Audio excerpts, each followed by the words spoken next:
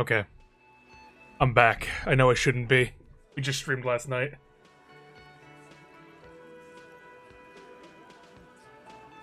But I'm addicted. I got a problem.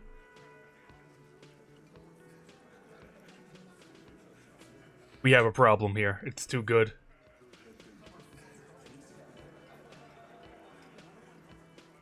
I just want to keep playing it forever and ever. But I shouldn't waste any more time. Hold on. Okay, we're gonna go in. We're just hopping right in. Huh? I got back up to where I was before. He'll get it. Go on. Got it. Kill you because they don't like you. All because God damn. Fuck that. work for the wrong company and they execute. It wasn't that. That's Officer. Weak guy here. fire. He's onto you. He knows what you're trying to do. But what, you're gonna kill me like you killed him for no fucking reason? We didn't kill him. We didn't even hang him. He was dead when... Oh? Look at that, a major bombshell right off the bat. Take a look at that. What? Why are we tuning in the stream here? We get the big information right off the bat. Shut up, Angus! He was dead before you hanged him? Fatty! Say one more thing to the cops and I'll... Dennis, stand down, or I'll beat your head in. Theo, take your hand off the belt. This isn't 31. I've got this under control. Angie, where's your goddamn inhaler? You sound like you're dying. I left it home. I can't get it. I'm too fucked. I'm sorry. Why are you so fucking fat? Now it's all pointless. Because of you. You wasted my time. I told you, Titus. I told you just give her up. Lizzie, your help is no longer needed here.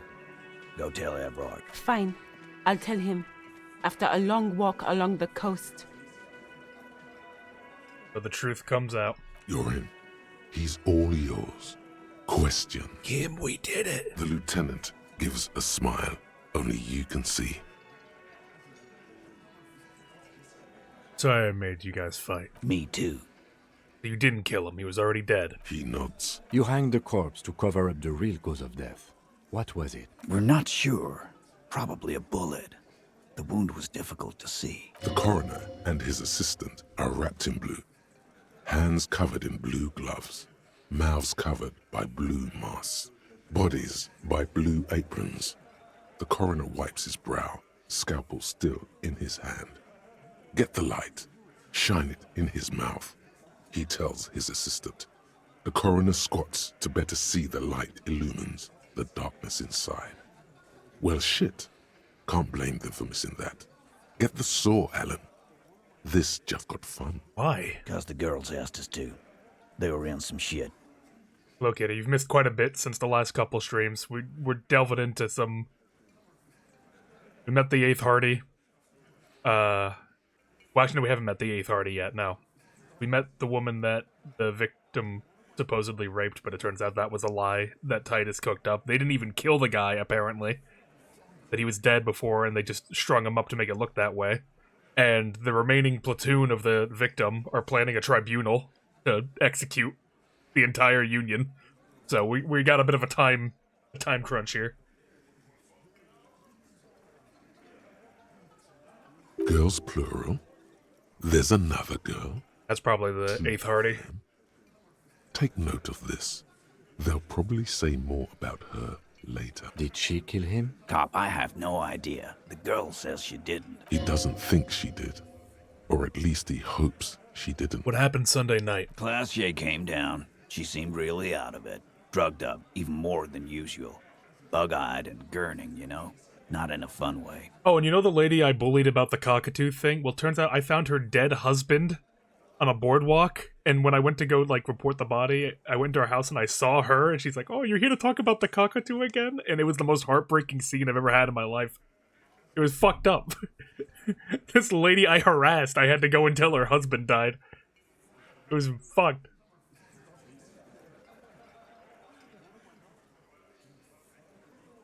It looked like she'd redosed after something went down. I've seen that look before. She was scared. I knew someone had died. How'd you know? I've done this job for 10 years. I've seen it before. It's the politician in the motel room with the dead hooker scenario. Only in reverse. Good analogy, boss. You don't get to talk yet, Shanky. You're still on the bench. And you keep taking it easy too, Angus. That's okay with the fat man, still wheezing there. He couldn't speak if he wanted to. We went upstairs. Sure as day the merc was dead. There was a bullet hole through the window. That's why the window was replaced in her room. And dirty sheets and bottles everywhere. He means they'd been fucking? Tibbs patched the window. And the corpse. We hanged. Who's Tibbs, the 8th Hardy? Nah, he's my brother. He's in the window replacement business. If Klaus didn't kill him, then why cover up? You may have noticed our girl's in some shit of her own. Told me some people were after her from on an age. Say more. Yeah, she wouldn't. She's fucked if she shows up on police radar. The people after her, who are they? They're powerful, connected to the moral intern. She's clearly Is that what that moral intern guy is in? alive. Says Is he stalking her in the people? her systems, she'd be ghosted away. That's all he knows. That's all she's told him. And why would you help someone like that? By taking on a murder? Why would I? I guess we abide all sorts of runaways and losers here. It's a Martinez thing. So who killed the merc then? Any leads? Not yet. Just some ideas. She says the shot came from outside, behind the window somewhere. So that's a clue. They probably came out from the secret room, was looking through the peephole, observing him, came out, aimed the gun, shot him through the window, killed him in the room. And if the moral interns are after her, then it's probably the guy that's staying with the smoker on the, across the way. What are you thinking? I'm thinking someone's past caught up with them. Either hers or his. Hers, you mean? I mean the people after Klausya. Maybe the shot missed. Maybe it was meant for her. I like that. Been thinking the same thing myself. And you had ideas about his past, too? My dude. One of those mercenary buddies of his could have done it. They got guns, training, years of bad blood, probably. Or it could have been someone else from Crenell. Tell you what I'd do. Check out the coast for vantage points. Maybe consult with a ballistics buddy of mine. That's what I'd do. If I wasn't too busy doing this clown dance with you. Not a clown. Whose idea was it to hang him, anyway? Hers? In a manner of speaking. Remember the two girls? He may be talking about the other one. Earlier you said the girls asked for help. Who was the other girl? That's right. It was her idea to hang him. I liked it for political reasons. It sent a good message. It's her, isn't it? The drug trafficker? The missing 8th Hardy? Fella, you think too much. He's off all right. You're gonna hurt your head. That woman is just affiliated with the Hardy Boys. You don't know her, anyway.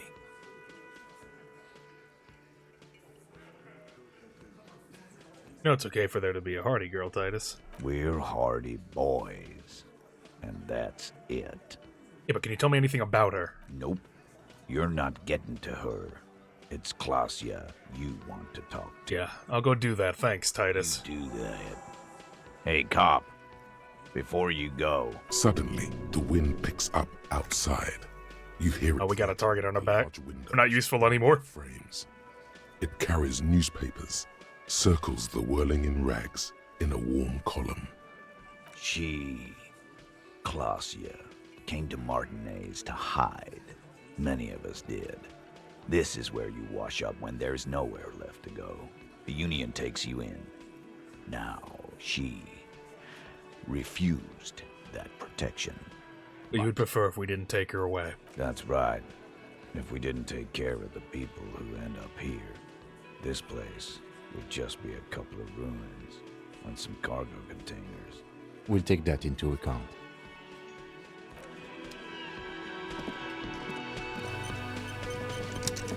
Let's roll out, Lieutenant. I don't know what these two fuckers are here for. Again? I can't believe this shit. He might be wearing a disguise, We're in a disguise. Yes, it's a hobby of mine. as if waiting for some kind of reaction or response. Something to click. It's not happening though. Who is this guy? Anything new from Yes. What is it? you? But you liked it, didn't you? Let's be honest, that was some first-rate karaoke. Okay. Yes. That was pretty good. What? No. No, no, no, no, no. There are universal standards of good out there, and that was just complete shit. Jean, he's not right. Treat him like you treat McCoy's little brother. I'm standing right here. Yes, and I'm wondering why. Don't you have a case to solve? Yes? Did you? Who are these guys? Why are they fucking with me? I just want to sing for them. Talk to the lady. I'm pretty sure that whoever is the killer was hiding in the little secret room. That is true. We know Jean is dude's name now. This window. It's the replaced window with a bullet hole came through. Hey, Glass, let's talk. It's always good to see you. Something in her demeanor has changed. She's tired, consigned to her fate, to being here with you and what's to come. The Hardy Boys told us what really happened. I understand. Just like that. No resistance. Her shoulders are slouched, her feet long and straight. Look surprised. You're expecting this. I knew there was a chance you'd get them to tell you. It's what you do. You're the police. For what it's worth, I'm sorry for wasting your time. This is good. Clear the air first, between you two. Then move on to question. No, it's not good. It's the opposite of that. This will let her dictate the terms of your shush. I can't hear what she's saying. Let the miss speak. She's tall and thin and tired. A twig trunks. Coalition's fighting for his life, trying to get us not to fall for her. If you knew we would find out eventually, why did you waste our time? Because of the Hardys. I couldn't just dispense with them. They were only trying to help me. Out of the shit I'd gotten into. That's not a good enough reason. You're right. There's more. More? You answer to the coalition government, and by extension, the moral intern. Briefly glancing over her shoulder to the sea, as she's done time and time again. A grand expanse of water reaches over the bay and to the horizon. Grey and pale violet in the morning light. What lies beyond it? The pale, the Mwindi Isola, the Occident, and then Oranje, the old, old world. Is that why you're looking over your shoulder? Afraid of the moral intern? You share a database with them. You send people to their courts. Is that part of why Oranje is a bad memory for you? I have people after me. And they have friends in the moral intern. Some are moral intern. If I show up in your records, officer, they will find me. They will. What happens if they do? They will kill me, sir. If you file my name, take me in for questioning, enter me into the moral intern mill, well, then I'm fucked. For nothing. This murder didn't have anything to do with me. Actually, this murder did have a little to do with her. What did you do to have these people after you? It's not nice, but it's not illegal. Not here in Revachol. Let me work on a thought or real quick. Even in Oranje. Unlock that. Here we go. Get that cooking. What exactly did you do? Industrial espionage. I joined a business collective with the intention of betraying them. I did my job well enough to be asked to do it again. With a bigger company. The kind you really, really don't fuck with. I took their ledgers, 2 decades worth of accounting. I need the names of the companies involved and who hired you. The job was Louis-Douin County Savings Bank. They sound small, but they're part of the Louis-Scop conglomerate. That was the second job. The first was some printer company. You wouldn't know them. As to who hired me for the job, I don't know. But they're after me too. Along with Louis-Scop and their friends in the MI. Once you're done in the competitive intelligence circuit, you don't have allies. You're radioactive. Sure, there are people who've done much worse than that. Sure. I'm not a war criminal, but it was bad. People lost their jobs. Good people, too, not just C-suite. A lot of people got hurt. But that's just more of my shit you shouldn't have to deal with.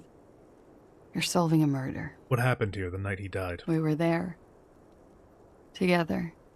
In bed, I mean. Tell me exactly what happened. Okay. He was in a kneeling position. He had just entered me. I was on my back, looking at him. I heard the window behind me shatter, and I turned to look. There was a hole in the glass. I turned back to him. His eyes were looking through me, and his mouth was open. Dumb. I could see. I could. A great pain moves through her. I knew he was dead. Before he fell down on top of me. And what happened? He was heavy. I pushed him off and he fell to the floor. There. He only had his boots on. I bit the pillow, not to scream, then ran downstairs. I waited for the second shot to come. For me. I thought there would be one. It never came. She's forgotten about her cigarette. The butt has burned right down to her fingernails. Your cigarette, miss. Oh. I'm sorry that happened to you. So am I. What time was this? When did it happen? It would have... 11:30 to 12:15. I don't know the exact time. Around midnight. It's okay. Were you inebriated? Not as much as usual. He'd done a line, plus other things. I was drinking. Wait. Titus said she was gurning her jaw off. Much more than usual. Titus said you looked pretty high. Oh, yeah. I did one of his lines. Just to clear my head. Good thinking. Clear your head.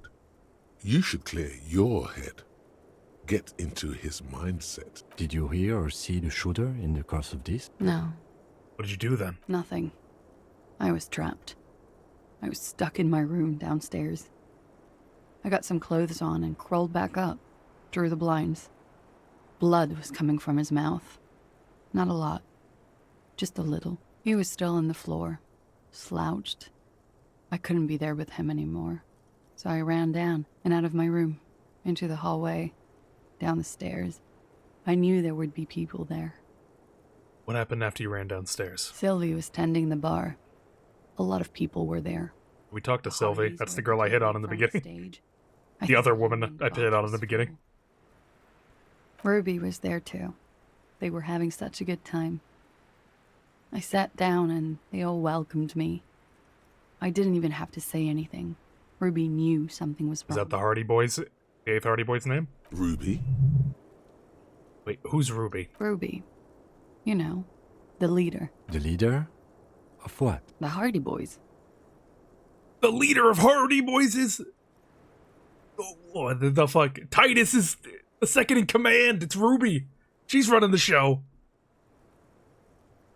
Thought Hardy was the leader of the Hardy Boys. Well, nominally, yes. Ruby's the one they go to when things happen, like things they need taken care of. She's the organizer. Would you say she is the 8th Hardy Boy? Why not?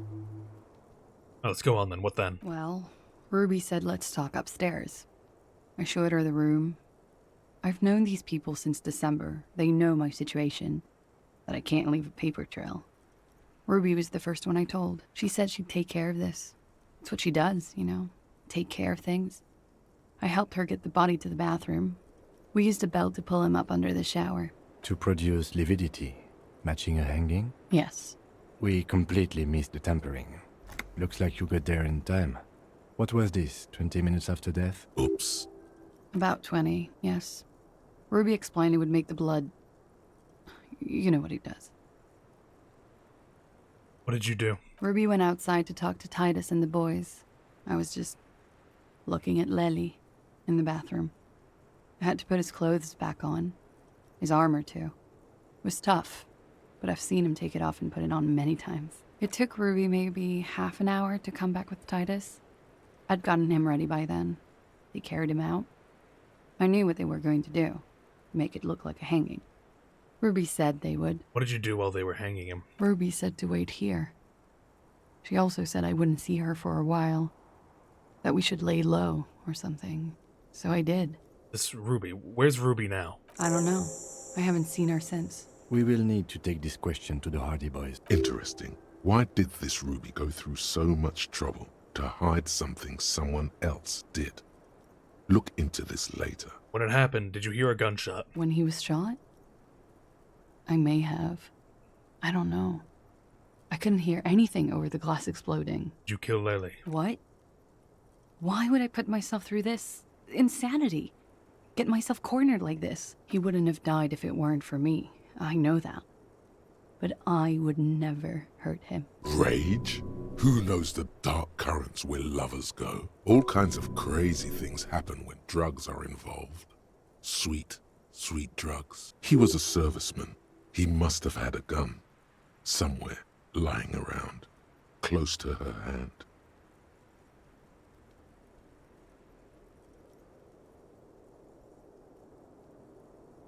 Downstairs people have this crazy idea that you killed him.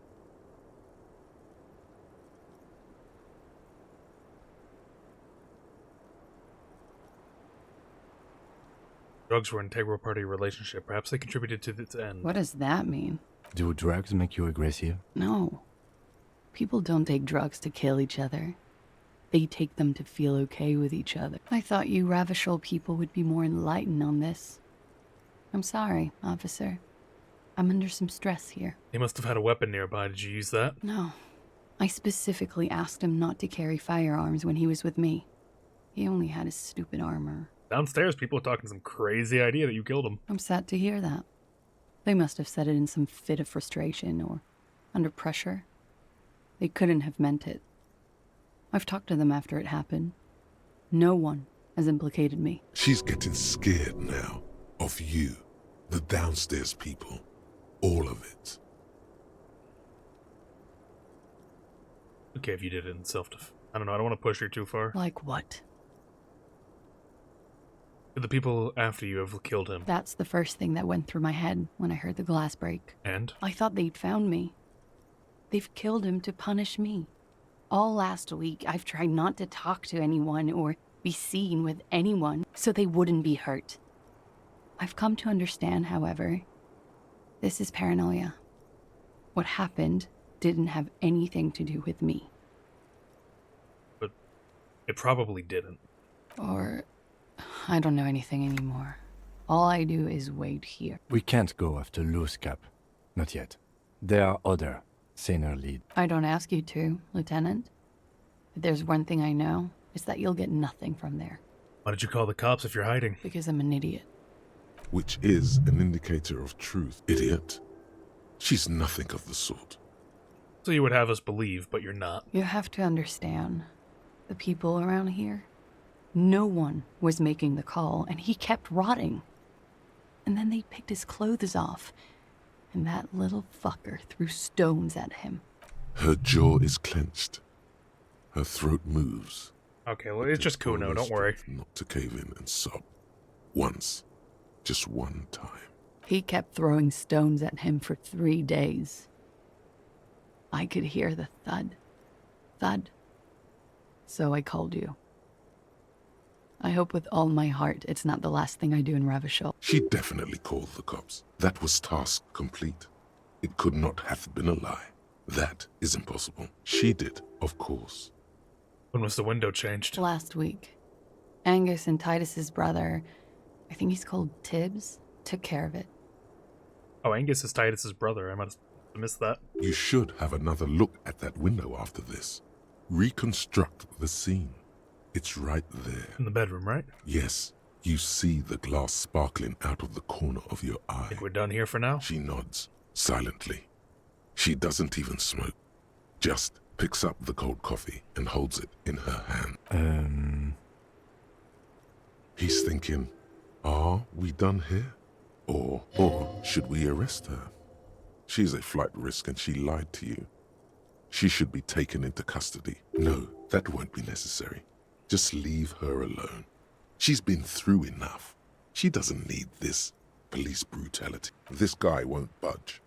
You have to wake Multiface up, forcefully, if you want to continue pushing her.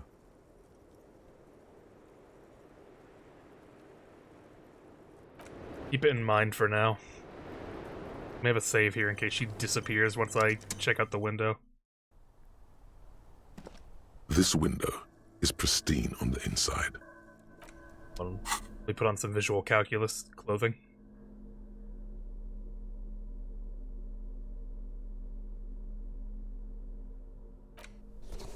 So, this is the outfit of a logical man.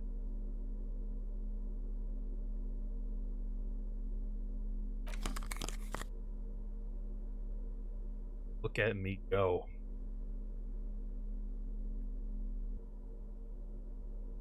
Using the outfits more often. This window is pristine on the inside. Unlike golden light melts away into the blue, glassy darkness of your mind. In it are two neon-lit shapes, a man and a woman on the single bed. What position are they in? Like the witness said, the man is kneeling, the woman is on her back. It's the night of March 4th and a shot has just been fired. The man looks directly at the woman. The shot's possible directions converge in his mouth. A ray cast from somewhere outside, entering his brain, ending him. Where does it come from? From the roof outside, location A prime. The glass fractures around the bullet hole. Shards face inwards like a corona behind the woman's back. Check the ghostly figures. The man does not know the bullet has entered his brain. He never will. Death comes faster than the realization. Look at point A on the roof. The ray cast from the man's mouth unravels into a fan of possible directions, all on the roof at first. The shot could have come from any of them. This is composite location A prime, most likely of the origin points. Shouldn't there be gun residue outside? There could have been. Then the rain and slush and wind washed it away. This was more than a week ago. So I'm, 80% sure the roof is where the shot came from? 72%. With a weapon that's good for medium range, like a rifle or sports pistol. This is a good short distance, but not too short. The perpetrator aimed with their back against the railing, or possibly kneeling for precision. This would explain why it only took them one shot. The lights were on in here. Outside it was dark. It was like shooting fish in an aquarium, a well-lit aquarium. The victim opened his mouth to let the bullet in. Neither of them would have seen anything outside, in the darkness, too busy with their own bodies. Are there any arguments against A prime, the roof? None that you've found thus far, but that doesn't mean there aren't any. Did it come from inside the room? Point X would contradict the woman's testimony, rendering the entire proposition void. These figures would be wiped out, Detective. Could there have been another point of origin further away? That's a 28%, yes. In this model, the shot could have come from a greater distance. Nothing excludes the possibility. Should we extrapolate to include every possible point of origin in Martinez? They found the bullet in the victim that we sent off to the coroner. We missed it in our initial field autopsy. Extrapolate the radius to include all the Martinez. According to your map of the district, this shot could have come from a wide angle of locations, starting with the northern edge of the abandoned boardwalk. That's crazy. A shot from there? Let's call them B prime. B prime for boardwalk, B double prime for Land's End, and B triple prime for the Islet Detective. There may be smaller points in between, but those are too fine to zoom in on. That's crazy distance. Let's have a look at point B, the boardwalk. 700 meters away. The likeliest of these B positions, 20% chance. A skilled sniper could have made the shot, provided he had a safe sniper's nest. Even with the light on inside, we're talking military training. At that distance, the perpetrator would have had to take wind direction into account. About Land's End. 1.2 radio tower there. Away. The least likely. And we did see a camp that was out there before. Let's say 3%. A truly skilled sniper could have done it. Possibly from a tent. No, too far-fetched. 1 kilometer away, an unlikely point of origin. Beyond the docks somewhere, on an islet in the Bay of Martinez perhaps. There are islets there, badly charted as they may be. The shot would have been a small miracle, 5% likelihood. There is an extremely narrow field of view from the bay to the window, between Rue de Saint-Ghislain 10 and 33A. The angle would have been extreme, and access to the islets is questionable. Do you think the shot could have come from further than the roof in the Martinet? From where, precisely? Let's say these areas. I see you have given this a lot of thought. Are those the locations you've singled out in addition to the roof? And what is the likelihood, in your opinion, that it came from a further distance? Much less than the roof, but still. Okay, well, we should see if there is gunshot residue or sniper nests if we go down the coast. Rule these spots out one by one. I'm gonna have to agree with you there, buddy. It would be the diligent thing to do. Until then, personally, I'm going with the roof version. It fits the hidden path through the whirling. A simple hypothesis. Good idea. Talk with her real quick. Hello, officer. What brings you up here again? Hold on. Let me get my drama up.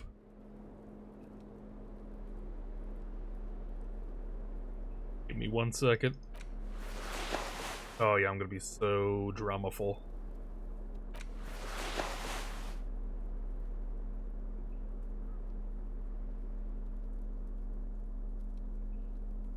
Oh, check it out.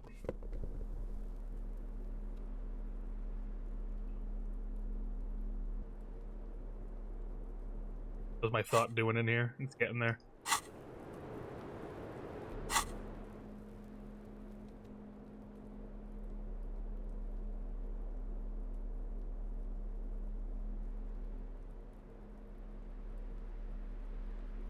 Okay, so that should say what gun it is, that it's in the body, says that it's slowed enough to be stopped by bones, so either high-powered from extreme distance or lower power from closer. That she didn't hear a shot fired sounds like either something canceled out the sound, or it was far enough away that the sound was delayed enough to coincide. Well, we do know there is a sniper in his team out there that we've yet to find yet. Once we find him, we might, better understanding. I was just thinking, what a nice day. Who? What? Dear God, you've been lied to. She could have killed her lover and lied to everyone. She's not candid at all. She's smoke and mirrors and willow-wisp. She probably didn't give you her real name either. Why would she? Arrest her immediately, before she further entangles you in her web of lies. See?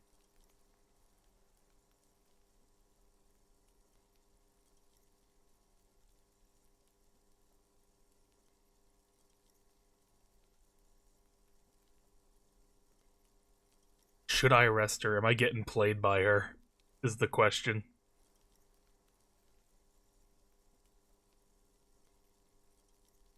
Why have we not arrested? I think she needs to be arrested, right? Under suspicion. Like we can't risk her getting away.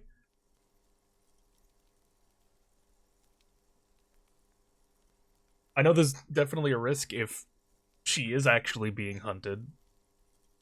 We don't know anything about her.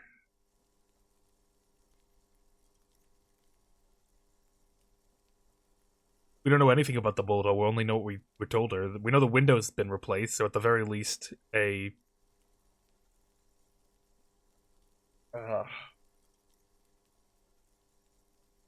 time being.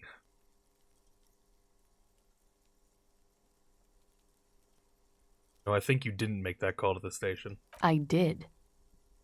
What is this? I called your desk or whatever it is. The numbers are all over town. Call 8-100-2 for emergencies. There was an older woman on the other end. It sounded like she was smoking. She took my complaint. That is the emergencies desk number. Anyone could know that, sire, by looking around and calling the desk. I don't believe a single word she says. What time did you make the call? Thursday night. It was late, sometime after 12. It checks out. Anyone could know the number, and Someone coughed, it means nothing. But I know the time of the call, too. I know I have not been 100% truthful with you, officers. But I am now. Why is she so angry then, if she's so sorry? I know you didn't make the call. I did. Very good, sire. She will never admit to it, but we can see that she didn't.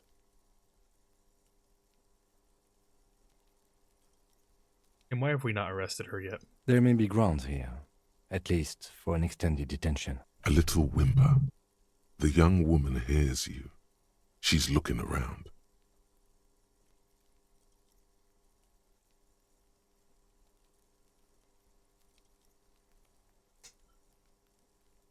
She slowly lights another cigarette and steadies her breath, as if in the presence of some tiger. You are. This is not the end of this.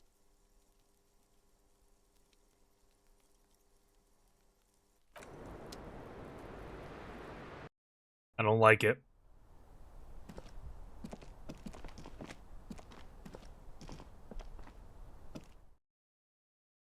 Let me get out of my bloody ass outfit.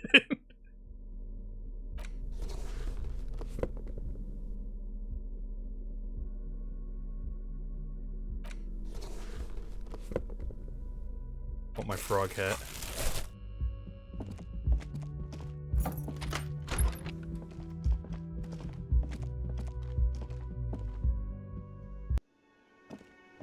That outfit had the most drama to it. I needed drama to be able to talk to her.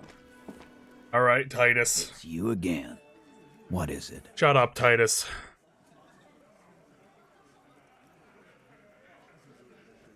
I need to talk to Ruby. Why? Because she's your real leader.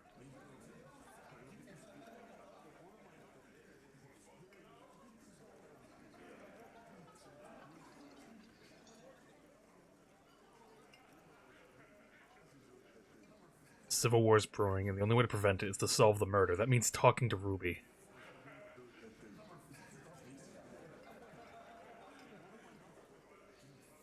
I don't really care about the Civil War.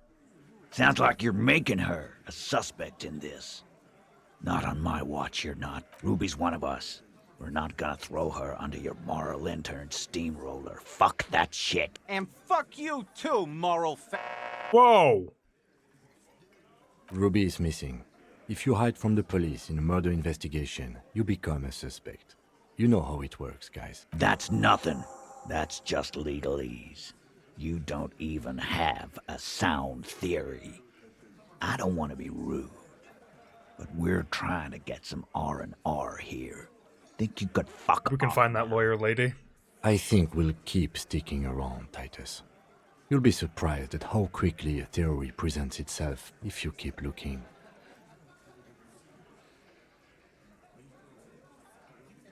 That is true. Ruby does have means to pull this off, I think.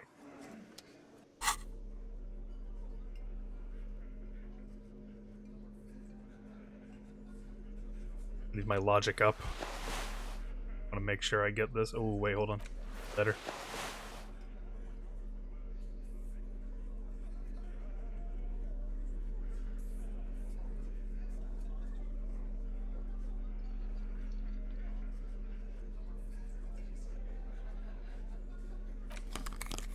Oh, I'm gonna be so logical.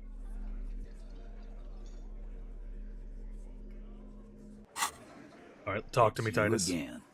What is it? I'm about to logic your shit up, hold on.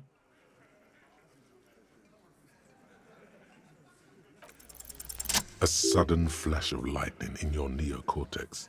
The hostel cafeteria is lit by its airy blaze. Floor plans, bullet trajectories, webs of human emotion, all channeled into a single thought. A massive activity spike in the amygdala copicum, the part cops use to pin murders on people. Why are you so sure Ruby didn't off him? Because she was here, all night, with us. He's cobbling together shit so he can put her away. It's Cop 101. She was here all night? 11:30 to 12:15? She was here during all that time? Yeah, with us, drinking, near the stage there.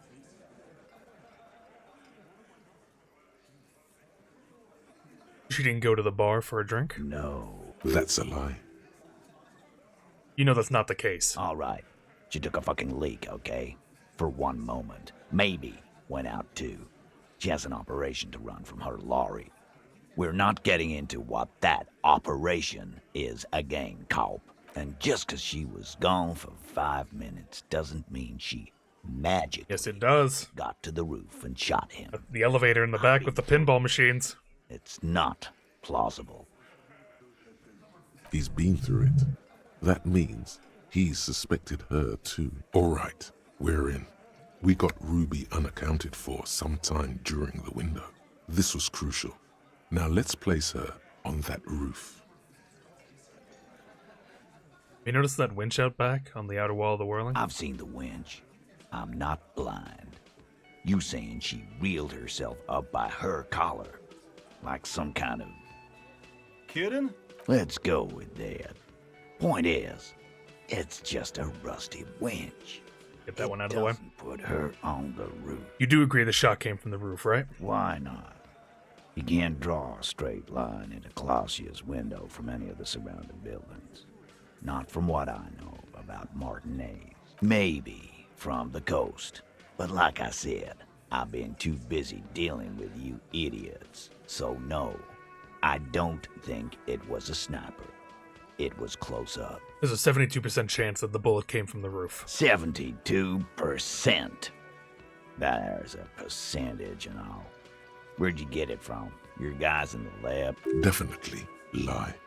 The truth is not credible. I analyzed it on the spot. Turns out I can do that. No, you can't. I know what you did here on the weekend. People talk.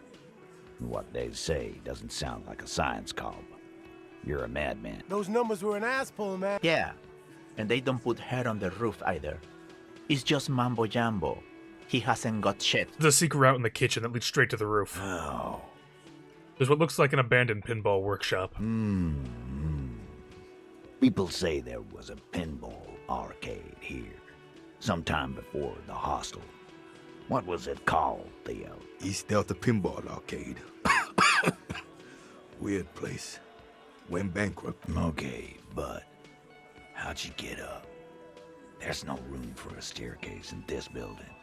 Or an elevator, for that matter. The elevator is outside the building. It's an old dumbwaiter used for moving pinball machines up and down from the workshop. From there, the door leads straight to the roof. You can just step inside. Ruby could have gone up, shot him, come down. All under 7 minutes. That's quite the theory. We need to have a look at that secret passage, boy. I'm on it, boss. Right when the law clears, me and Angus are going up there. It's a dumbwaiter, not an industrial lift. How about I go and... Just now. You got something else to back this route up? Or is that it? Must have found footprints upstairs in the old workshop. Footprints. Recent. The tracks were recent, but not worn down in the right foot like Ruby's. It's best to omit this pesky little polemic for now. Too confusing.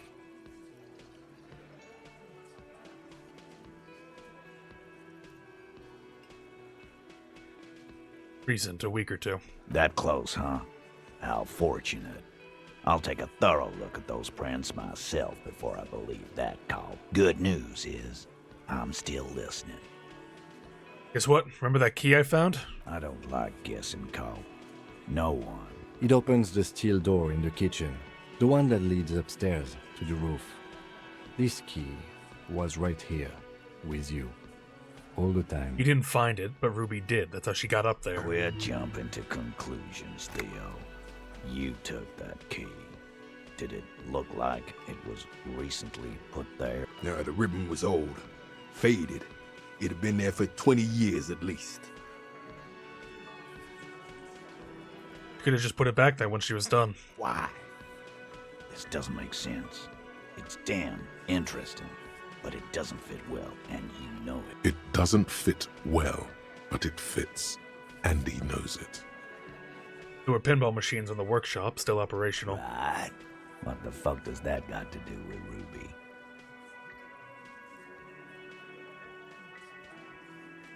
We can get some more machines in here. Just making an observation.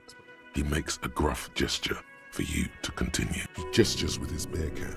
so you haven't won him over yet. That bad boy goes down on the table only when he's completely focused on something else. Skilled Sambo artist could have climbed to the outer wall like a spider. Garbage. It wasn't a Sambo artist, Carl. I've been doing this for 10 years. Let me give you a lesson. Boys. It's never a Sambo fighter, and it's never a bullet-bending sniper. Or ghost. It's never a ghost either.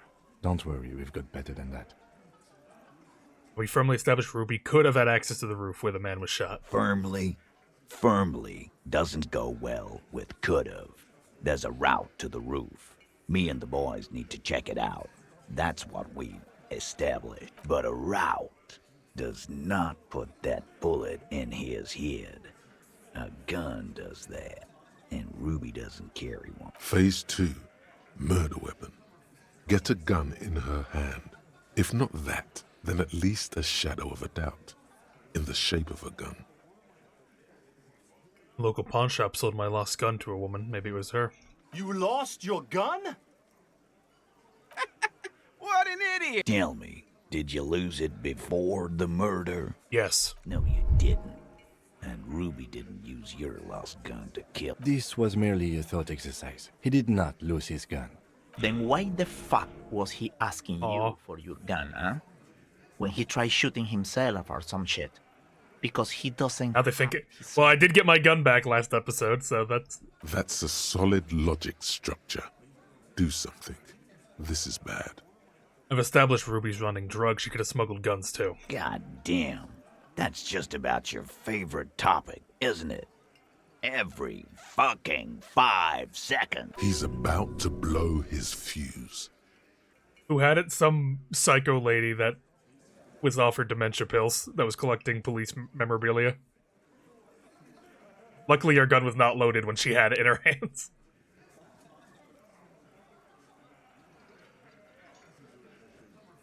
All I'm saying, from what I saw in her cabin, she'd have no trouble getting a gun. Trouble. This is Revachol. Even the roid heads in the gym had a carbine. No one has trouble getting a gun. I still never saw her carry one. He's angry because he knows you're right. What he's saying only confirms your theory. Saying this doesn't really matter because of the... We established he usually kept one in the barrel, didn't we? Yeah. But when the lady tried to shoot me, a bullet. I don't know, Cop. Why don't you find your lost gun first? Hey, lost gun right here. Lost and found. Easy now, Al. This isn't comedy hour. Titus, we're not seriously considering it, are we? Ruby wouldn't do this. Why would she do something like this? Phase 3. Motive. The last component.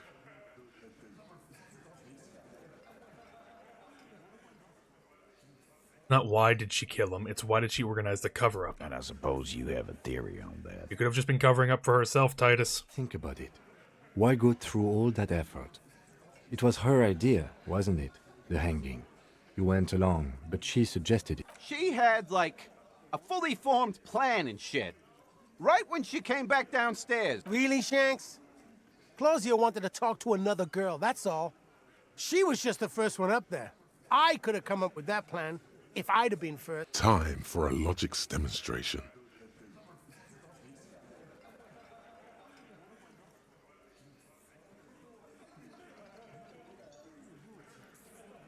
Sire, I bring urgent news. What news do you bring from the West? Lay it on me. A new Barbarian vid. Excellent. I'll watch it post-haste after. Who would be best to ask this to?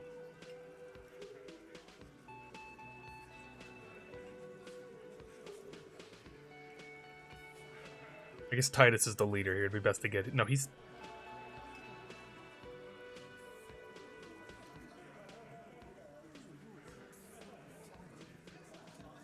Eugene's the... I feel like Titus is just gonna say, I would have been awesome and cool as shit, you know? I don't know, but he's like the leader. They're like... Torn. I'll try Titus. You're on thin ice here, asshole. It's a thought exercise, Titus. Think. You kill him. Get up there. Shoot him. Get down. Would you prefer to go on trial with your men as part of a lynch mob or alone for cold-blooded murder? Alone. I don't drag my men into shit with me. If she used us, then that's a serious violation of the Hardy Code, boy. But she didn't. She would never do that. Why aren't more of you defending her? This is fucking stupid, Titus. Glenn, I thought the same thing when she skipped town and left us in this shit. Oh, so he didn't rule her out completely. And she skipped town. This is good.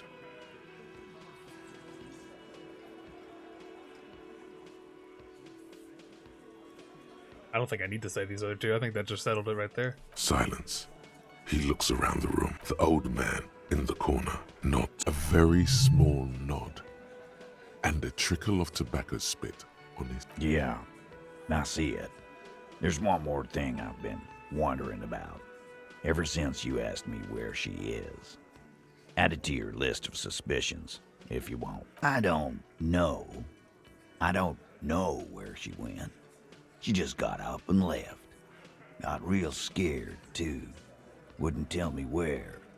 However, hard I asked. Want to know why? Why? She was afraid I would tell you. Maybe she was right. By now, I probably would. She knew there's evidence on her, and she knew we'd find it. This is typical suspect behavior. Why fleeing is always incriminatory. Perhaps. Ask her if you find her. It won't be easy, though. She made sure of that. When did she leave? Friday afternoon, when you first arrived.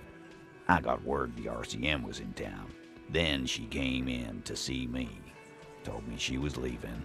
That's when we had our little conversation. What was she scared of? I told you. You. He is in the RCM? No, you. As in the cop with the sideburns and the disco clothes.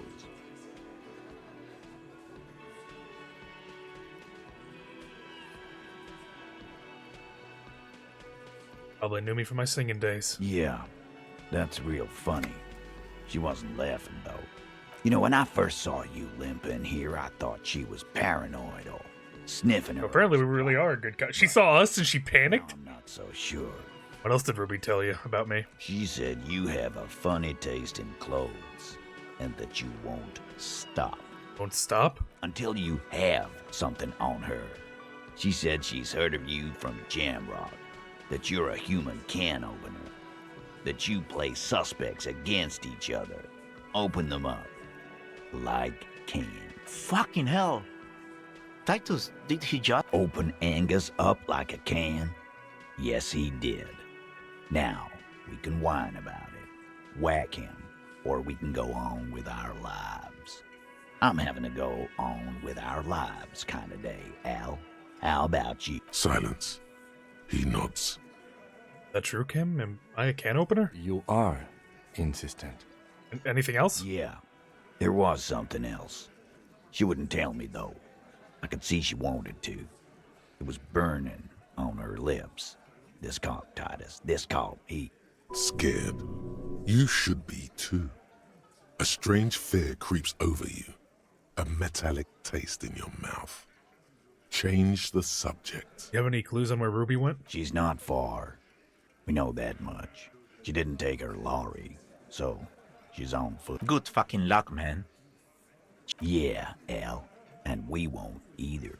She's not really a Hardy candidate anymore, is she? She's not, Glenn. Have you looked for her? A little. On the coast. Where have you looked for her? More precisely. More precisely, on the coast, past the waterlock. She's not here, so I'm thinking she's there. Who's doing this looking? You're all here. Who's out looking? Lizzie needed some air. Gardner, but she went to tell Everett. But she didn't go to tell Everett. No one goes to tell Everard anything. He knows what he has to know. Fast. It's called a radio, you believe. The gardener may have played you a game when she stormed out. She has her own plan. You tell me where on the coast I should start looking? Sure. There are some shit houses there. A cinder block town. The fisherfolk there refuse to unionize.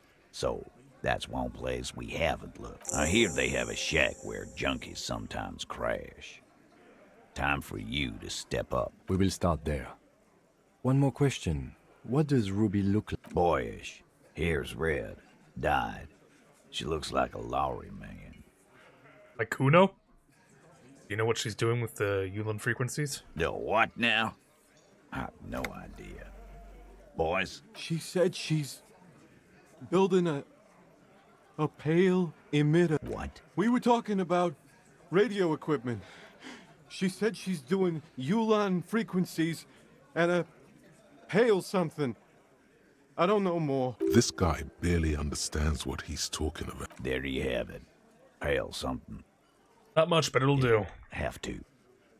I'll shake his hand. His grip is firm and reassuring, like holding a piece of unpolished granite. God damn. Well.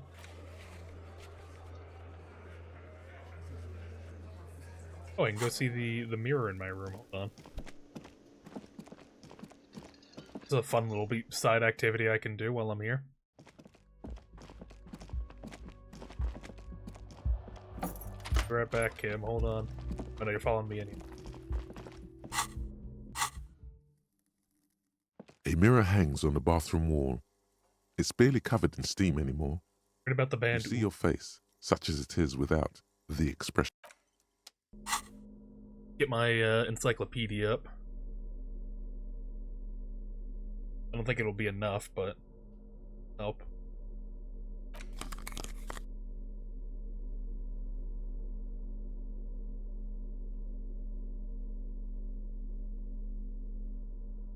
Okay.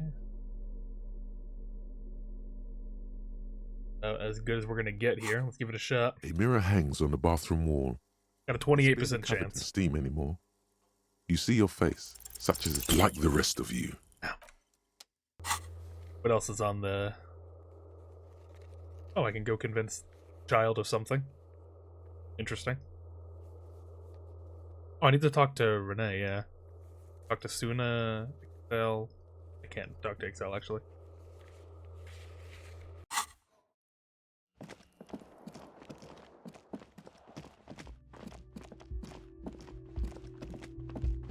Let's hit on done. Actually, let me get all my suggestive clothing on. Hold on.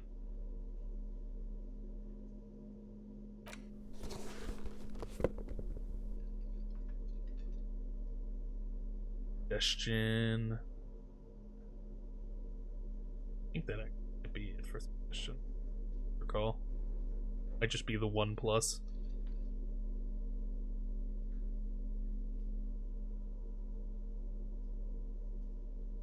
Is that?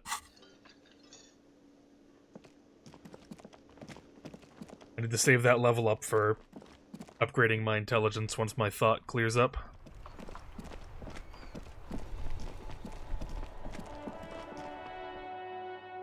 Hello, child. Hi, Ace Detective. Are you here for more books? You have absolutely no idea. Damn.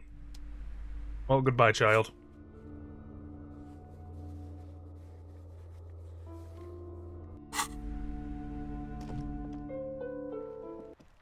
Suppose I should teleport out there. Might save me a little bit of time. Oh no, but I need to check on the cryptid traps. That does sound nice and cozy. Oh, you did miss Kitty. I did find the cryptid lady's husband. Unfortunately, she's beginning to have doubts that they'll ever find it. We've been helping them look at the traps and stuff, and now we don't even have a mission for it anymore, but I'm checking anyway, just to see. I'm hoping that we find the cryptid. The stick bug. The trap is full of poor things. Oh. Well, I want to find him, because the old lady was really sad. And saying that, you know... The lady in the wheelchair's husband.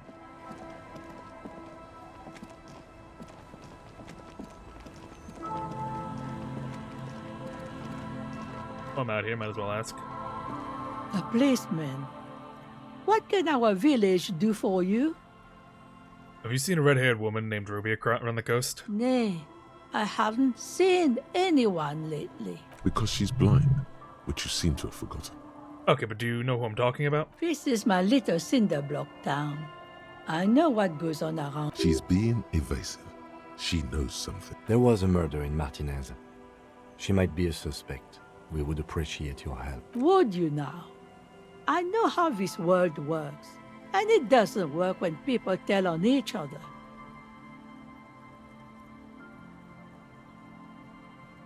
This is like when that man locked himself in the woodshed. We just need to help her come out. No, it's not like that, man. With him, we called you. Right now, you just arrived by yourself, like a raven plucking at the window glass. Enough of this. She better start talking right now. I see. You know something, but you decided not to tell us. There's not much to tell. People come and go. Now, was there something else? I see, ma'am. I hope you don't mind if we look around anyway. Ruby was here. You know it. You need to look into these shacks, especially hers. Actually, is that free room still available? Change your mind, did you? I thought you might. Won't find a better deal than free. Don't make this old woman regret giving the police the key to her house. Here. Thank you. I will be going into your home.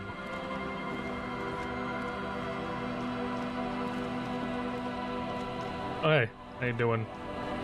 Aye, the sea's gonna calm down soon, I can feel it. The wind is turning southeast. What's on your mind, officer? Well, let me try to ask you on a date. Alcohol, man. Damn it. That's... Alcohol? She doesn't even One day. Oh, wait, hold on. Who are you? I don't think I've seen you before. I'll just keep the it's you, Joyce. Bordelecci in the channel, if that's okay. It's too shallow near the pier. Aye, ma'am. And it's a jetty, by the way. Of course. Jetty. I prefer a good jetty to a pier any day. Jetty. Something about the way she says it makes you want to sing. Jetty. Oh, jetty. It's good to see you here, detectives. I only just arrived myself. What brings you here, madame? Nothing, really. I've had my eye on this jetty for weeks now, so I decided to investigate it personally. This cluster of buildings isn't on any of the official maps, as far as I can tell. That.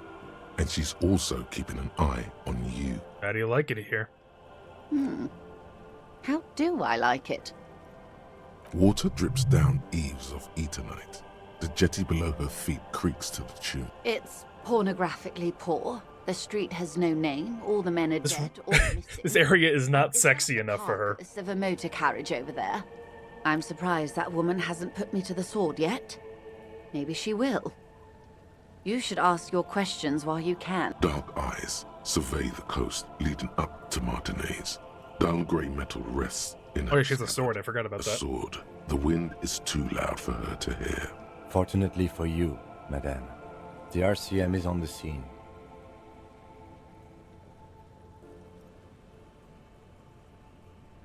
She could easily just... Above you, there forms a quilt of altocumulus clouds, twisting into each other. The wind tugs and stretches them over the bay. Their cloud shadows slide over the ruins of Revachol West. Wherever they pass, the temperature drops slightly, but perceptibly. Have I told you how they discovered this place? The fishing village? No. They're in Celindian, Isola. What's an Isola exactly? I'm guessing you don't know then? No, they haven't told me how they found it. Well, your condition has left you no worse off than most of these people. The literacy rate is around 45% west of the river. 50 years of occupation have left these people in an oblivion of poverty. I'm getting better. I knew you would sympathize. Most Revacholians will never know what this place means. Our home.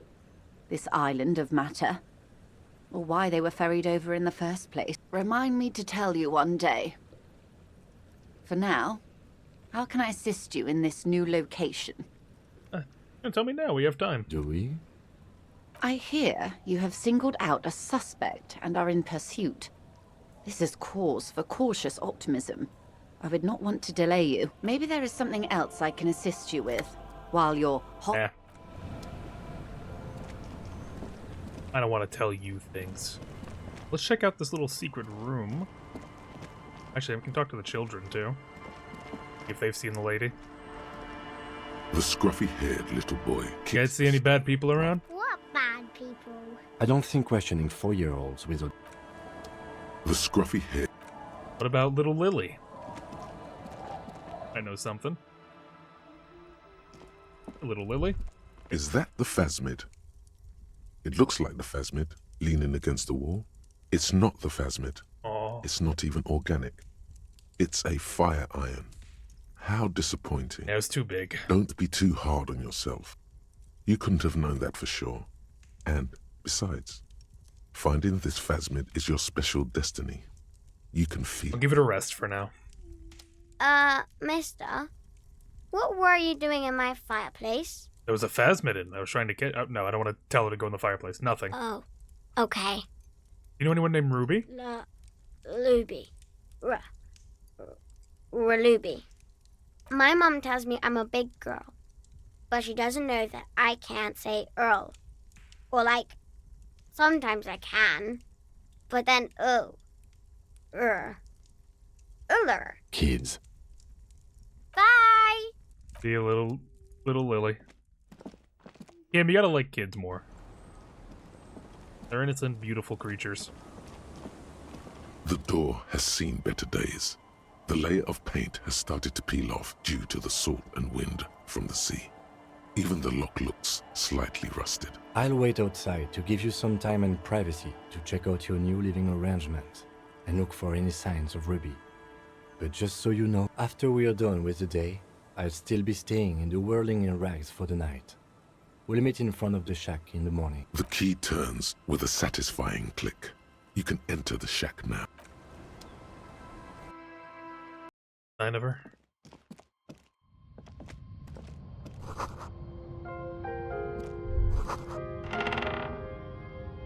Board's creaking under my step, yeah. A brisk coastal wind still howls against the window of the shack. Occasionally, the waves crawl in under the foundation, producing a low hum. Listen. The room feels muffled, like you pulled your hat over your ears. Outside, it is cold and windy, but you're inside. Oh, I wonder if it is a sniper. We found that one lady's husband dead on the pier because he fell through a floorboard and snapped his neck. Maybe he got startled by the sound of a gunshot or something. Might not have actually been his fault. What is this place to you? Possible resting spot for my fugitive. Waves crash onto the beach, drowning the reeds.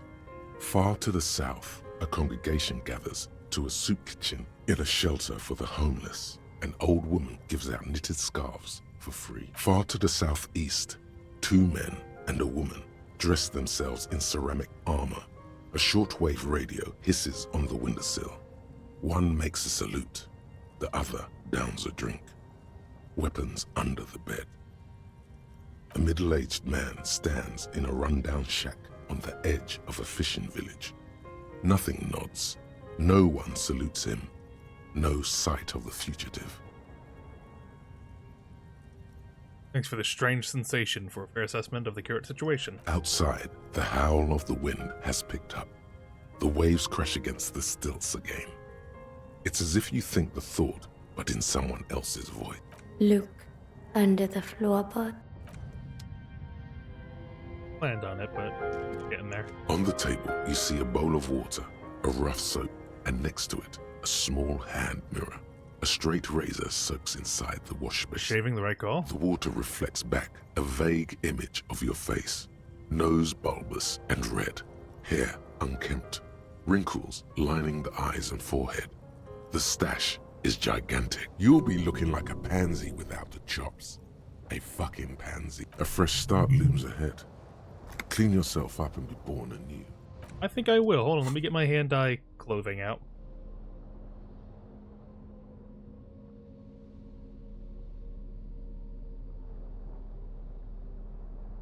Yeah, once I get these, I think I'll be looking good again, maybe. And I quit. Nation. Hold on a second. I'm about to look so fucking handsome. Got no idea what's coming. On the table, you see a bowl of water, a rough, like an artist with a brush or a master swordsman. You use the small mirror and the straight razor with some soap to remove all that unkempt hair from below the nose line. The sharp blade chafes against your skin, producing a scratching sound. Oh god, that looks wrong. I don't like that. It looks. Put it back. Against it, chilly. They feel so smooth, surprisingly so. A feeling of freshness overcomes you, as if you just came from a cold bath. Was shaving the right call? The water reflects back a vague image of your clean-shaven face. Despite the bulbous nose, unkempt hair, and persistent swelling, you look a little younger. Maybe you almost look like a professional. Hold on, let me oh my god, look at me.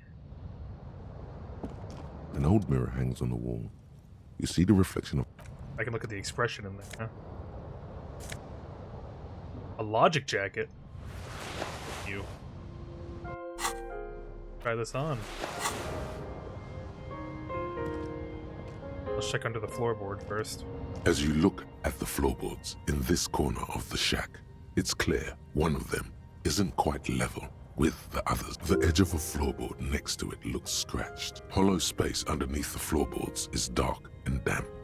You can barely make out the mixture of sand and sawdust below. What's in there? Nothing particular catches your eye.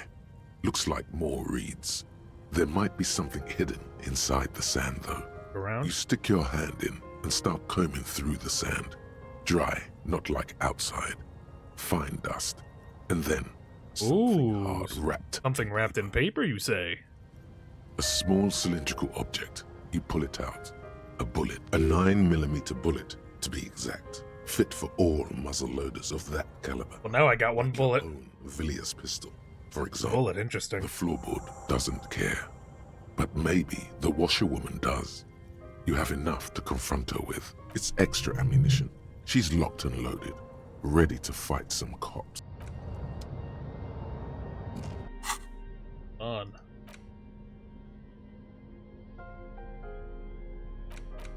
I got a bullet now.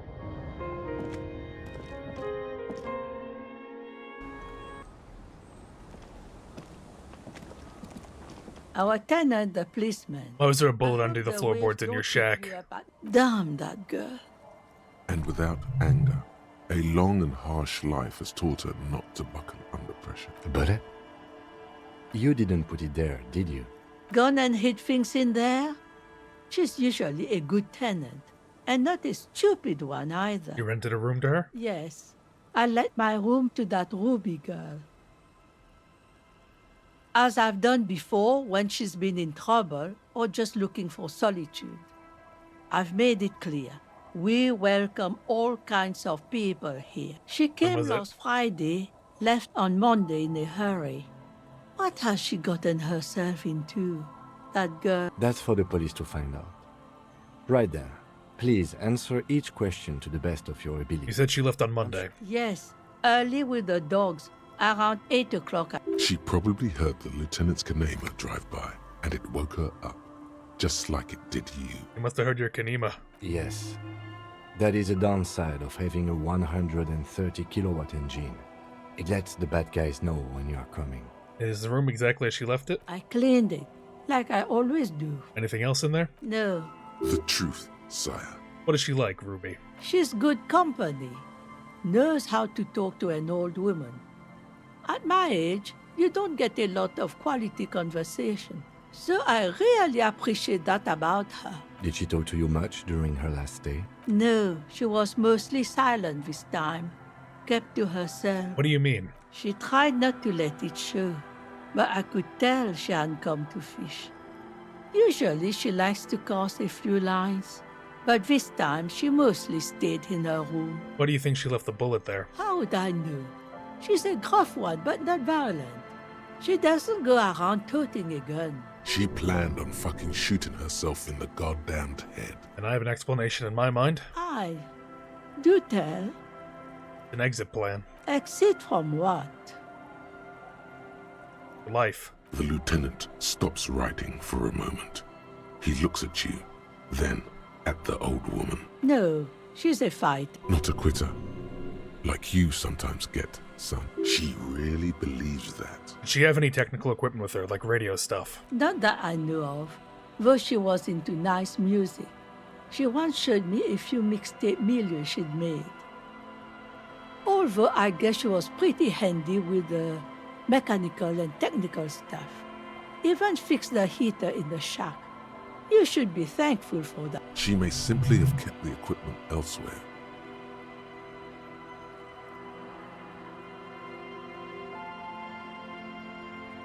Does something sound off in the game?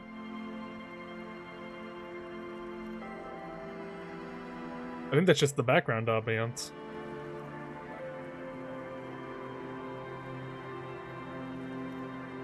Hear it on stream, I don't...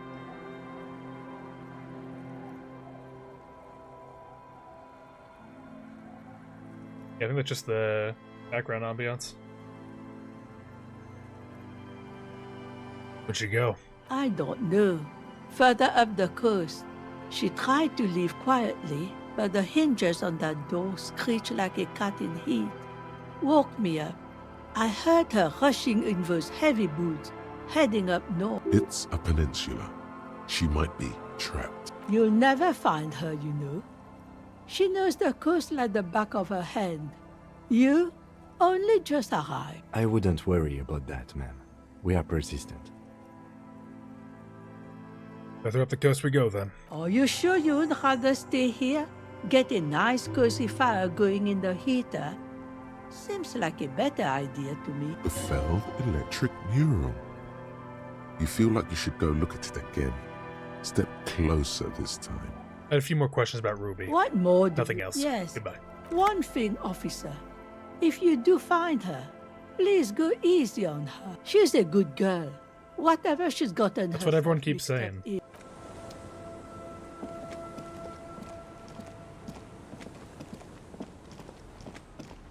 Well, we should probably check out the other sniper vantage points.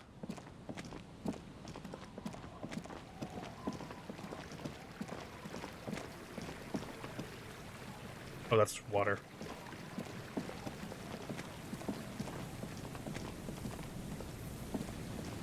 Gotta go check out those other phasmid traps.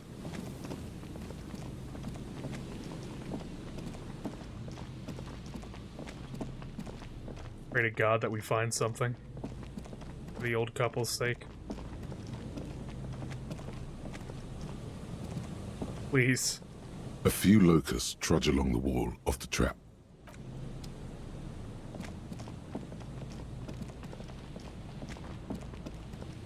Please find something. I want to make that old lady happy.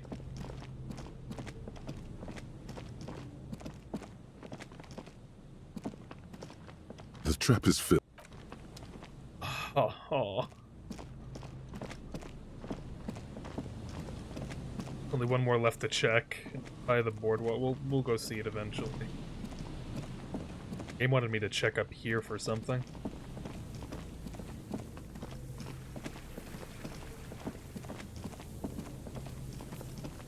Why do you keep bringing your son here, dude? Hello. Isn't this a fine morning? Have you seen anyone suspicious around here? No, I'm afraid I can't help you with this one, officer. It's just a regular day off for me and Mikhail here. So you haven't seen anyone? No, I'm sorry. As I said, this is just a day off. We just arrived anyway. We were here yesterday. He's telling the truth. He hasn't seen anyone. You see, a once bright mural towering above you. The signage has peeled off over the years, but you can still make out Feld Electrical R&D. A slogan used to intertwine with the loops a long time ago. Now, only a shadow of peeled letters remains. It says, "Tomorrow is just a whisper away." Above the mural, a collapsed roof, broken windows set in walls. Oh, there is a ladder here. And will soon also fall. And the coastal breeze rustling and sighing. In the remains of the edifice, there's something in the wind. Sometimes the only way to go forward is to fail first. Could Ruby be in there? In there? She could. Or she could be in the identical room over there, or in that boat shack. In that church tower, maybe. Why single out this one building? On the empty trap. Heard Lena's story. Reconstructed execution. Confronted pigs. Death notification. Found the jacket. I feel like I know this place. Indeed. Somehow you knew it was here. An urban ruin, gutted by looters that once used to consume money and dispense warmth and light. You felt it before, when it rained in Martinez, and you felt the cold of the rain. The feeling persists. It has been in you ever since. Even though you're sure you succeeded, all is quiet. There is no cold hand brushing against your forehead, no rustle in the reeds. The wind has died down. The ruin in front of you is silent as a tomb. What was I even trying to do here? Trying to talk to the wind, the city. Whatever you thought would happen did not.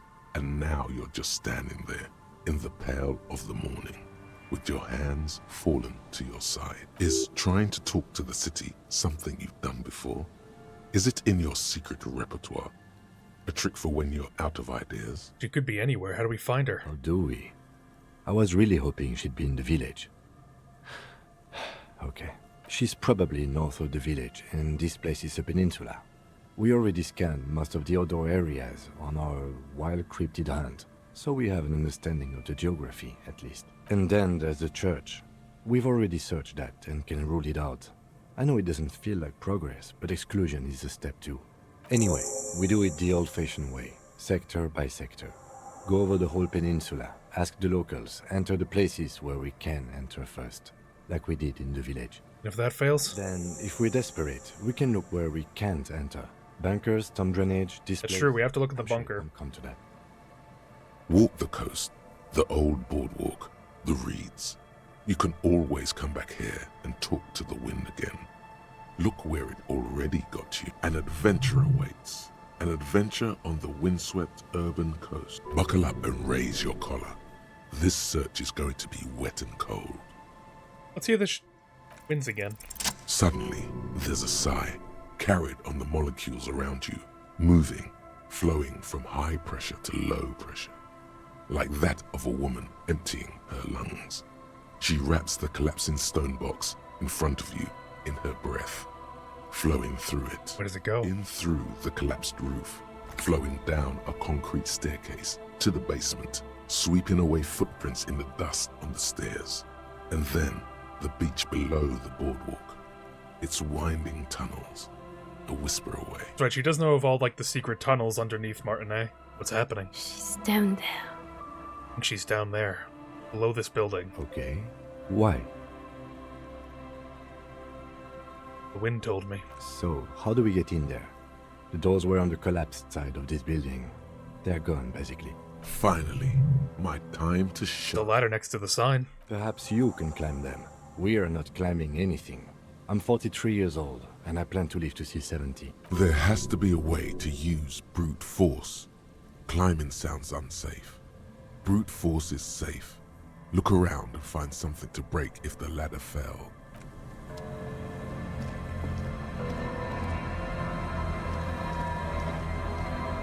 What is that pipe I can break?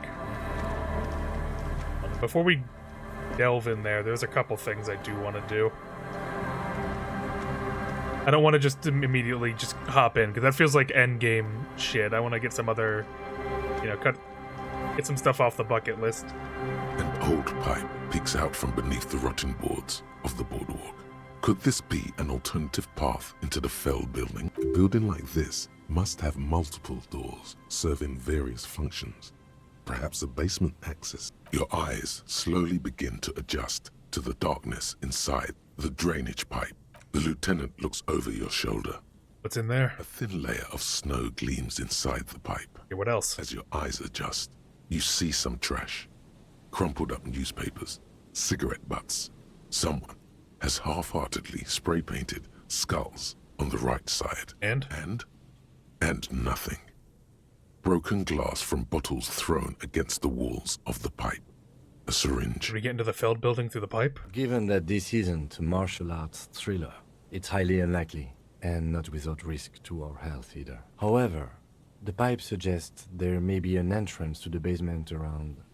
And it's right here. A maintenance door. Oh yeah. Big boy time. This needs you to put your back into it. Hold on. Again, we'll get back to this. I just, you know, I got some stuff I gotta do.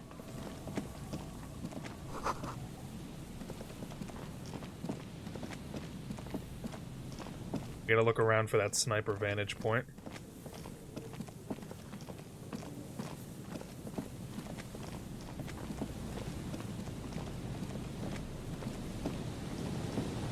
We said that's where the shot could have been. I just made a loop. We go further on the boardwalk.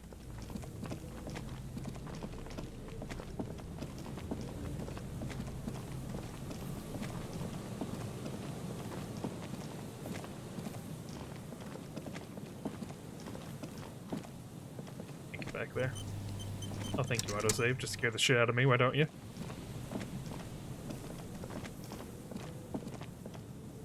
Just absolutely make me dookie my pants real quick.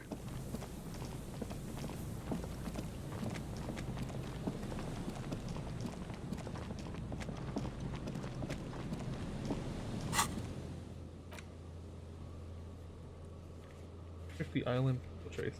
Land's End for traces. Don't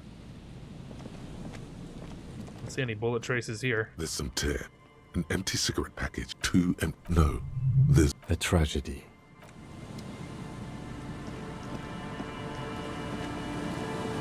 I don't see anything of importance here.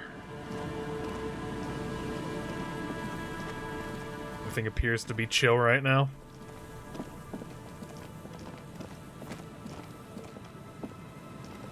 No evidence of someone shooting from here at the very least.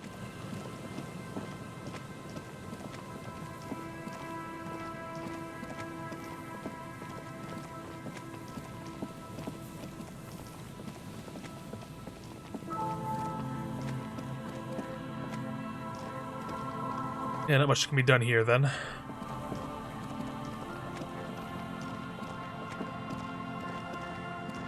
over to the church people, see how they're doing.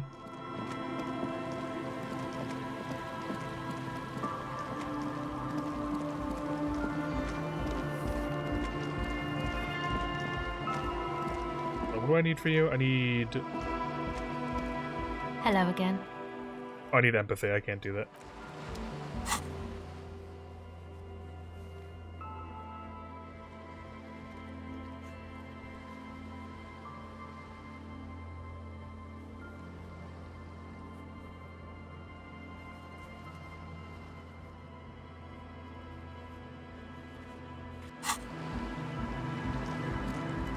No point doing that here then. I can go to Land's End at the very least, see if I can't find evidence of the, them.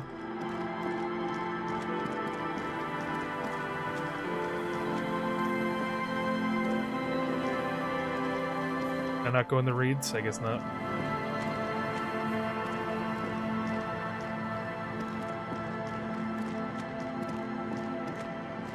I'm surprised we haven't had an option to ask the radio programmer about the weird radio shit that they're planning.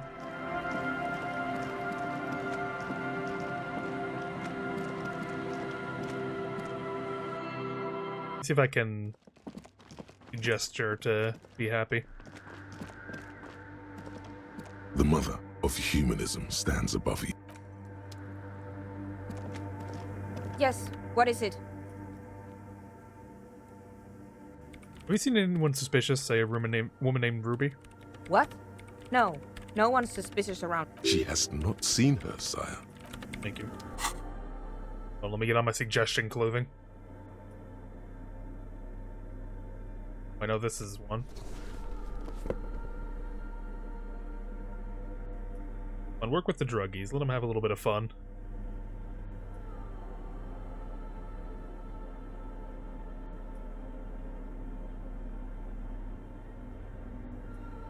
Your stream's jumping a lot? Seems to be fine on my end.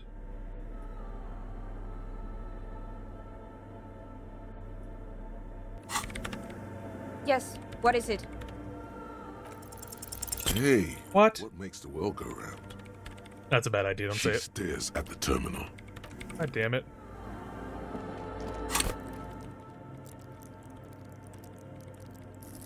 Do I...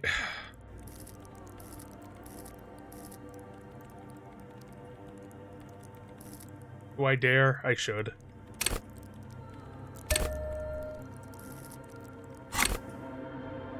Alright, come on, talk to me. Yes, what is it? Easy.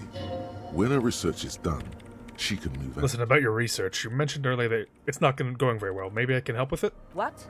No, I don't really need any help with it. But if I could help you finish the project, you wouldn't have to live in a church next to the Boom Boom anymore. Just think about it. She thinks about it. A glassy look in her eyes. A gust of wind brings more snow in from the broken gallery. It touches her hair. All right. Bring me the game's offside copy from my old works. Oh, I sold that! No! It's stored on a No! memory, and I'm unable to go on. No, I sold it! I didn't think I'd need it!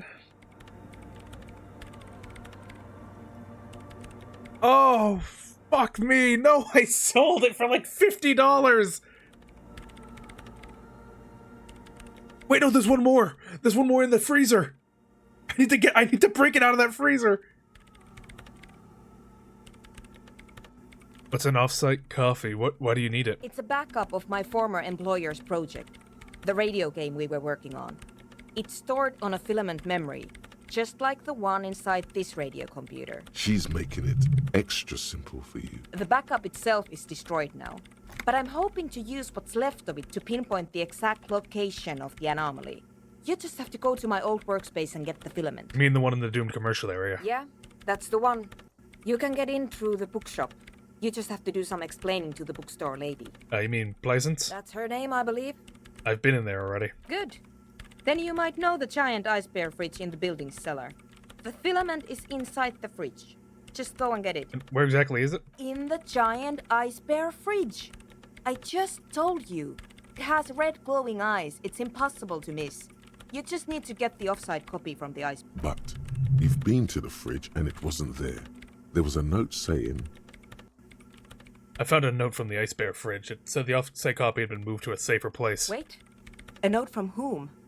Did it specify where they took the filament memory? No, this is different. This is the one that's inside the ice cream maker. They put it in the ice cream maker. Jawiza. Of course. Our project lead, Suliswov Jawiza. God, he was always so hell-bent on keeping the copy somewhere safe. And feature creep. Like it would have made a difference. The offside copy was perfectly safe when the data loss happened. That data loss was anomalous. And the heads... I won't even get into the heads. Millions of them. Go find that copy from that ice cream maker, will you? I found the ice cream maker, Thanks. but couldn't get it open. It's completely frozen. This is getting ridiculous. Can't you just defrost it? Or, I don't know. I don't know about the ice cream maker. Just figure something out. Why can't you go and get the filament yourself? The bookstore lady hates me. Says I'm part of the curse. Whatever that means. Why does she think you're part of the curse? Because she's from Martinez, and people from Martinez have never ever seen a radio computer. She thinks it emits elemental evil. Yeah, people in Martinez don't really like to get with the times. She literally started praying for the higher powers when she first saw my range civic. I'm not making this up. The lieutenant coughs like he's amused. Once I came in one morning, only to find that my terminal was full of those strange trinkets and amulets. Wards. It looked like some Semenine magic. Alright, I'll try and find to get it. And here's my Kvalsund multi. Oh, thank you. You got me a stronger pry bar. Some ice. It opens everything. If you get me the offside copy, then you can keep the Kvalsund. This glorious multi-tool makes a regular pry bar completely Thank you. Well, I know what I'm doing real quick. I should really go check on that sniper position before I leave, though.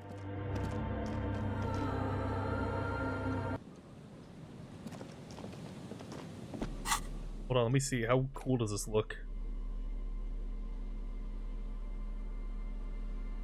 The blind, where's my new tool? Oh no, this is it. Holy shit, take a look at that.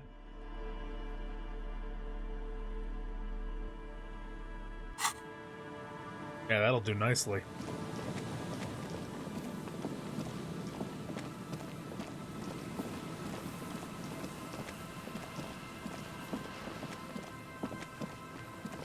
It's the weird bunker here.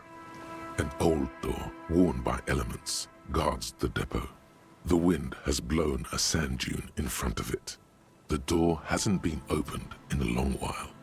You see a handle. Could this structure have been used to take the shot? From here to the whirling, I can't see how. The church is in the way. Yeah, good point. Check on the phasmid trap while I'm up here. Please, please let there be something. No, the locusts are moving. Just dead and dying locusts, and the Oh.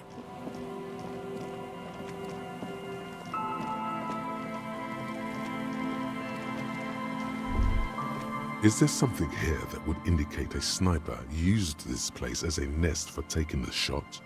Just some urban detritus, a bottle, and a dilapidated old comms tower. The wind picks up.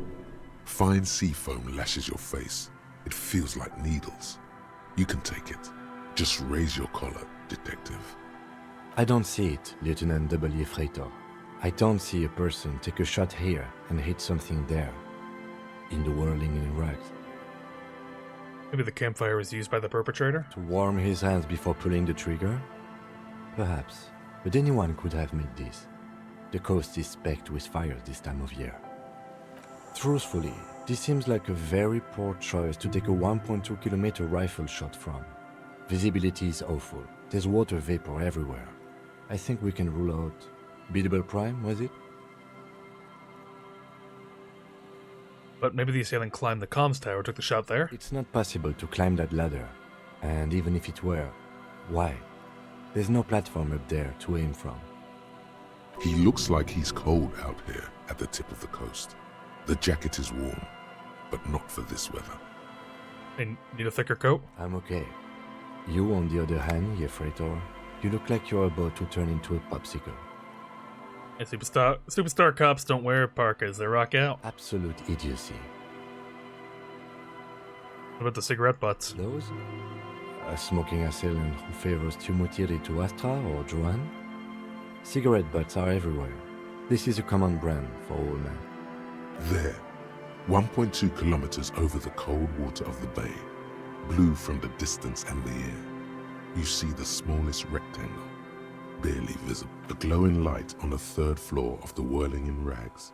With binoculars, you would see a young woman's shape move behind the glass, her limbs long and slender, smoking, drinking, being happy and elated, without you, because you're here, freezing in the wind, aren't you?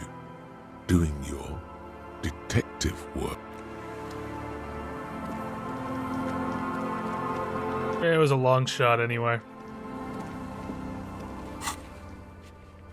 I need to get there to be able to investigate it, but I don't know how I'm meant to do so. I didn't see where to investigate from the boardwalk either.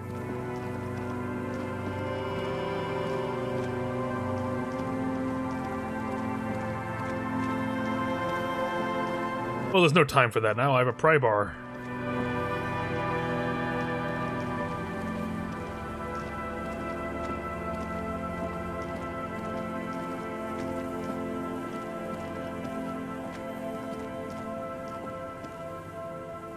Beautiful day out, ain't it?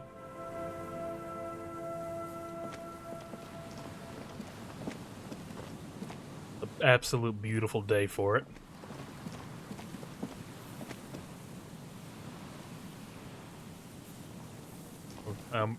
Almost turned off my stream by accident.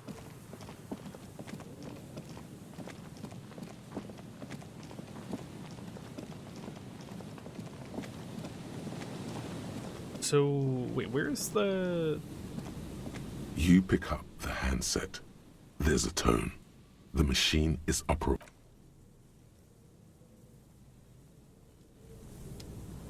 Yeah, how do I check on... shoot from here? assuming I get a highlight or something, but I've not gotten a highlight yet. Yeah, from what I've seen, I just need to walk in the right direction. It will pop up.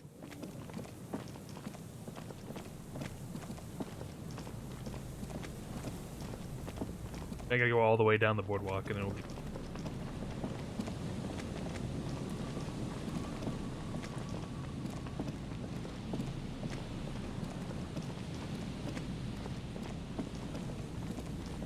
I'm a little bit confused. Let me check on this real quick.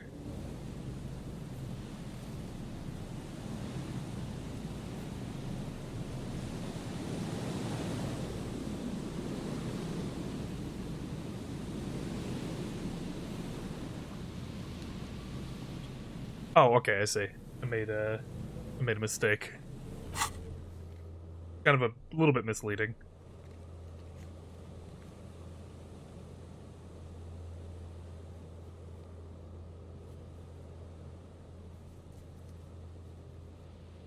Okay, I see. Very well. We'll continue on our way.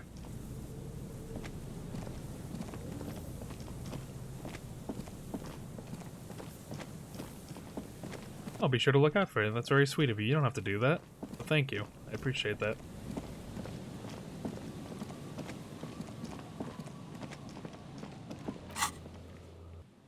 Let's go see what's in that polar bear.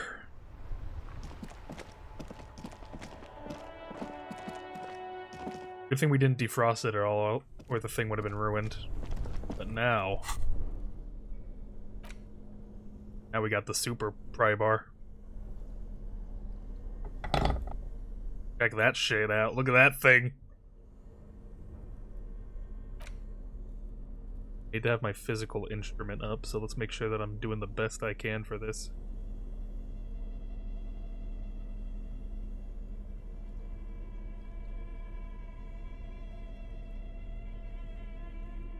With anything for physical instrument?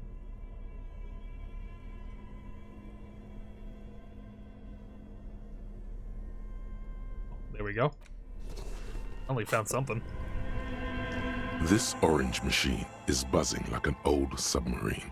It has a hand-cranked ice cream churner on top and an electric. Ice groans and howls under the strain of your giant Gewalzund multi-tool until the lid cracks open. Blue electric lights come to life. Inside, on a frosty platform, lies an object, intricate and foreign, left there for a sub-zero beauty sleep. A filament memory with the words, off-site copy, written on its side. Disappointment washes over you as you stare into the almost empty ice cream maker. No ice cream? A scoop of ice cream would have been nice, yes. You gently lift. Even he wanted ice cream. From its frosty bedding, careful not to damage it. We should take it back to Miss Lukanen Kilda as soon as possible. I'm not sure how well unused filaments tolerate room temperatures. Yes, but aren't you curious to know what's on the precious filament? There's a... No, we're doing a job for her.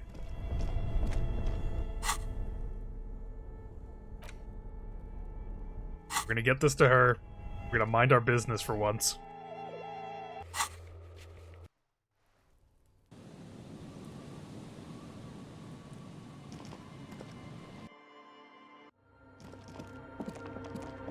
Here you go. Probably gonna say the same thing the other one said. Yes? Thanks. Looks like it's the one. What's gonna happen now? I'm going to print it out to see what's left of it. What are you even hoping to find? I have a theory. Lintel was able to divine the location of the anomaly from this broken copy. I want to repeat their calculation, only this time with better equipment. Watch. What an intricate display of failure. The paper starts filling out with ink, soaking it in a gleaming blackness. Not a single line of data stands out. This is wrong. Machines shouldn't behave like that. Cold sweat trickles down your spine. This is spooky as hell. Something's very wrong with that filament memory. Sona doesn't reply, her hands running over the printout. She's looking for something. For her morning star. Eyes scouring the millimeter. Here. I found it. Where? Hold on. Can I do anything? Just give me a second. I'm almost I've never witnessed a programmer work before. done. I've got it. I found the location of the anomaly. You found the coordinates? I found the coordinates. Great job. Oh, congratulations. Thank you. So where is it? Where's your 2 millimeter hole in the world? There. In the swallow. Think you can help me again? Sure. I need you to go move those water bolts for me. I need to double check my calculation. You like moving things around. Moving things around is calming. Just walk over to the circle and follow my instructions. Move the third bolt 2 centimeters to the left, and the fourth bolt 5 centimeters to the right. This should do the trick. Yeah, no problem. Thanks. I get my hand-eye coordination outfit on, just in case. I don't want anything to go wrong now that you've gotten what you actually need. I'd feel really bad.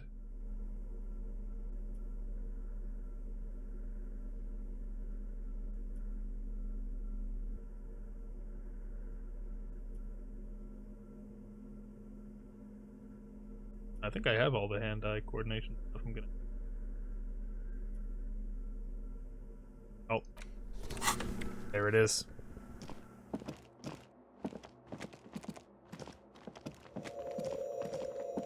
Oh god, what'd she say? Where's the backlog? But which one? Oh god, no, what'd she say? She said the third and the fifth one, right? Can I go back and ask her again? Yes, what is it? The swallow, you mean? Great. Thanks. No, where? Oh god, what's the log? No, there's a log, right? Where's the log?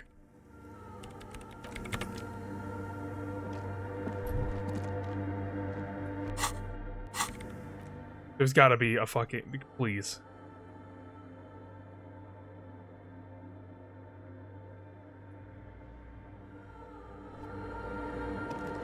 Okay, well... One... Uh-oh. Wait, how does this even... Like, which one's the first one?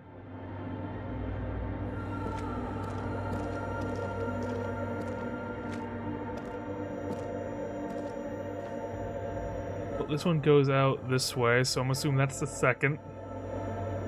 Nothing else is connected to it, so let's assume this. With that, 2.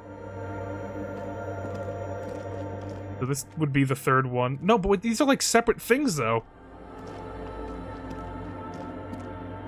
Fuck me, what is this?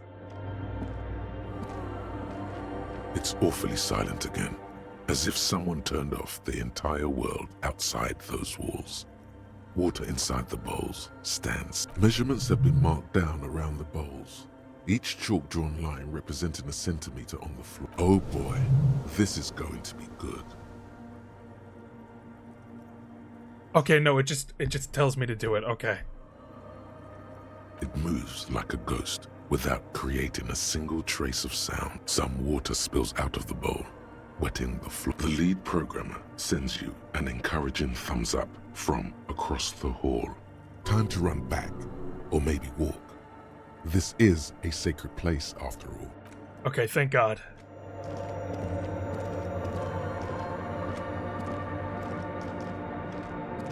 I'm gonna walk back. I'm not even gonna risk it. I'm not even gonna try running.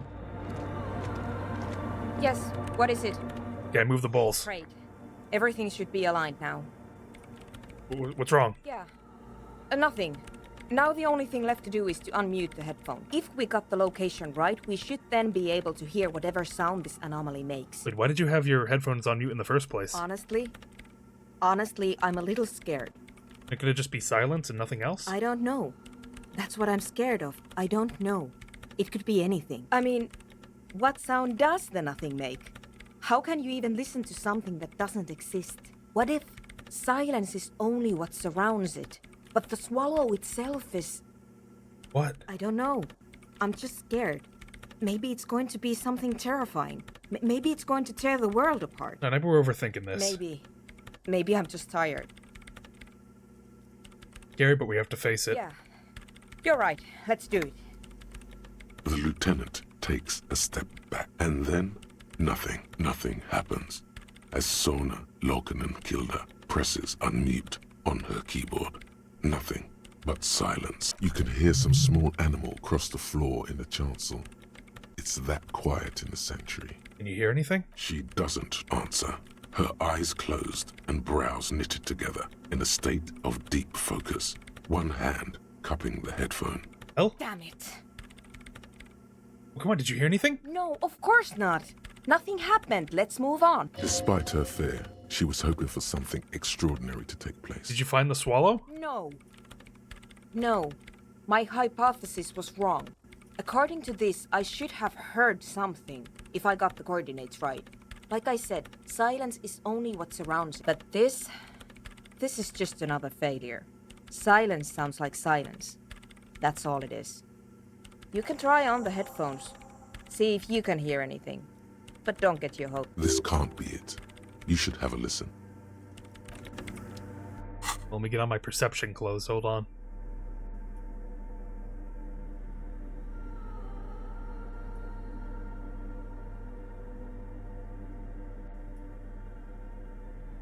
Got my perception boots.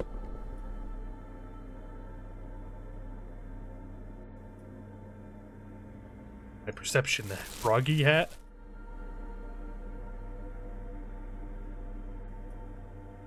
I don't have anything that goes against my perception, right? I do. These glasses in the way.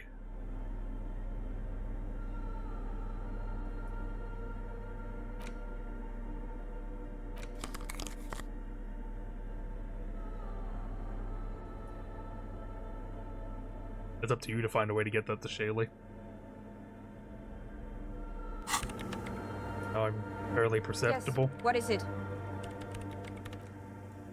I'm scared this is like gonna blow up my head when I do this. Yes. What is it?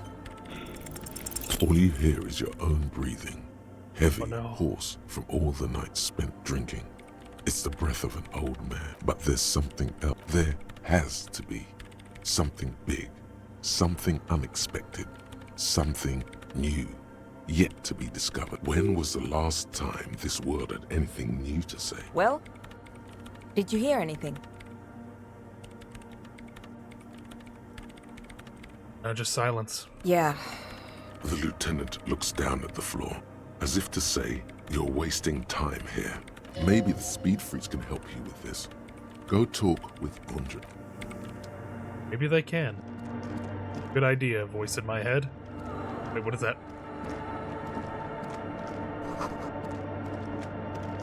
Oh, just observations. Useless to me. I need to look for the swallow.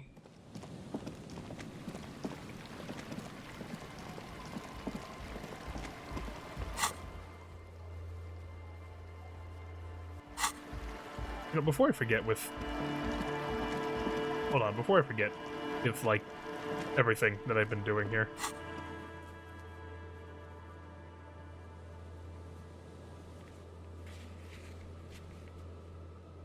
I really ought to, like, do some of these. Oh, I forgot to talk to the war hero. God damn it. Not hero, but veteran. I need to ask him about something. Hey, buddy. Officer, care to play a game with the lonely old man? Actually, never mind. Wouldn't be the same. Where's Renee? The prick is gone. No, what? No! I can barely believe it. But he's really gone. He is trying to retain his jolly facade, but the underlying sadness casts a deep shadow over his wrinkled face. Unwhere? Hell, most likely. He was an absolute Kent. How did he die? His hungry little heart finally gave out.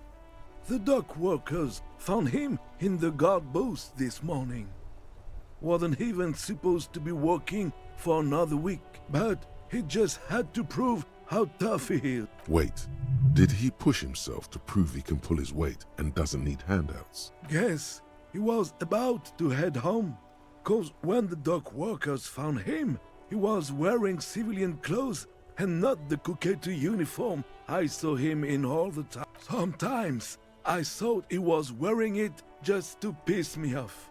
Now the joke's on him, cause he's gonna be buried without. That means the uniform could still be in the guard booth. Something to keep in mind if you really plan to give yourself to Revachol. You think our conversation about his job pushed him to go out there? No. René was the most stubborn man in Revachol. Nothing you or I could say would ever push him to do anything. The man was completely immovable. Really that bad? I repeat, an absolute cunt. Even his old army buddies didn't want him around. He was like an old vibe. The only people who could stand to be around him were Jenny and me.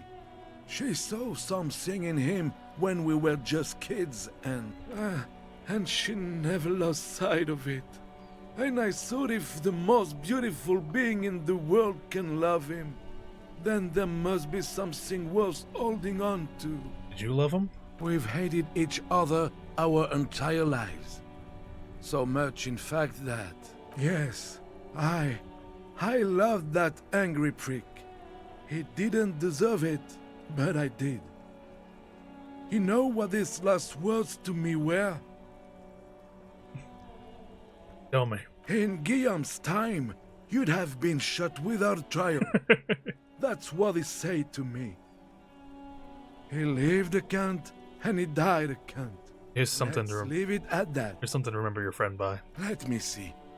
This was 60 years ago. We all went to that parade. Young René looked so happy, and Jenny... I'm sorry, officer. I just... Thank you. Thank you for this little memorabilia. It really means the world to me. That was nice. A small thing for us, but invaluable to him. He probably didn't even know René had the photo. For my condolences. Yes. We are both very sorry for your loss. It is what it is. Part of life, really. But to know someone for 79 years, then one day they're just gone. I just don't know anymore. About anything, really. But you must need something. I was gonna ask about the flower. René wasn't really what you'd call a botanist, officer. And believe me, he didn't like Insulindian lily. Of course he didn't. Flowers are for pansies. Wait, Stop Insulindian wasting lilies? That's their old name, dating back to the time of kings and crests, and all that other stuff he loved so much. Why didn't he like them? There were many reasons, but mostly it was the communals. They called them the Bells of Revolution. I guess in the end, the Insulindian lilies were just another piece of the whole Insulinde. The royalists had to surrender to the Mazovian insurgents. It doesn't really matter anymore. I want to go over a few more things about René, if that's okay. Yes? What about René? Yes. It is... I just don't know anymore. What do you know about the dead man? Everything, really. I probably knew him better than... You meant the teacup in the tree, didn't you? I don't know anything about him. Alright, see you for now then. Jamais vu. Derealization. Jamais vu. The opposite of déjà vu. Not already seen, but never seen. Everything that should be familiar appears strange and new, like some half-forgotten day in your childhood. Only now. That's the feeling you've been having. And for who knows how long. You should go and ask Joyce Messier about this. What world are we in? This is a fundamental question. Wonderful.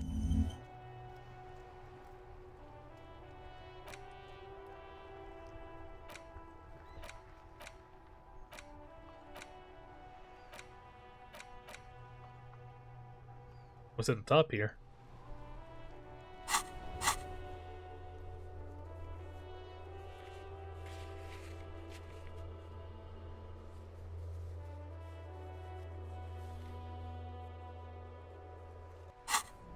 I can try something with the map wall again.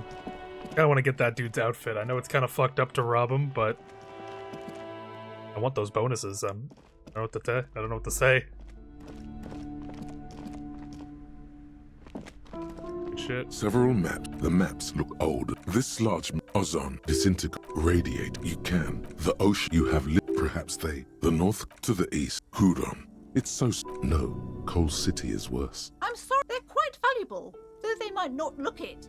The map of Martinez is 97. Yes, yes. I thought it said I could interact with the map wall. I guess not. Another lie the game has fed me. Shame. But I should... I guess while I'm on the way I could be a little bit racist too. To the Measurehead. Oh look. Oh look. Shut up.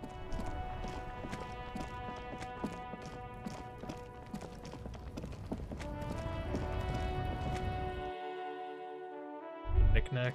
Wait, what's that? You see several packaged raincoats fill a low shelf beneath a display of croissants and juice bottles. The raincoats are transparent. I could steal that raincoat. Hold on.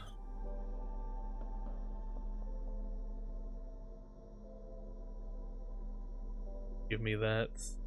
Where's that save fare? There it is.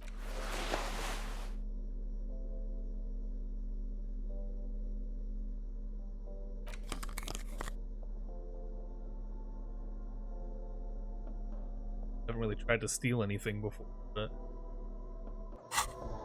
first time for everything. You see several packaged raincoats fill a low shelf beneath a display of croissants and juice bottles. The raincoats are the girl delves into the magazine, hair covering her face. Oh no. Vision obscured. She cannot see your hand move.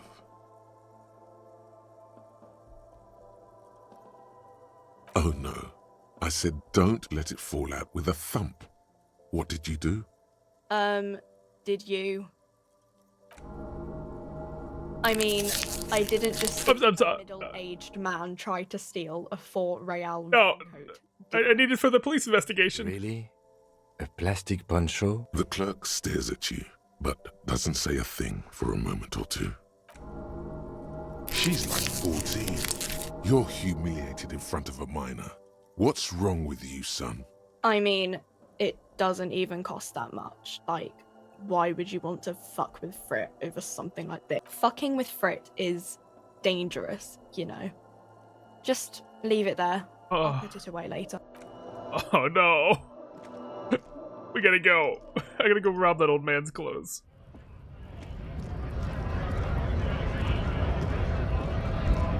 Right, two. Yeah, we know who you really are.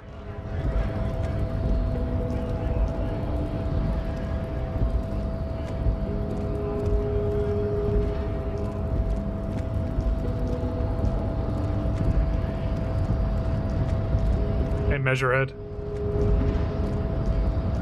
Your race descent has temporarily... Hold on. I'm gonna conceptualize you. Give me a second.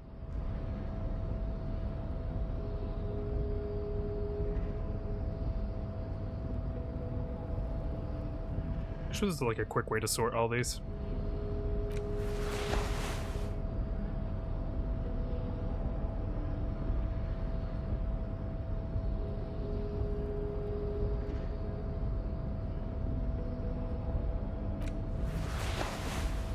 Yeah, alright.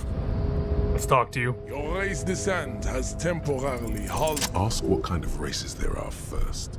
Classification is core to this stuff. Measurehead, I'm new to this world. Help me understand its races. I need to know what kind of different races there are. Do you? I do. There are 3 categories of race. Type A, the heroic races. Type B, the servile races. And the vile CF race cauldron of pederasty.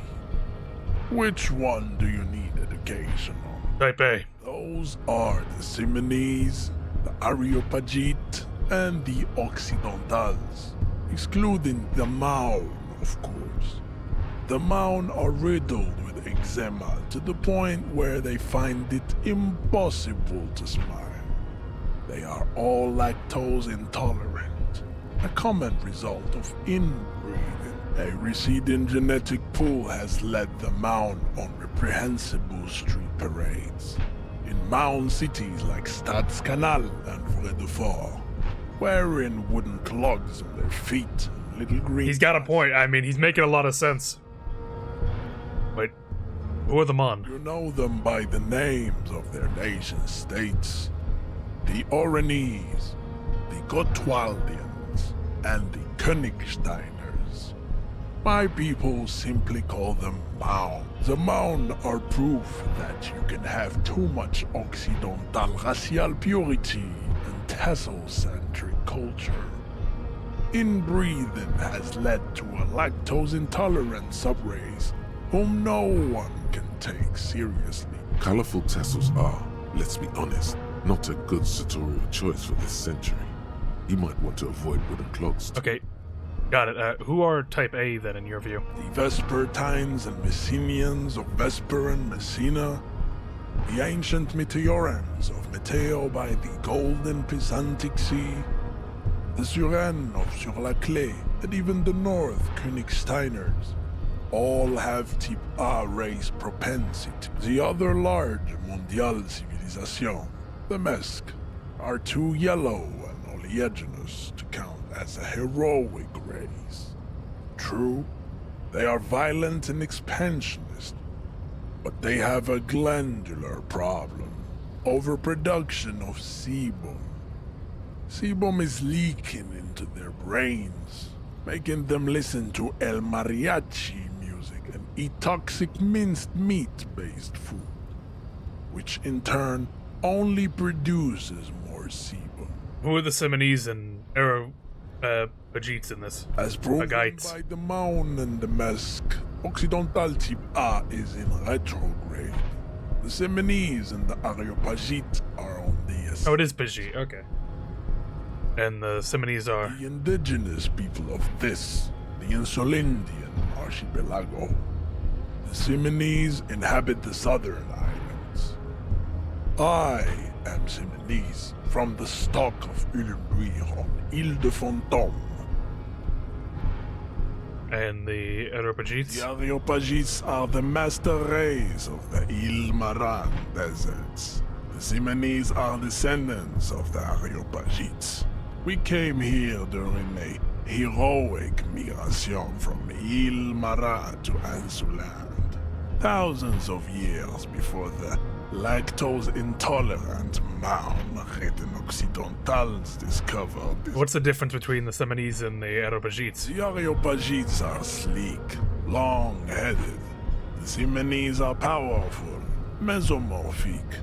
The former is an immutable progenitor, unchanged since the Super Isola of Pericarnassus. Ancient brains rest in their slender skulls. The latter is perfected and adapting. Together they form the Simeno-Areopagite or Simeopagite super race. That is all. There are no more Type A races in the world. Well, tell me about the worst of the worst. You need to know both Types A and B to understand the context for the reckless genetic abandonment in the Philo-Cauldron. Yeah, you have to have context, you know. Thanks, Measureheads, babe. Type B are the unheroic races, amorphous non-competitors of the great race. The Koikos and the Vacholiers, they are mud-colored people. Mud-colored? To an untrained eye, the Koiko appear white and pinkish, like a ham sandwich. But look into their eyes and you will see. They are of an indistinct muddy color, and so is their skin. Unhealthy, sweaty, and ashen. Pinkness is a racial quality that has to be earned through centuries of advanced ballistic warfare and cultural domination that the Grad people have undergone for drinking alcohol and smoking the degenerate tobacco herb and for eating protein. No, not potato. The Koiko, the countless micronationalities of Grad are all inexplicably obsessed with potat. The only thing they like more is dividing into microscopic ethnostates, like political amoeba. And the Vacholiers you mentioned? The Vacholians, halfway between type A and Vacholiers. racial cauldron. Two mixed to know right from wrong. You tried your degenerate little revolution, which was the single greatest failure committed by humans in our 82,000-year history on this planet. Is it 82,000 years that we've been recording history? You have very little idea of what is happening, but that seems a little off. I'm pretty sure history hasn't lasted that long. The mysteries of the people of this planet are a tragedy that has played out countless times over, like a fever dream of skin, hair, and bone. Wake up, naive chess. Get away, stupid political thoughts. The revolution came to Ravachol from Grad, in Zarath ridden potato carts. It is literally an illness, a prion disease that leaves the parietal and frontal lobe ridden with holes. A soft, sponge-like mass of dementia, hallucination, and paranoia. The revolution is fatal familial insomnia.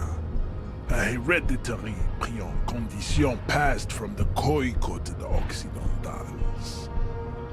But not sexually. Probably through trade routes and potato. You really got it out for potatoes. Prime component of the potato plant. What's your problem, man? They're good. They taste good. Enough of type mediocrity. Tips CF are a museum of failed chimeric experiments and tragic maladaptations. They are tortured creatures waiting to be put to sleep. Your morbid interest in them worries me. Oh, chimeric experiments? Lesser races like the mosquito, a grotesque mixture of a masked woman and a Seminese man. Only possible if the mother is masked and the father Seminese. The other way around, they fail to produce offspring. The mosquito is born sterile, like a donkey. All they have left is to ride customized motor carriages with hydraulic suspension, listening to aggressive El Mariachi music to vent their impotent despair. It seems unlikely that two human beings produce genetically sterile. I don't think that's possible. You are right. You have misunderstood. You lack basic phylogenetic education. Anymore? Then there is the Seminokoiki Chimera. Are you sure you wish to know of the Seminokoiki Chimera? It is not an aesthetic. Well, we're already here, tell me. The Khoico, as you know, are very servile, especially when they meet the rich man. Racial scientists have toyed with the idea of crossing the Seminese with the Khoico to produce a super worker of Seminese strength and Grad servility. This will never happen.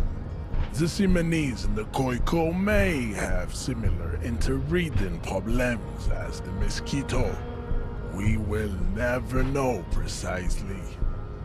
No Seminese man could maintain an erection in the suffocated potato stench of a Khoico woman or Khoika. Fucking Christ, man. It is cruel to entertain ourselves with the deformities of Type CF. Stupid, ugly potato women can't get me hard. Races you needed education on? Now that we've been through all the types, do I understand advanced race theory? You understand nothing. To solve the great race enigma, you have to first ask yourself, what is the race enigma? You have not even worded the mystery, let alone solved it. How do I word the mystery? You need to internalize what you have heard here today, then return to me. This clarity does not come instant. I cannot possibly imagine. Thank you for your wisdom. But I got a dead man's clothes I gotta steal.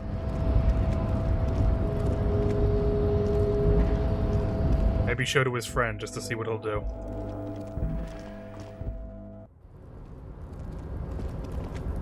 I'm coming all this way. Maybe I can stop by and see Everett. See what Everett has to say about everything that's been going on. This is the night watchman's booth. The name on the door reads, René Arnaud. René left his uniform neatly folded on the table. Take it. It's just there. Who cares? It's not like anyone's gonna need it. I suppose René is not going to be needing it anymore. It's a bit too colorful for my taste, though. I need it for work and all. Fantastic. Try not to wear it with other similarly colorful clothes. Let's see, what does it do? Makes me a national. And that ups my reaction speed. Wow, this jacket makes you feel strong. As if your blood is mixing with that of the venerable Philippian loyalists of old. Does my blood need mixing, or is it good as it is? Apologies, you're right.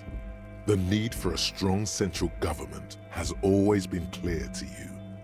You're a true patriot of Revachol, born to do it. It's time to clean up the streets and restore the city to its former glory. Whether you like it or not, this jacket gives you serious nationalist cred. Nice.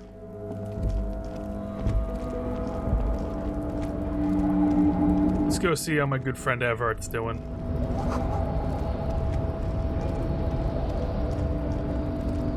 Bastard.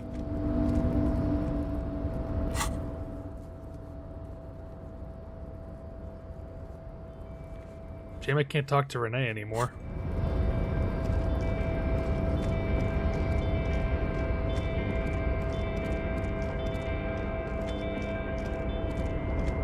Hey, you know about the Hardy? Oh, hey, mister. No trouble at all, mister. Mr. Everett, Oh, you won't give me any info? Okay.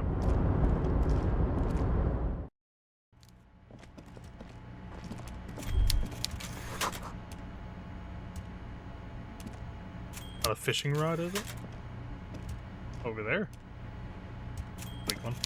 Mr. Dubois, the word in Martinez is a certain police officer is once again happily reunited with his service weapon. Congratulations, my friend. I prefer my police officers old-fashioned like that, with a gun. You can do so many things with a gun that you can't do without one. Now, what can I help you with? Hey, look at my gun. My. She's quite the looker, Harry. You can't imagine how pleased I am the two of you are reunited. Tell me, was it difficult to convince the pigs to give it up? She tried to kill me. I told you she was a piece of work, Harry, but I knew you could handle it. I know my special policeman. Anyway, I'm glad you're all right and armed again. I'm always happy to... Very nice, Harry. Most certain. By all means, Harry. Great. Absolutely, Harry. Alright. Nothing that important there, but...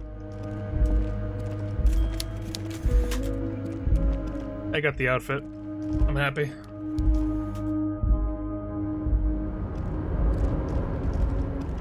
Make our way out of here.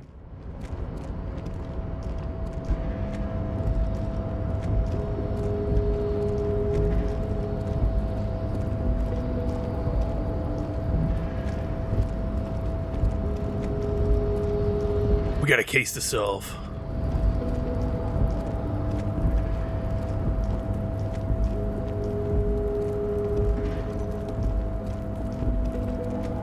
By a case to solve, I mean I'm doing other shit. As usual. Oh, what was that?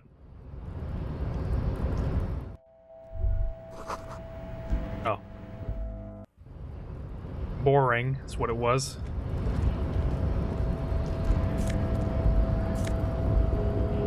Ooh. Yummy. I love morals. I love being such a moral person.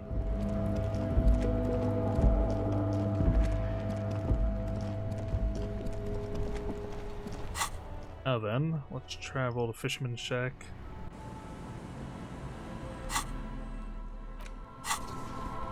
You know, while I'm here, might as well ask that lady on a date.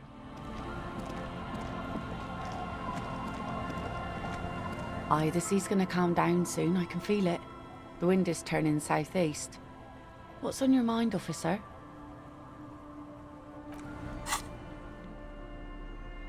Do I have bad clothing on?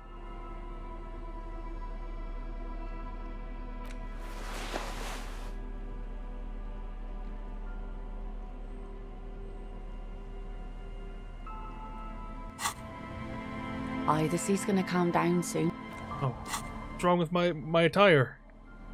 Is it the froggy hat?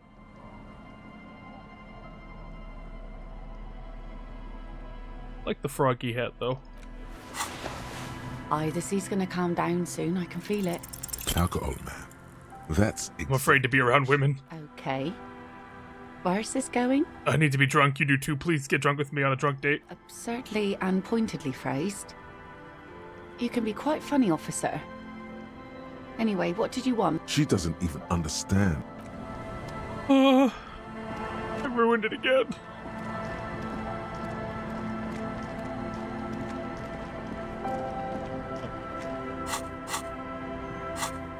Travel to the church real quick. Go talk to our buddies.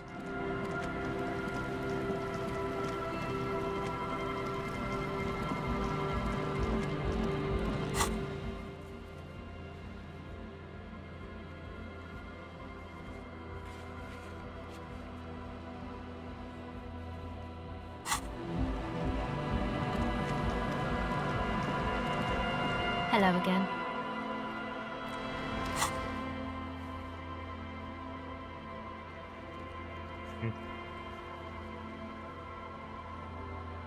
Apparently I can talk to the little girl again. I don't know why. I can try after this. But I should talk to these guys first.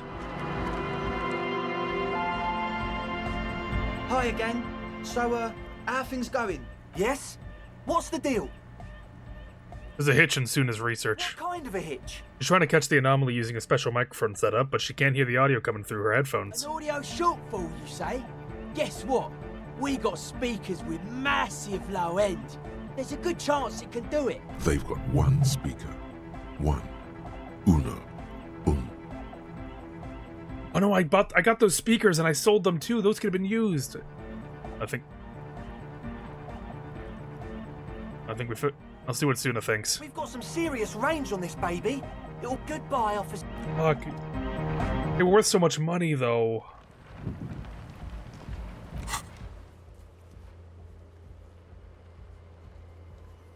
Why am I able to attempt to hit on her again? I failed it. Am I allowed to do that like every 2 seconds? Why doesn't it let me do that? Hold on. Do I have a bonus because I've tried every pickup line on her? Aye, the sea's gonna calm down soon, I can feel it. Alcohol, man. Alcohol? She doesn't even understand. I'm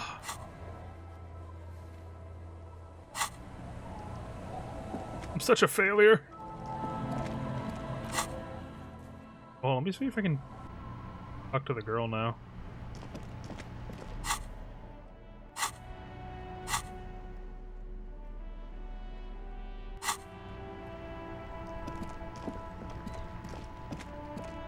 Seems like I can talk to her about something.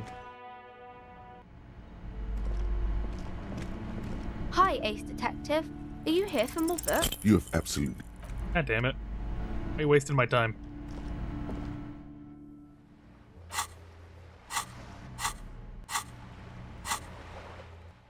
Get to the church. Talk to her real quick. What if the man in the rafters think of all this? I haven't seen him in a bit. I miss him. Yes, what is it? Oh, I can try the perception again? Hold on, if I can give this another shot.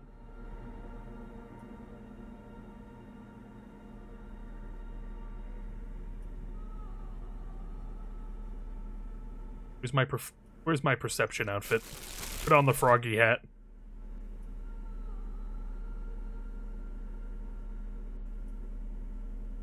Think anything here? I think that's all the perception though.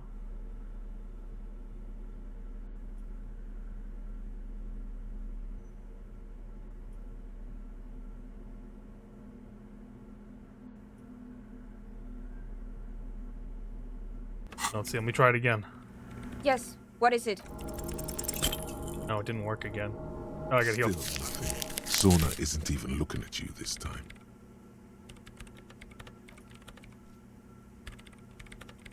Well, I got a bit of time. Maybe I should go actually do my job.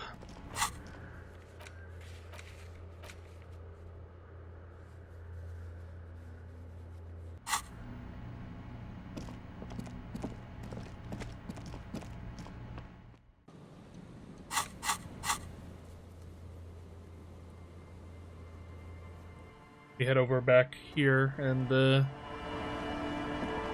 properly investigate that building. Maybe some useful information in there.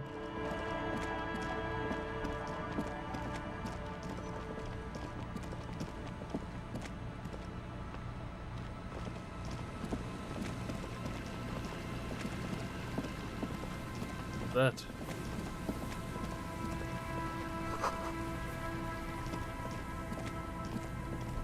I think actually I need my physical instruments here.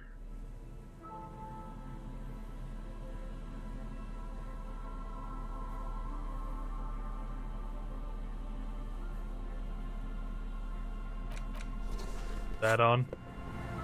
Break that fucking thing down. Behind the pipe, the maintenance door. The metal doors are heavy, and the flaking rust hurts your palms. But together with the lieutenant, you manage to slide them open just enough to squeeze in. Good work. Shall we?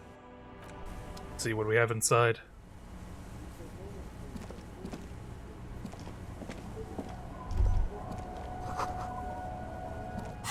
Let's bring up my flashlight. Sounds like a plan. Oh, I need my tear bag just in case.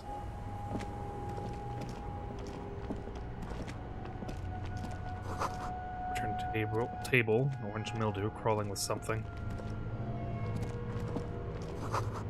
Old file folders in the cart.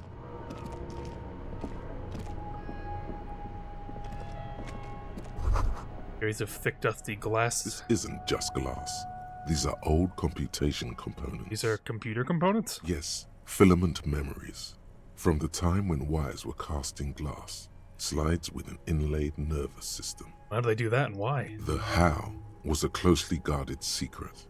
Something that was locked in safes in human heads across the river where they were manufactured. As to why, your fingers don't know. Hey Kim, look, old cybernetics. So it is. I think these used to form a single system, slotted in the wall. So this is all that remains of the failed R&D. The rest of the building seems to have been picked clean. Could this be part of the failed playback experiment? These? No. These are old filament memories. I hope you're not expecting to find a device here. You will be disappointed. Ooh. Nice new suit.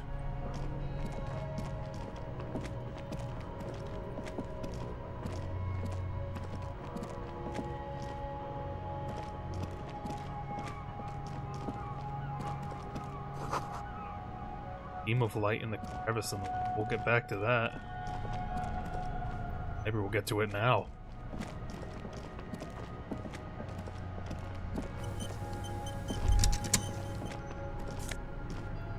Revolutionary hat.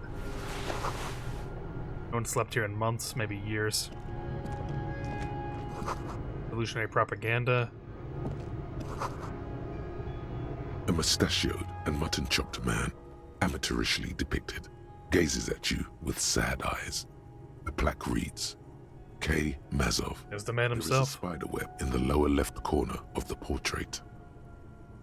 Years' worth of dust is shaken off. The full head of hair, matched by an ample moustache and sideburns, look a bit silly. Someone crouches, heels digging into wet sand. Hands sweep across the sand, grains sticking to the frayed skin of the fingertips. An old man sits on a slab of concrete and taps his fingers against the glass of a scope. You shudder. It's that Mazov guy. Must have been the hiding place of some naive leftists. Some radical or radicals were hiding out here. They left a long time ago. A long time ago. How long? Half a century. This was probably part of the network of defense posts the communers built against the amphibious landing. I think the purpose of this bunker was to produce propaganda. It would have had radio equipment back then, but that's all been looted. What's with all the secret weapons caches and secret bunkers? We have found a lot of those lately. I guess what most people think of as history tends to linger in rundown neighborhoods. Martinez being what it is, no one has gone through the trouble of cleaning out the old bunkers. Good hiding place for someone who's up to no good. Maybe I should move in here. Seems cozy. I won't stand in your way, but only after we're through with this case. Could it be connected to the Mazov bust we found in the students' room? Millions of depictions of Mazov have been produced. They're not all connected. Besides, that looked like some student. The youths always go for this kind of stuff. Could be someone and have stopped. Could someone have stopped through here recently? You mean like Ruby? No, I think we've stumbled on a piece of history.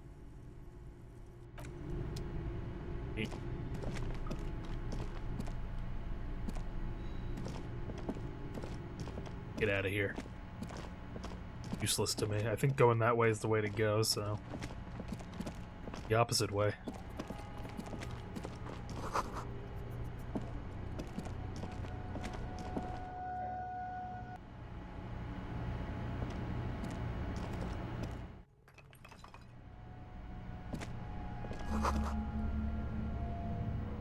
Skill point.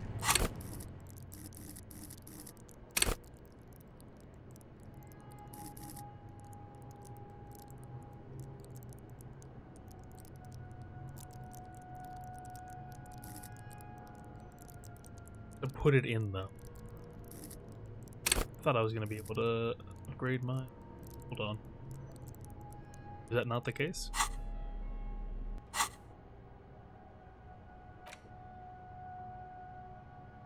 We just say, just for as we're getting deep into it, I do want to know what bonuses I'm getting.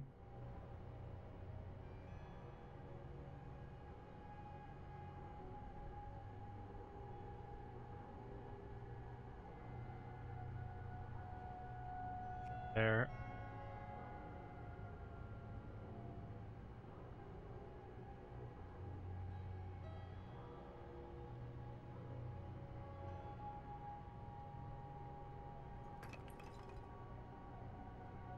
Fine.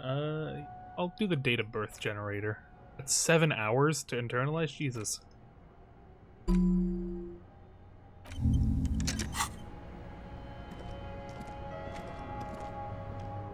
Why'd I do that?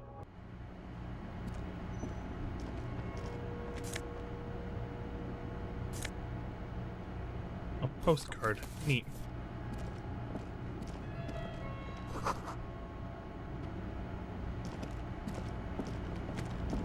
Get to the roof from here.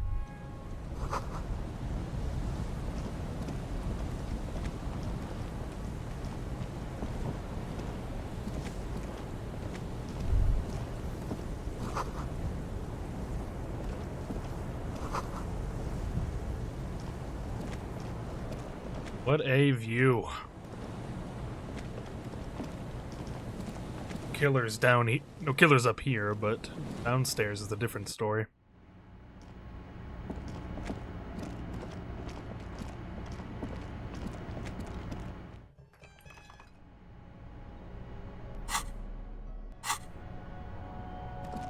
Keep on moving. See how afraid this person is of me. One soul seems to be more worn than the other.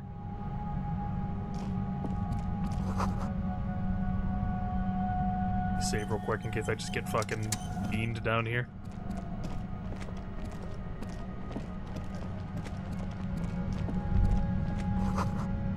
Buzzing's getting louder.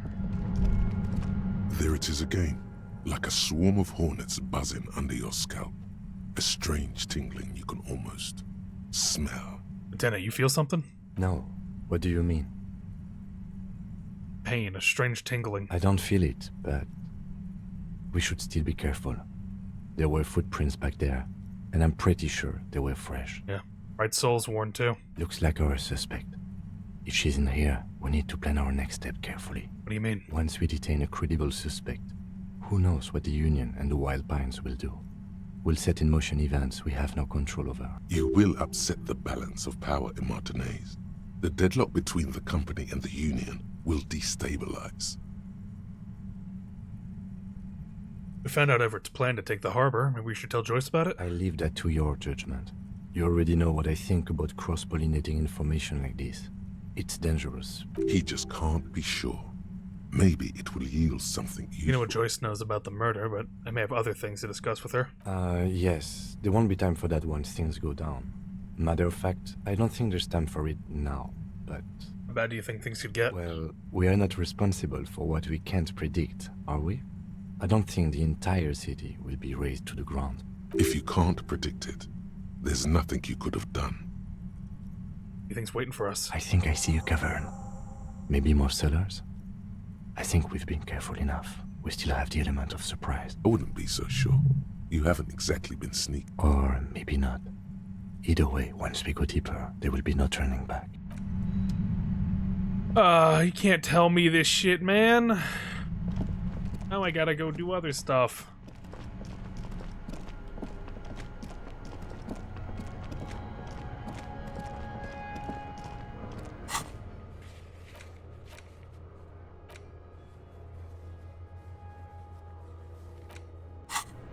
I don't have the level up juice required for this.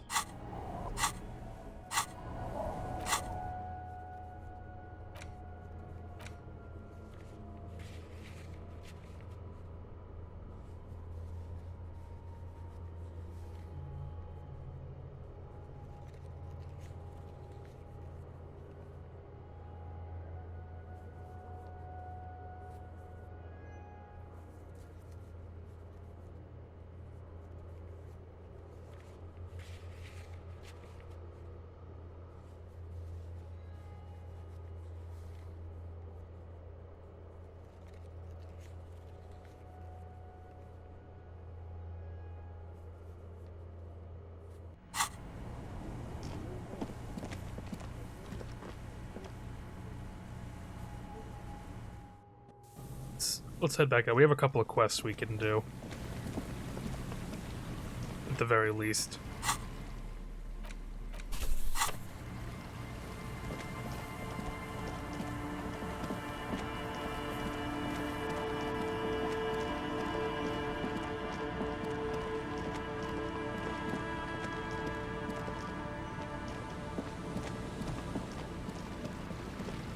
Maybe I can solve Egghead's puzzle here.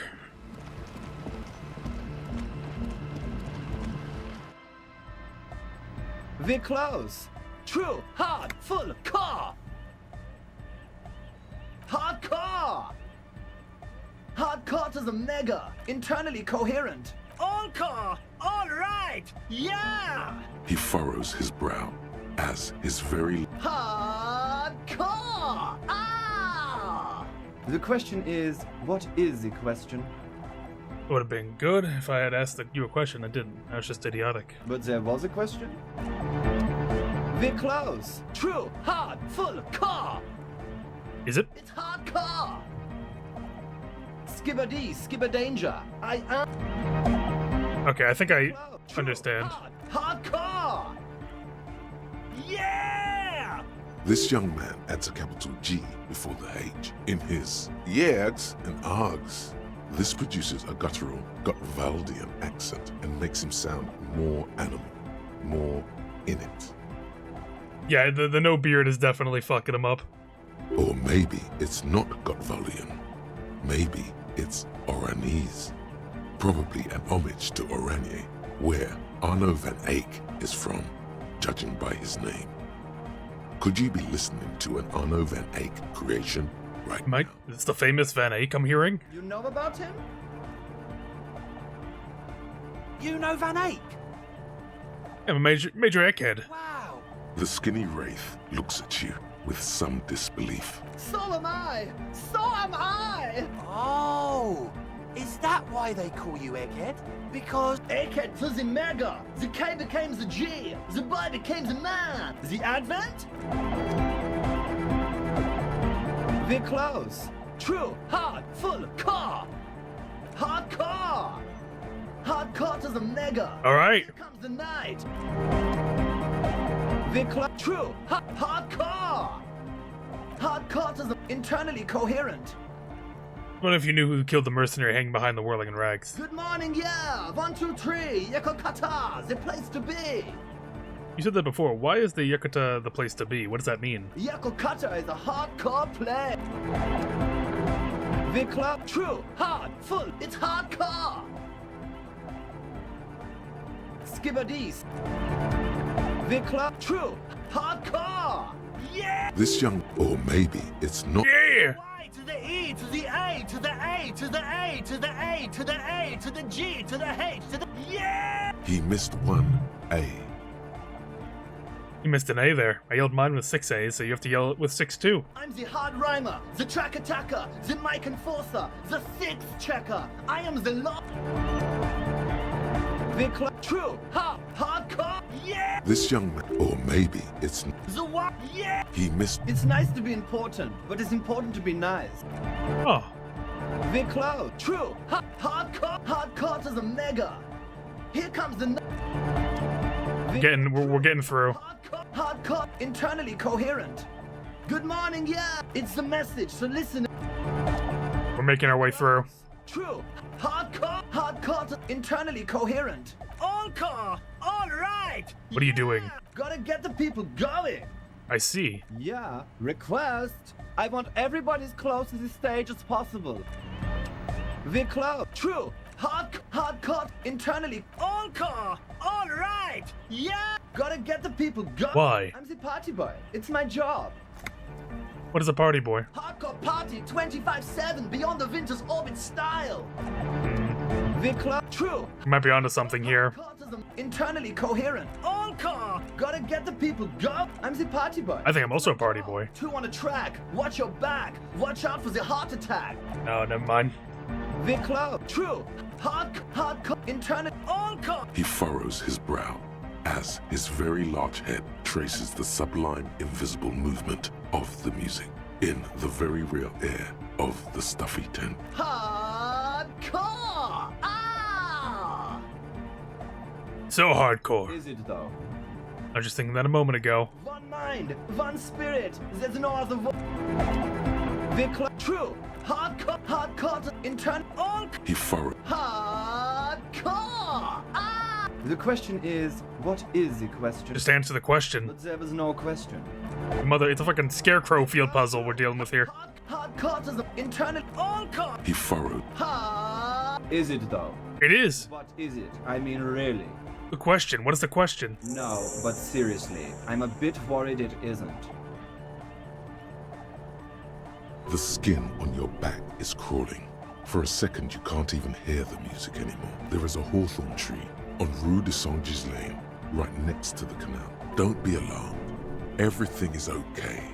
He isn't actually worried. Everything is still super hardcore. What he probably means is, it could be even more so. You said you were worried. What do you think's wrong with the music? There's nothing wrong with it. I'm still in love with the hardcore. Sometimes I just feel like anodic music is in its infancy, you know? For example, take this Arno van Eyck jam I've been pumping for the last month, and will continue pumping for the rest of 51. Isn't something holding it back from being hyper? It's like it's only ultra. I think it's super hardcore, but you're right. It's not hyper hardcore.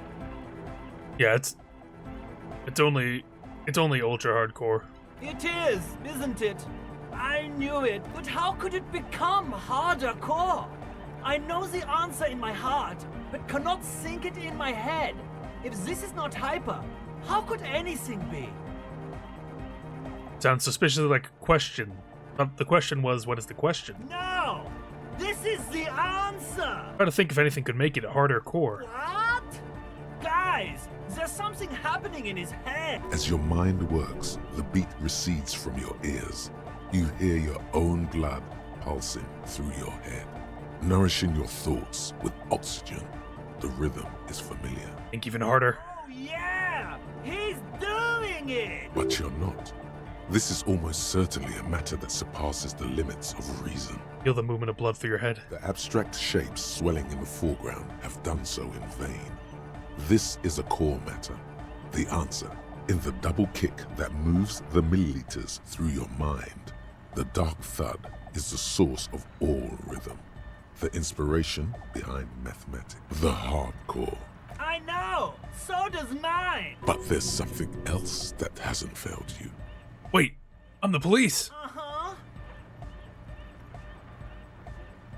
Wait, no, it's not gonna help us. Oh. Oh wait, I'm the police! Actually, more like a hinder to us. Oh. Uh-huh. The large head. Good morning! Yeah! Pump it up! Pump it up! Pump it up!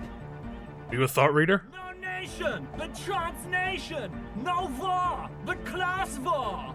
So you're not a thought reader, you're a communist. He's not a communist. It's just something he likes to yell.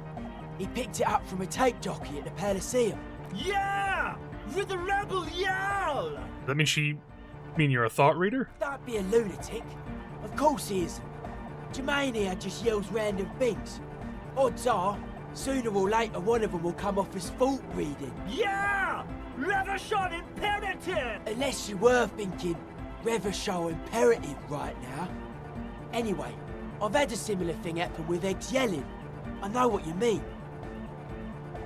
You're right, I wasn't thinking that. Hardcore superstar! But best not to be a communist. Having extreme views on issues is detrimental to understanding all sides. Oh sure, I can do that.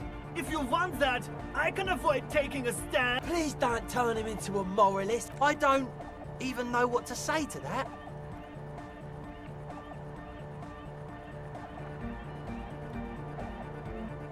It's unattainable, Egghead.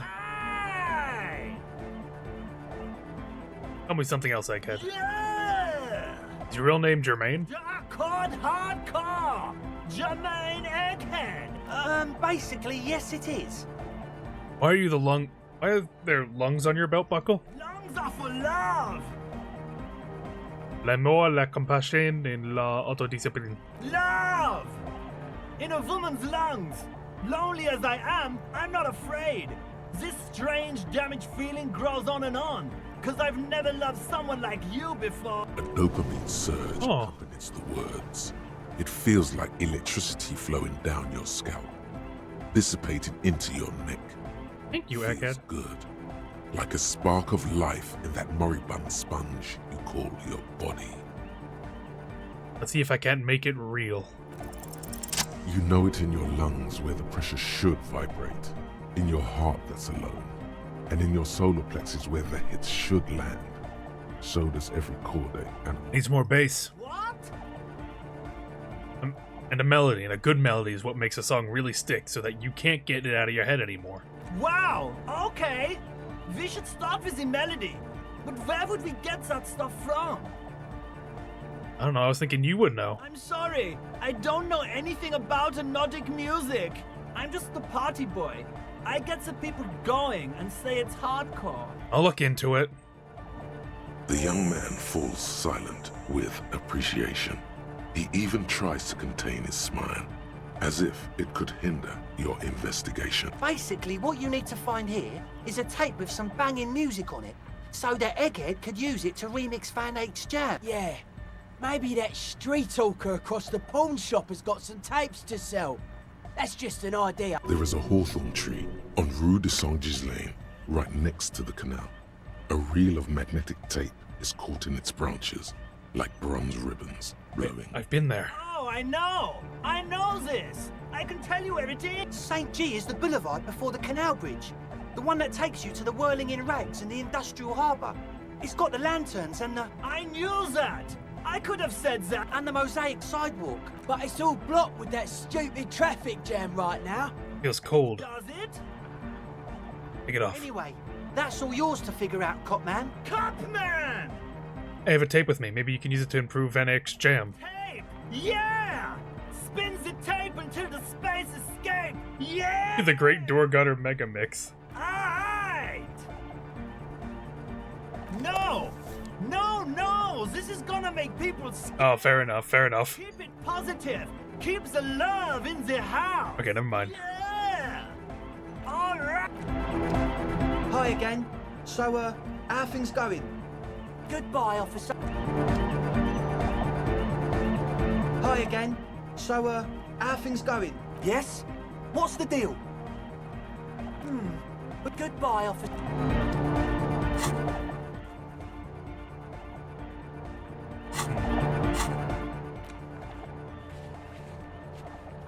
Here's...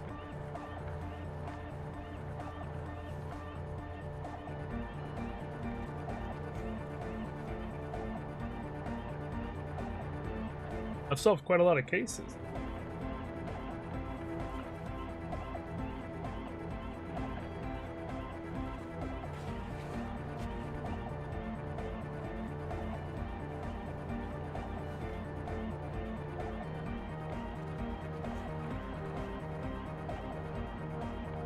Okay, there we go. Well, let's go on and take a look there.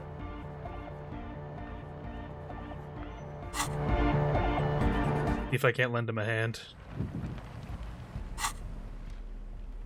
We may also... Wait, what's my interact? It was glowing in my interact.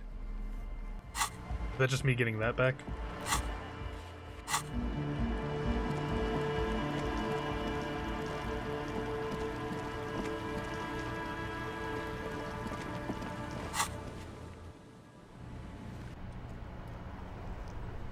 To look by the... Let's look down this way.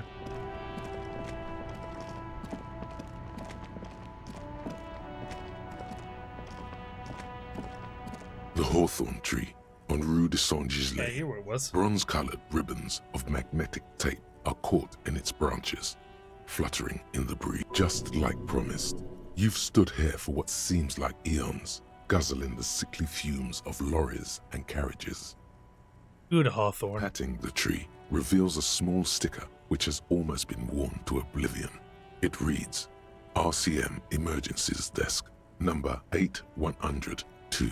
Underneath a slogan, mankind, be vigilant. You tree-hugging pansy. I'm down. The gnarled hawthorn tree on Rue de Saint-Gisley. Need interfacing. Let's get some interfacing clothes on. This hat is so soft, so warm. Glory to the rip. Glory to the Republic. Oh, I shouldn't have skipped it. That wasn't as long as I thought it'd be.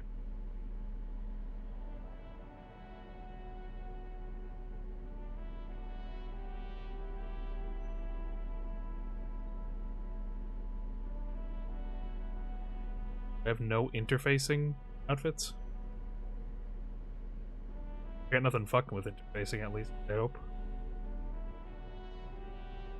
I have nothing good for interfacing. The gnarled hawthorn tree on Rue de Saint with slow and deliberate motions. Pulling, bending, and unraveling, you manage to extricate the magnetic tape from the branch. It curls up into a mess inside your pocket. If only you could find a way to re-spool it, so that you could hear what's on the tape. Maybe Roy from the pawn shop can help you with it. What's the tape for? It's for Egghead. I promised to make his Van Eyck jam hit a bit harder. Maybe the tape can help. How? It's broken and unspooled. Do you think your new buddy knows how to fix it?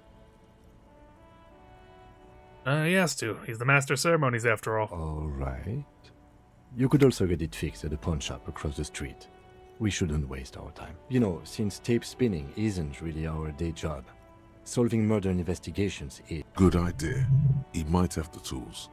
The tape projector in the pawn shop uses similar tape. Piss off, nature. The hawthorn tree is disappointed by your betrayal and psychopathic tendencies. Also, your fist hurts a little. The pain, it is nothing. Revel in it. Absorb it. Gain power from it. My existence outclasses yours. Yes, your pain is real. The pain of a tree is mute and base and uninteresting. Had enough assaulting Madre Natura? We should get moving. The gnarled hawthorn.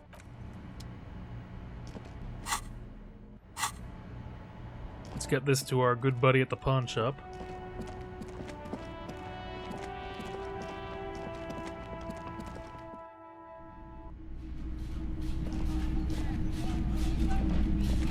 You see rows of toy soldiers guarding the rest of the trinket. Why? What's this?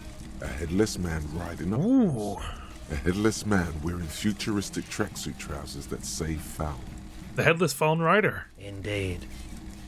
I think I even have his cap somewhere down here. A tiny miniature phone cap to go with it. Yours for 50 cents. He doesn't elaborate on what that means.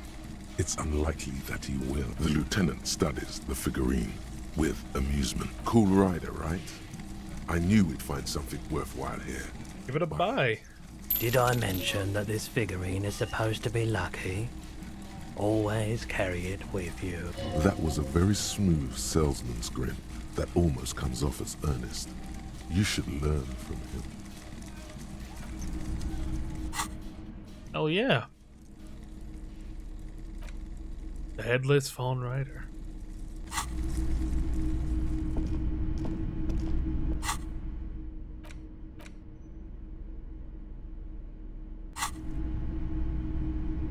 Hello, hello. Let me know if I can help. Hey, you have any way to fix this? You mean Reese Pooley?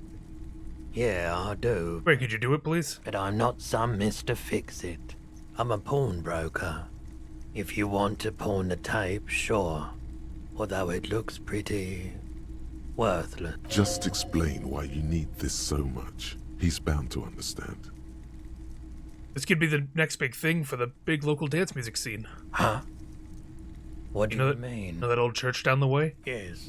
What about it? Well, I met some young ravers near the place. They want to turn the church into a nightclub and play some weird neo-disco beats there. They call it hypnotic dance music.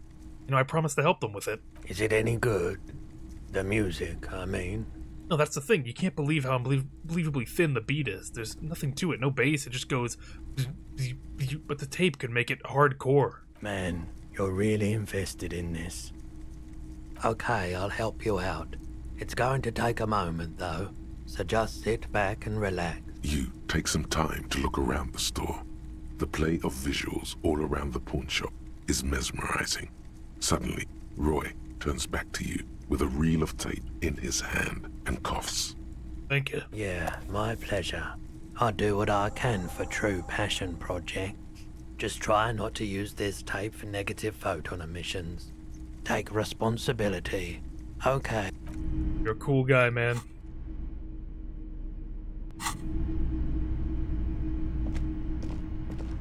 Why we love you.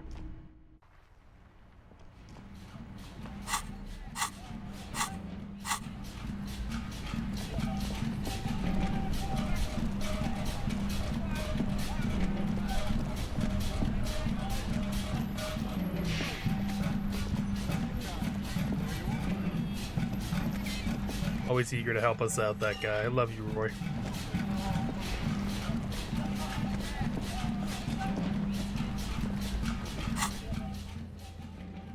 Let's... yeah, church. I don't know why I was indecisive on that.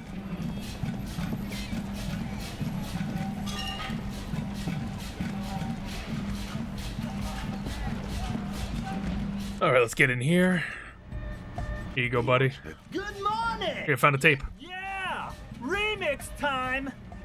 Tape goes here, into deck B. A hand on his ear, he listens to the audio through his headphones and shouts. Wow! Did you get this from Arno himself? I found it tangled in a hawthorn tree. Listen, I'm just going to show it to you. Ready? Ready.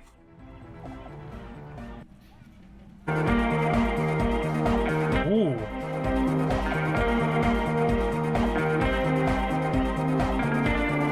Ooh. Ooh. Ooh. That shit goes hard. Wow! Here's that! The signs match perfectly! Now, if only we had the beat for the full assault, it would be unbelievably hyper! Intriguing. The way I see it, Van Eyck based his remix on some famous original piece, like a folk song, something local. Seems you found an initial part with the main melody. I think it's just happenstance. Chaos in action. Contingencies of our limited existence. That and Egghead's fantastic talent. Noid's right. Egghead's technical talent is the key. No, this is definitely part of the same song. Something cut from it. It fits too well.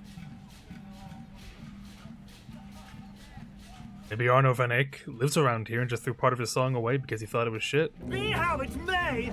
If it fits, it fits.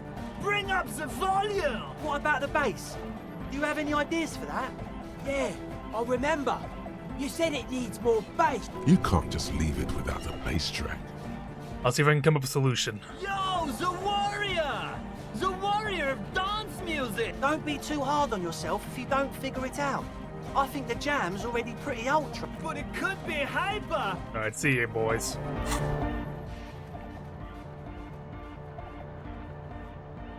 Yeah, how can I help him?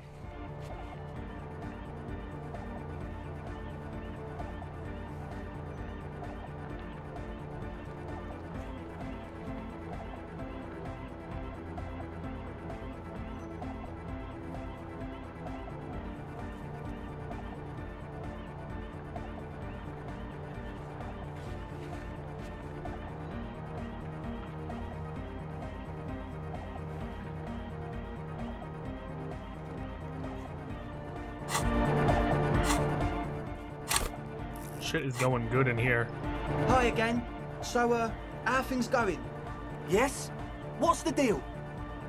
What kind of a hitch? An audio shoot? They've got one speaker. I think we have a solution. We've got some serious range on this baby. It'll blast her shoes off. Believe me.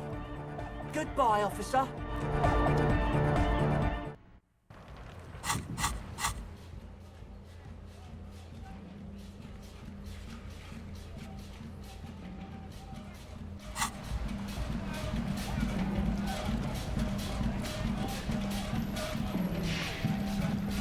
We'll try to talk to these people. Can I convince her to let boys in now?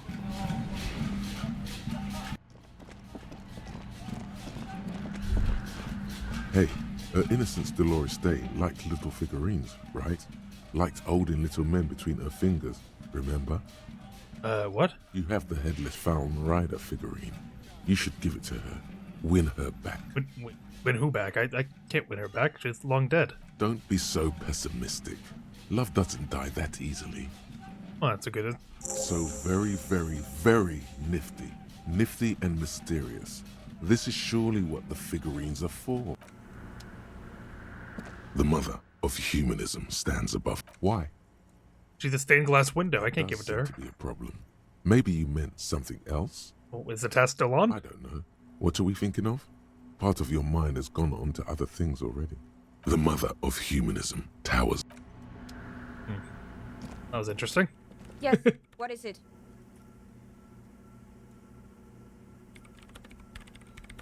Oh, I can try again?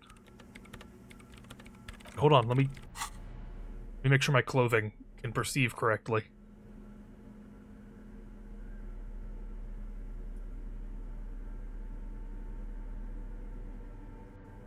Double check, make sure we're all good. If I don't hit this here, I might reload a save because I really want this to go through.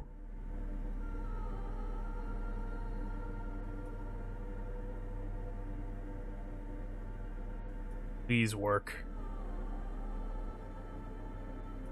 Oh, my froggy hat, of course.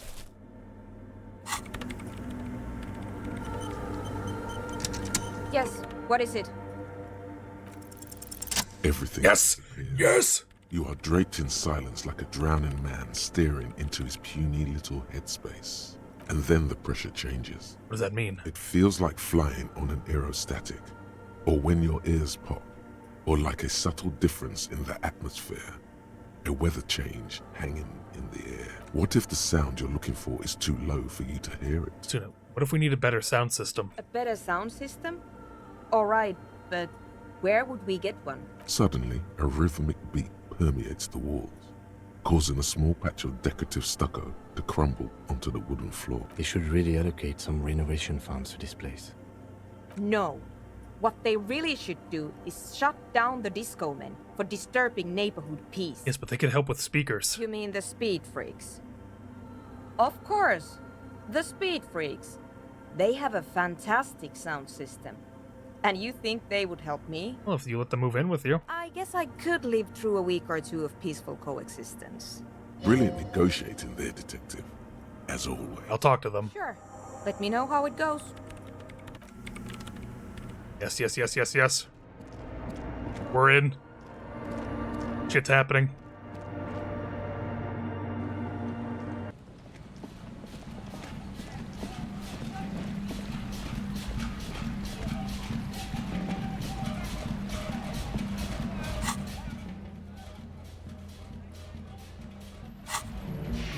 It's going good. Huh? Do I have any other random tasks I can do?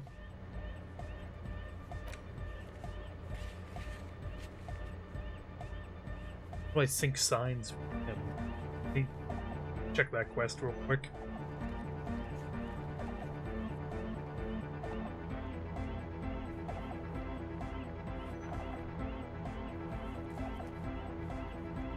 Okay, no, I need to help them actually get in the nightclub first. Well, let's give him a talking to. Hi again. So, I think... Yes? What's the deal? I convinced Suna she's okay with you guys moving in, but under one condition. She needs your speakers for her project. We are grateful, Cotman. You're an augury of a new era of Nordic dance music. You're gonna have to share the space for a couple weeks until she gets her research finished. That's fine. We can manage. I'm glad I could help. We appreciate it. It's going to take us a bit to move our stuff inside. A couple of hours, maybe. Come check back later. Let's get moving.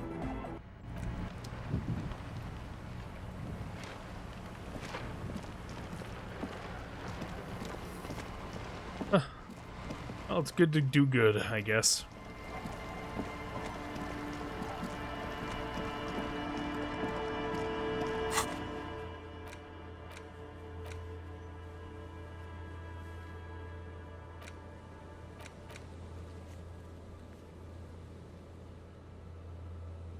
Union and cryptozoology business might end when you do.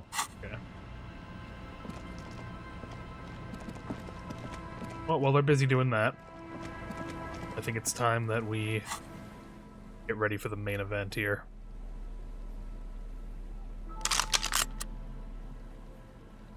I got 2 bullets. Holding the gun feels natural and satisfying. It's like it reminds you of this gun.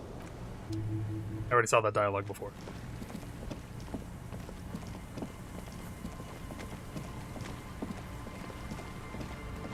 Anyway, let's head in. Confront this. Or maybe I should talk to the lady first. Sorry, I'm edging everyone in this fucking... watching this.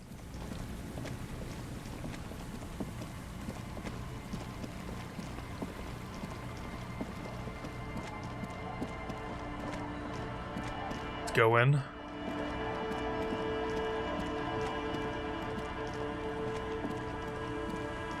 Alright, before we go, let's see if we can get a date tonight. Wish me luck, we're going in.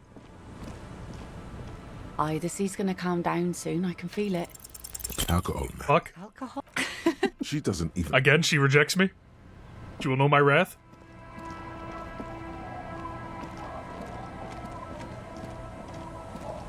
We should head down there. We should talk to... what's her face a little bit more. You're back. Good. What can I help you with? More lessons in basic reality? My favorite... What is all of this? The scent, the sound, the air. What world is this? What world? The only one, I suppose. The world of matter. And its pale antipode. The camera of her mind glides over the surface of the water. What do you see? Great bodies of water. Forest-covered surfaces. Clusters of light where the cities lie. You've seen the montage. We all have. This world is enough. A frisson lifts the hair on the back of your arm. Wind sweeps the surface of the bay. The wind is sweeping the waters. The world is a suzerainty of Revachol. There is a term of endearment they coined for it in the DeLorean century, when humanity was high on this world, discovering more and more of it, these archipelagos included. What is it? Elysium. World needs a term of endearment. It does. There are those who would call it Hell. Well, what's hell? A term of hatred that originates, like many such things, with the Mesk petro-fascists. I don't feel like I got the whole picture yet. Oh, you want a picture of the world? There is no complete set yet, dear. They're having some trouble reaching orbit. How come? Great things are difficult to achieve. For now, we're viewing the world from the inside, sideways. Well, inside, what shape is the world then? We used to think it was a sphere, but that is beginning to look less and less likely by the day. You wouldn't know it from the tabloids, but the ORG nations have been launching weather balloons into the lower ionosphere since the 30s. ORG, Occident Revachol Grad. There's a steadily increasing trickle of images. Between the big three scientific contributors, they're piecing together a dark grey corona. A what? Yes. Pale covers 72% of the surface. There are grey flares and prominences, even arcs above entire isolas. The images are blurry, but if there was a sphere in there, it certainly looks like it fractured a long time ago. A cold fear seeps into you. What are you telling me? You seem to be spooked. Please don't be. What do you mean by corona? They say there is a rarefied envelope of matter surrounding the darkened disk of our planet. That is, if we are still living on a planet. Or, to speak more plainly, imagine vast swathes of land disrupted by nothingness. I am sorry, dear. It must sound quite terrifying through the acute encephalopathy. Even scientific positivism isn't entirely convinced about what we're dealing with here. But this is one of the greatest questions of our time. Well, this is the first we're hearing about this. We're living on a... set together. What happened to our planet? Out of our rut. Bring us together. However naive it may sound. A fractured corona doesn't feel like it's going to bring anyone together. You have misimagined it. I don't have the power to convey to you the effect and geometry of the images that depict our world from below low orbit. It's like the crowning of the world. It's insane. Very disco. You'd love it. Oh, well, if you say disco. See, everyone finds something worth holding on to in this world, however wasted its opportunity. The cold seeps into you. The air is heavy with 80% humidity. Suddenly, you're conscious of yourself standing there, on whatever this all is. Your arms hang down by your side. The lieutenant observes you both, silently. He adjusts his You said glasses. pale. What is pale? The pale is not, technically speaking, part of reality. Yes. Also, I think we've had enough excitement for today. We do have a case to attend to. Of course, Lieutenant. Let's try something else. Oh, I want to know what the pale is. I don't think your colleague would appreciate that. He has already been so patient with this whole exercise. Let's continue with something else, all right? You can ask about anything else in the world. You could sneak back later when the lieutenant is not here, unless you can convince him to step aside. Glad to have been of assistance. Do I have any volition clothing?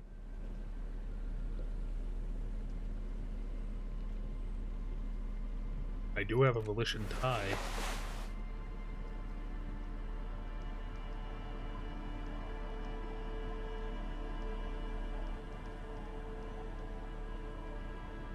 Anything else here help my volition?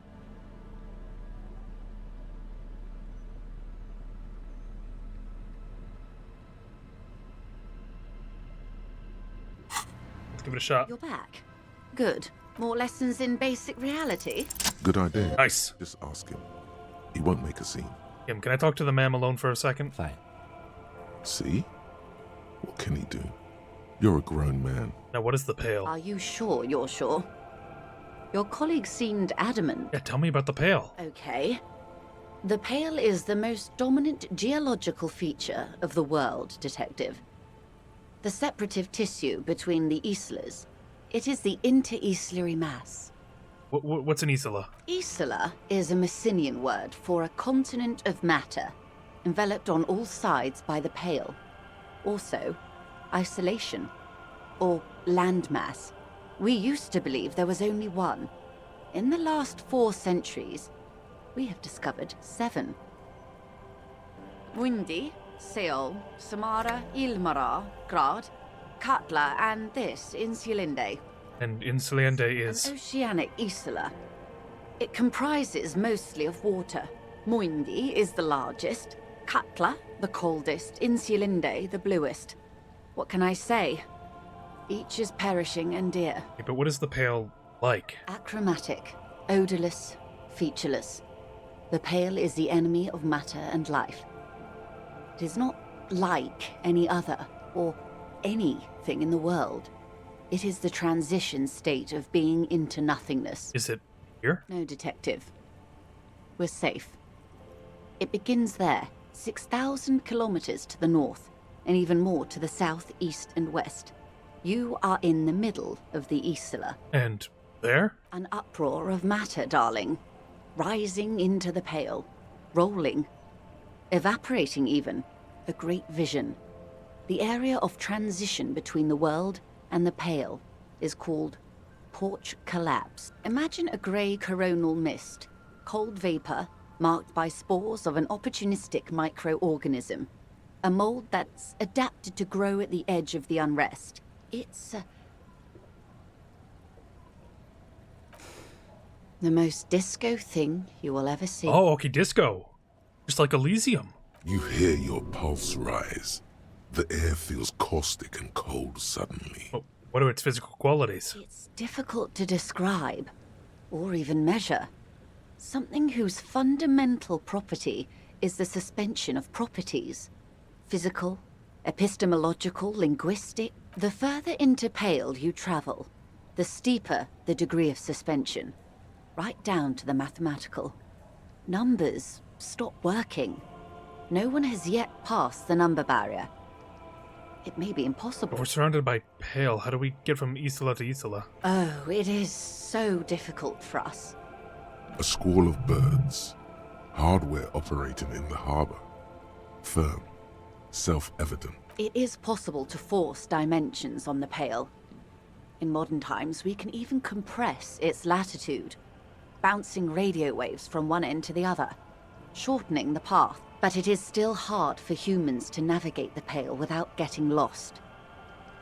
Or having our minds damaged. Pale can damage the mind? Extensively. How? Some say the damage stems from extreme sensory deprivation. Others argue that Pale somehow consists of past information that's degrading, that it's rarefied past, not rarefied matter. They call it the blend over of the self. The Pale does not only suspend the laws of physics, but also the laws of psychology, maybe history even.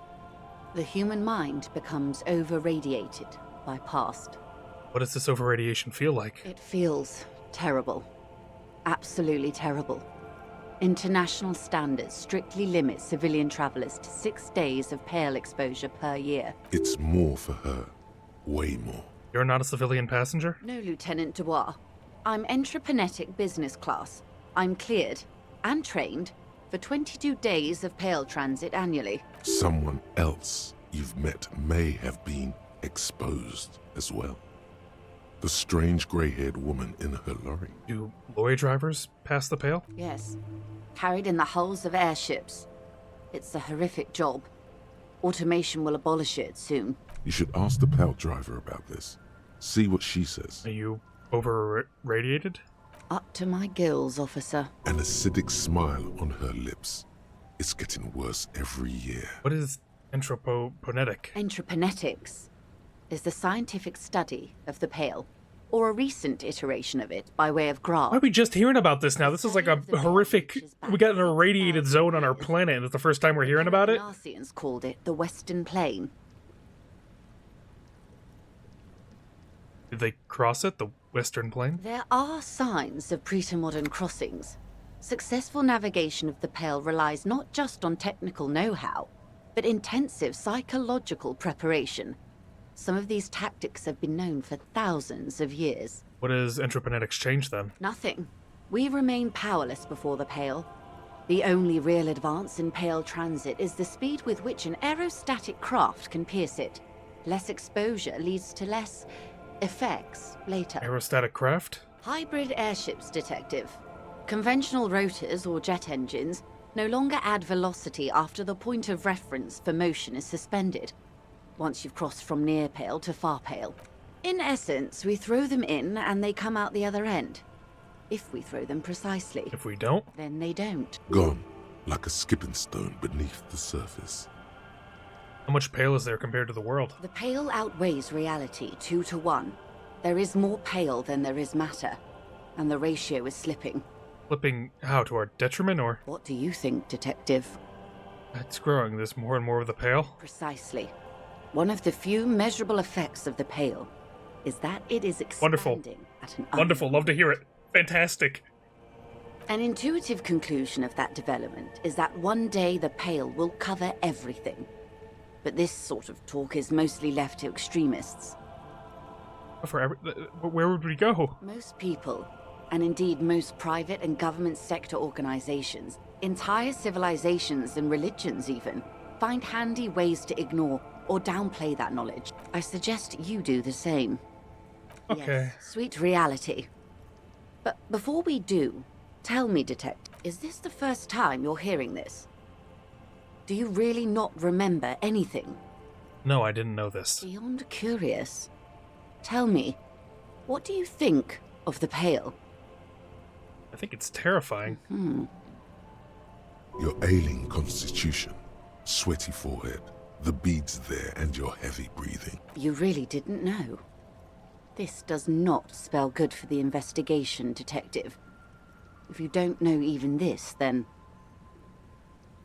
I'll handle it. I'm under control. I hope so. I truly do. If I may suggest, hold on to your colleague, Kitsuragi. I ran a check on him and he is very competent. In the meanwhile, you have me.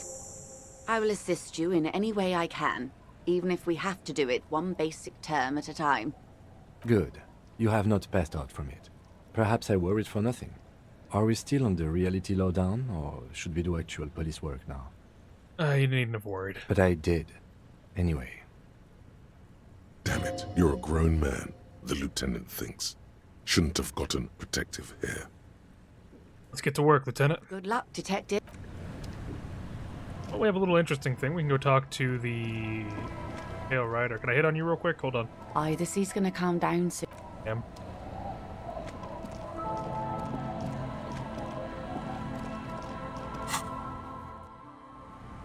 One day, we'll get a date. I promise.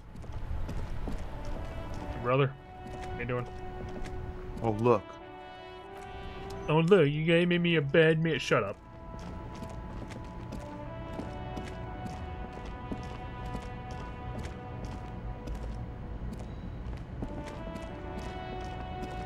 Ask this old lady all about the Pale Ride.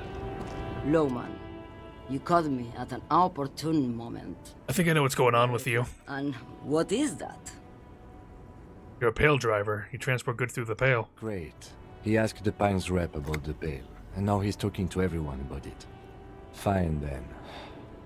Just try not to black out again, and don't contemplate. We don't have time for that.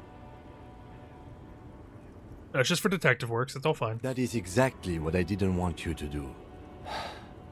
Ma'am, my partner wanted to know if you work in Pale transport. No offense. But your partner seems like a bit of an idiot. Republica, a filterless cigarette from Mesk. Republica, not very healthy. Neither is Pale transportation. Life is transitory.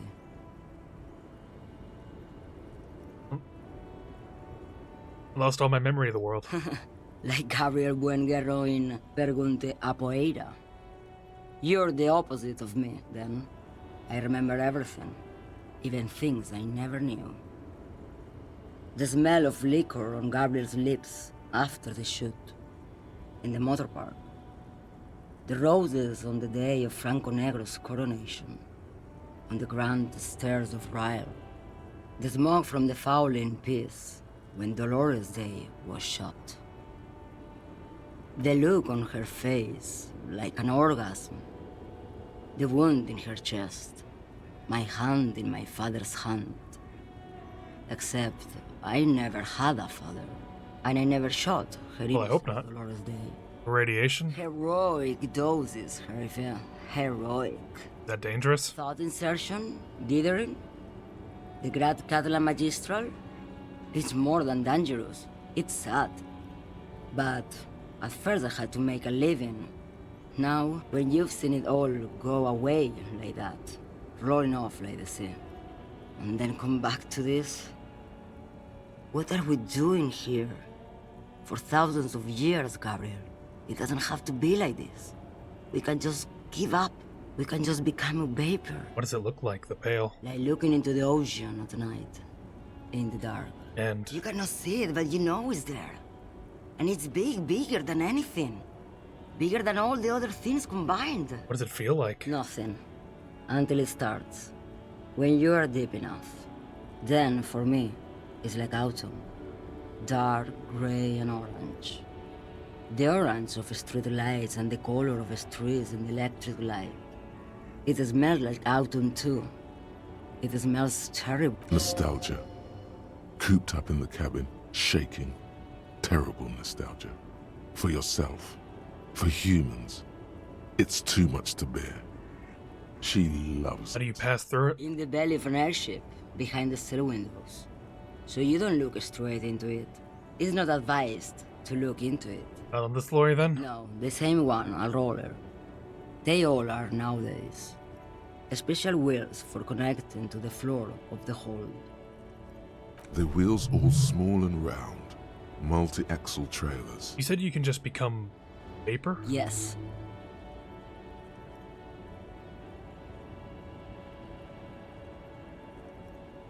I feel like I already have what you have in some way. They say there is a point. One that I have not crossed. In the Pale, super deep. If you stray too far, of course, on the U41A, or in Lomonosov's land, where every step you take is one step further from home, no matter the direction. It's a point you cannot come back from. Your mind becomes so radiant with the past, there is a flip. Instead of writing, it erases memory, nearing some kind of indescribable finale. Maybe you've been down the motorway south. The motorway south? It's a story as lone horsemen tell. Lone horsemen, Jerife, not Pale drivers. Way beyond the established Pale that's lit by radio frequencies, where it goes silent and dark, and the process begins. Erasure, kilometer by kilometer, in any direction. The motorway south is a road you cannot come back from. What's at the end of it? No one knows what's at the end. I've only glimpsed the beginning. I've only felt it in the distance, when I was a child. A child rowing on the lake. Ma'am? Josiana. There is nothing more to do now. She's far away. You've fried both your brains enough for today, detective. Let's get some air. This one's far gone. Oh, damn, now I feel bad. I just want information about the evil death pool that's in our world. Didn't want to fuck up Abuelita.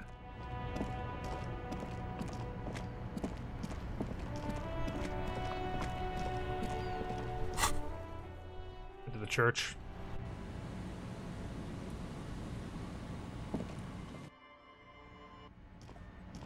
Oh, nice place you guys got here. Yeah, it's all set up, man. Can you already imagine 1,000 people in here? 10,000! Ecstatic vibrations, totally transcendent. And I've finished setting up the new compressor too. Now the only thing left to do is the name of the club. Will you do the honors, detective? Kim, how would you name the club? I wouldn't. I wouldn't build a club. Come on, Kim. An underground place with no name? Sounds like something the Crabman would say. We're not going with anything the Crabman would say. Why not? The Crabman has ideas, Estelle. Ideas from another level of consciousness. I don't care. I don't like the Crabman, and I don't like his ideas. His ideas are spooky. Next, please. Tuna, you have an idea on this? I don't. Good. We have too many opinions anyway. Well, Noid. I think Noid... Oh, not Noid. Estelle, what do you suggest? How about something simple? Like the club? Too modern. And too ironic. We don't want ironic. We want real. Real and true and beautiful. like a morning after the rave. Well, Egghead, what about you? Yakukata! Yakukata! The place to be! I like it. It's a good name. Yeko Qatar, the zone of ecological catastrophe. That's too morbid, Egg. Got anything else? Hardcore! Hardcore to the mega! No, it has to be bigger than hardcore. Yes, it has to be even bigger than hardcore to the mega. It has to be bigger than the scene. What do you think the name should be, Andre? The name. Everything I managed to come up with sounds just wrong. Andre's overthinking it. Yes, you should do it, detective. I'm thinking it might let me call it Disco Elysium. Noid's right. You've helped us so much. It's the right thing to do. What about you, Noid? Amnesia.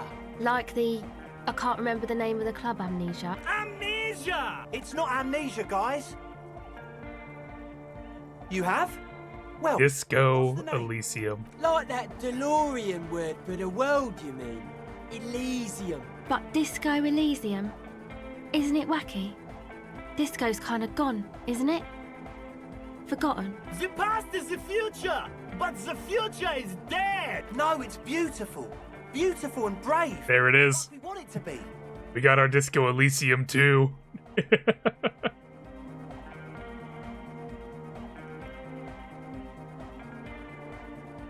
Beautiful. And short.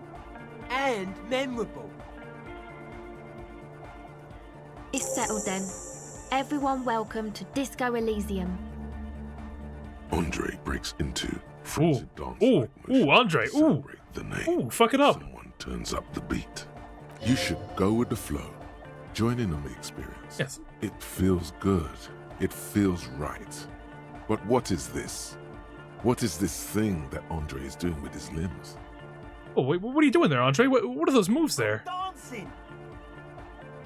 We should talk about the so-called dancing. Yes, my man. Talk? What is there to talk about if you can express yourself with moves? Audio waves thump against your ribcage. The speaker setup makes everything sound much better. But the beat is still so weak. I mean to ask, what's with the hair? To express my individuality. Is that a bald spot? It's hard to tell for sure, with the fused together spikes. But it looks like he's balding. Are you balding? Well, because I'm balding, yes.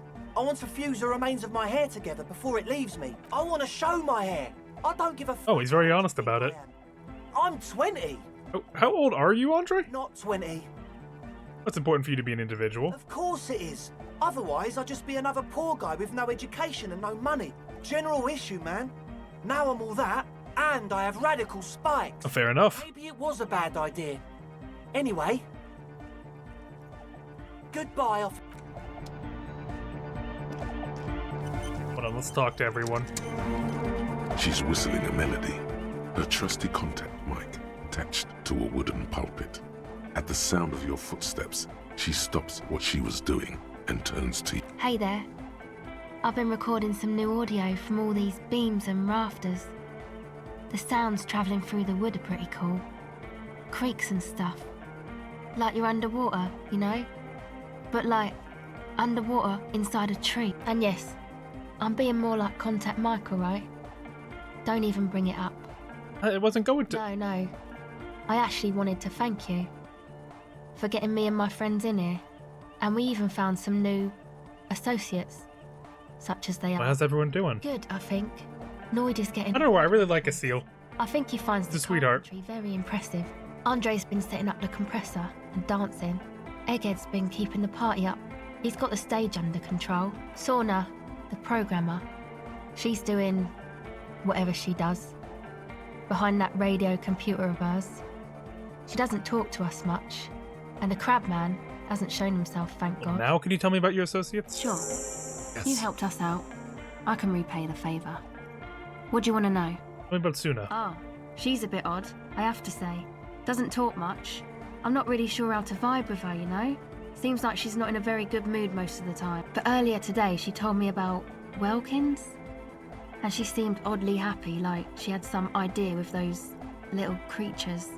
Some artistic... Oh, she's even thinking about the elves even now. I was busy with my That's mic. cute. What about the Tiago? Oh, the crab man. Still gives me the creeps the way he moves. But he doesn't actually come down that much, just climbs around the rafters. I just tried to stay away from the crab man. But he talks to Noid. They seem to have some thing going on. Oh, he talks to Noid. What for? Beats me. Noid said they get along somehow. They're both crazy enough, I guess. What does he do up there? Who knows? He doesn't really answer our questions, see? Not that it's easy to ask them. What are we supposed to do? Yell up at the tower? Oh, thanks. About the others? Who do you want to know about? About Andre. Andre? He's a cool guy. Doesn't really come off as one, but he is. To me, at least. She rubs her sides, but not from cold. Her shoulders are relaxed. She must have taken a hit, or she's on an upswing. He takes care of shit. Sorry. I mean, he's got a vision. For what life should be, you know? He tries to push things until everything falls into place. He's an organizer.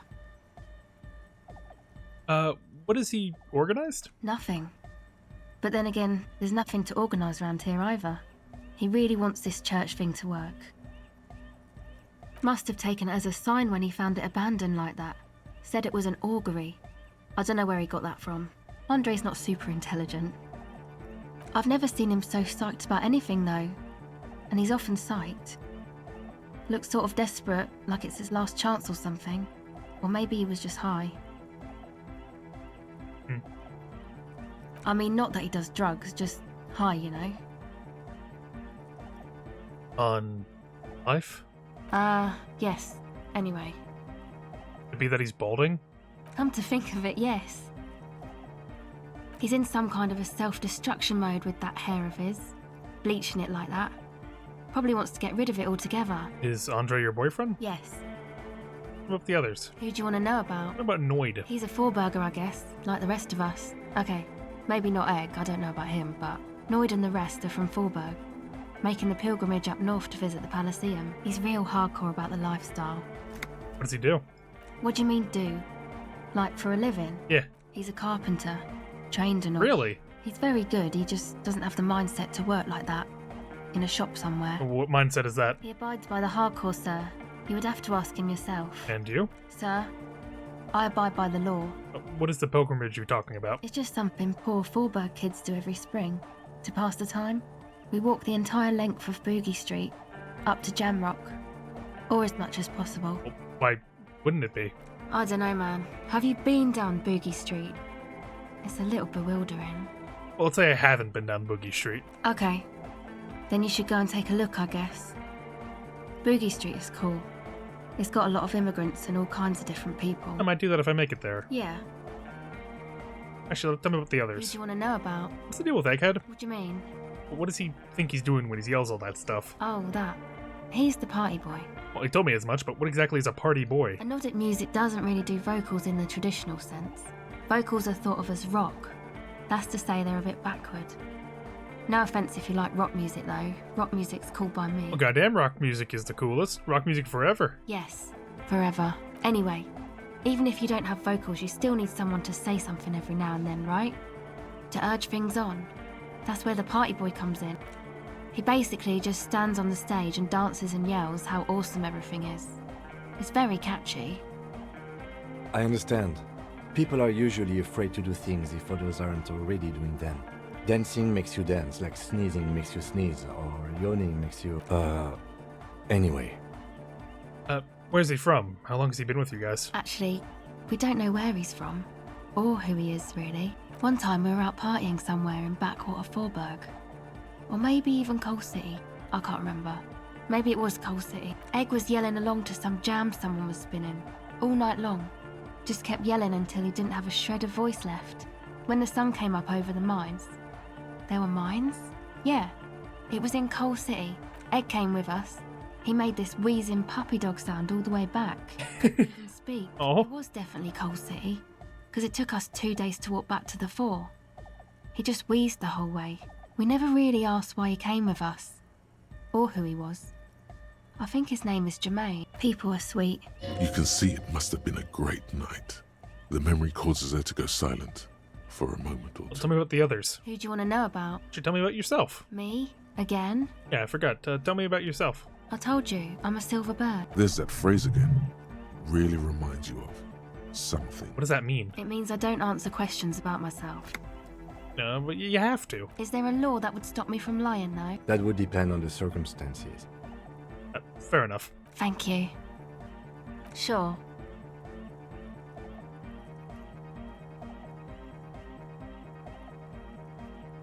Empathy, reaction speed. For now, catch the silver bird. Hi.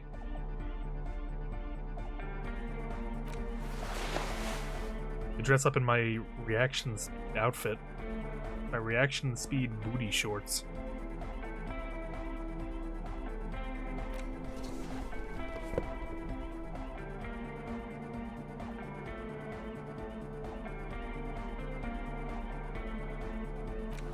Reaction speed pants.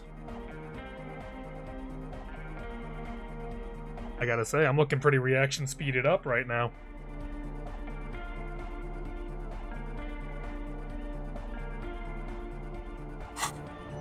Let's try to... Welcome back.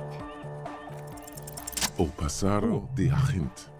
It flutters by your ear. It's what the Zemoyaki, the Gradian community in Revachol, call a person who never breaks under interrogation. It's an organized crime term. Excuse me?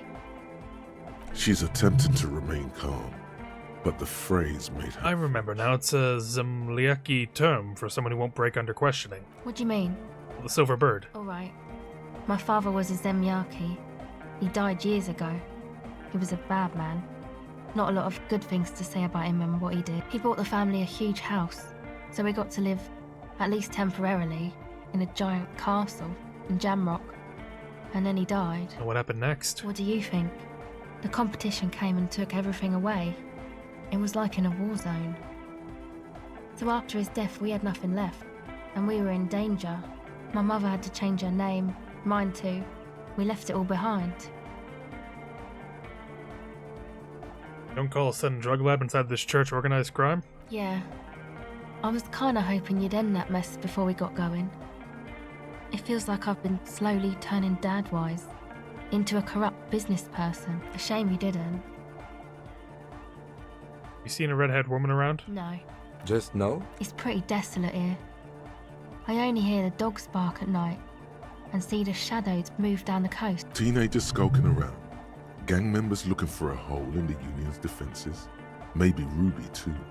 But she wouldn't be able to tell from here. That's good. No neighbors to complain about the noise when you get to the club going. Exactly. It's our chance to turn the grim desolation into an overwhelmingly fun dance party. That's all for now. How you doing, Noid? You got us in, cop. I can't believe you got us in. Between you and me, I don't know if you've noticed this about me. I'm a little suspicious of authority. But you really came through for the hardcore underground. Yes, you really came through for the hardcore underground. How come? Andre is busy cutting some slightly less lame, but still quite ungainly shapes on the church floor, sweating profusely. Estelle using her contact mic to listen to a tree underwater. The one with the large head is blasting the dance track on repeat, while the stained glass window behind him is rattling from the That's better than in the tent. It wasn't safe. Okay.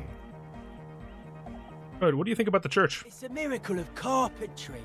Dead bodies carved into total shapes. Now it can be something more.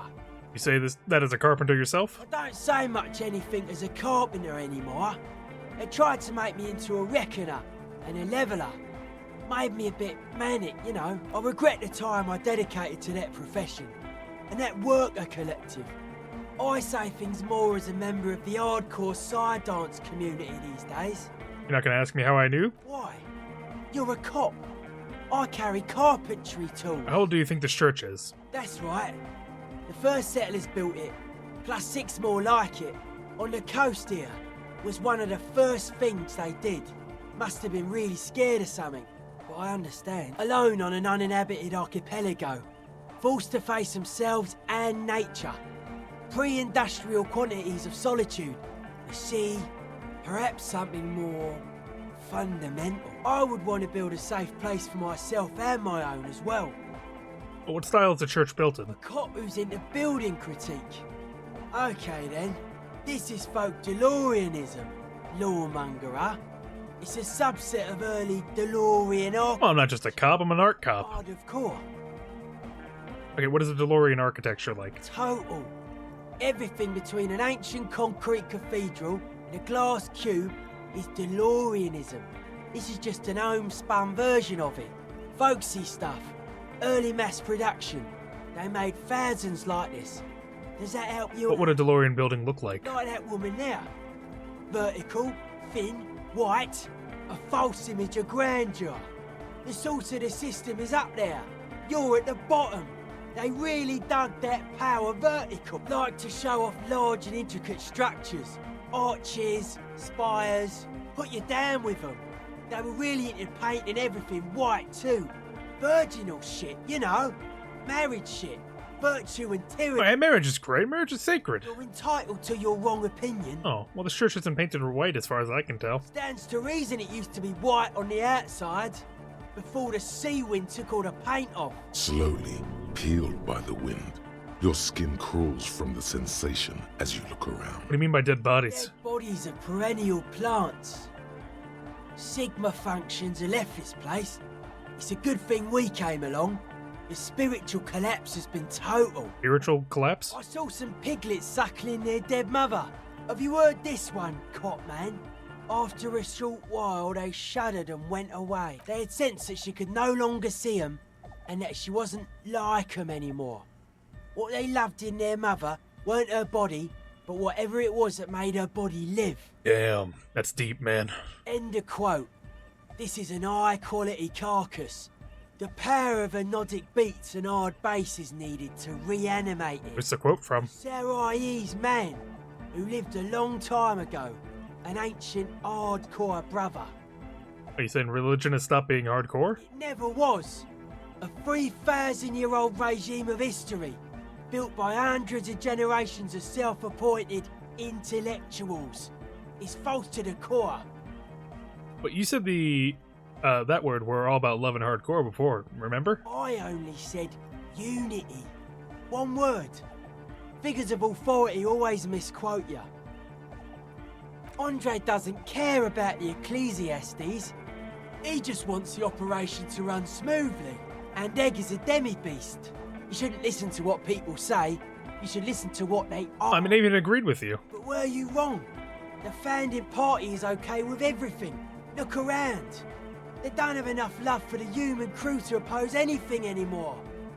We're on our own. And you propose dance music will supplement the system? Anodic dance music. Regular dance music wasn't hard enough. And yes, I do. You know what this kind of stuff goes well with. You have to be on drugs for that, though? Only a little.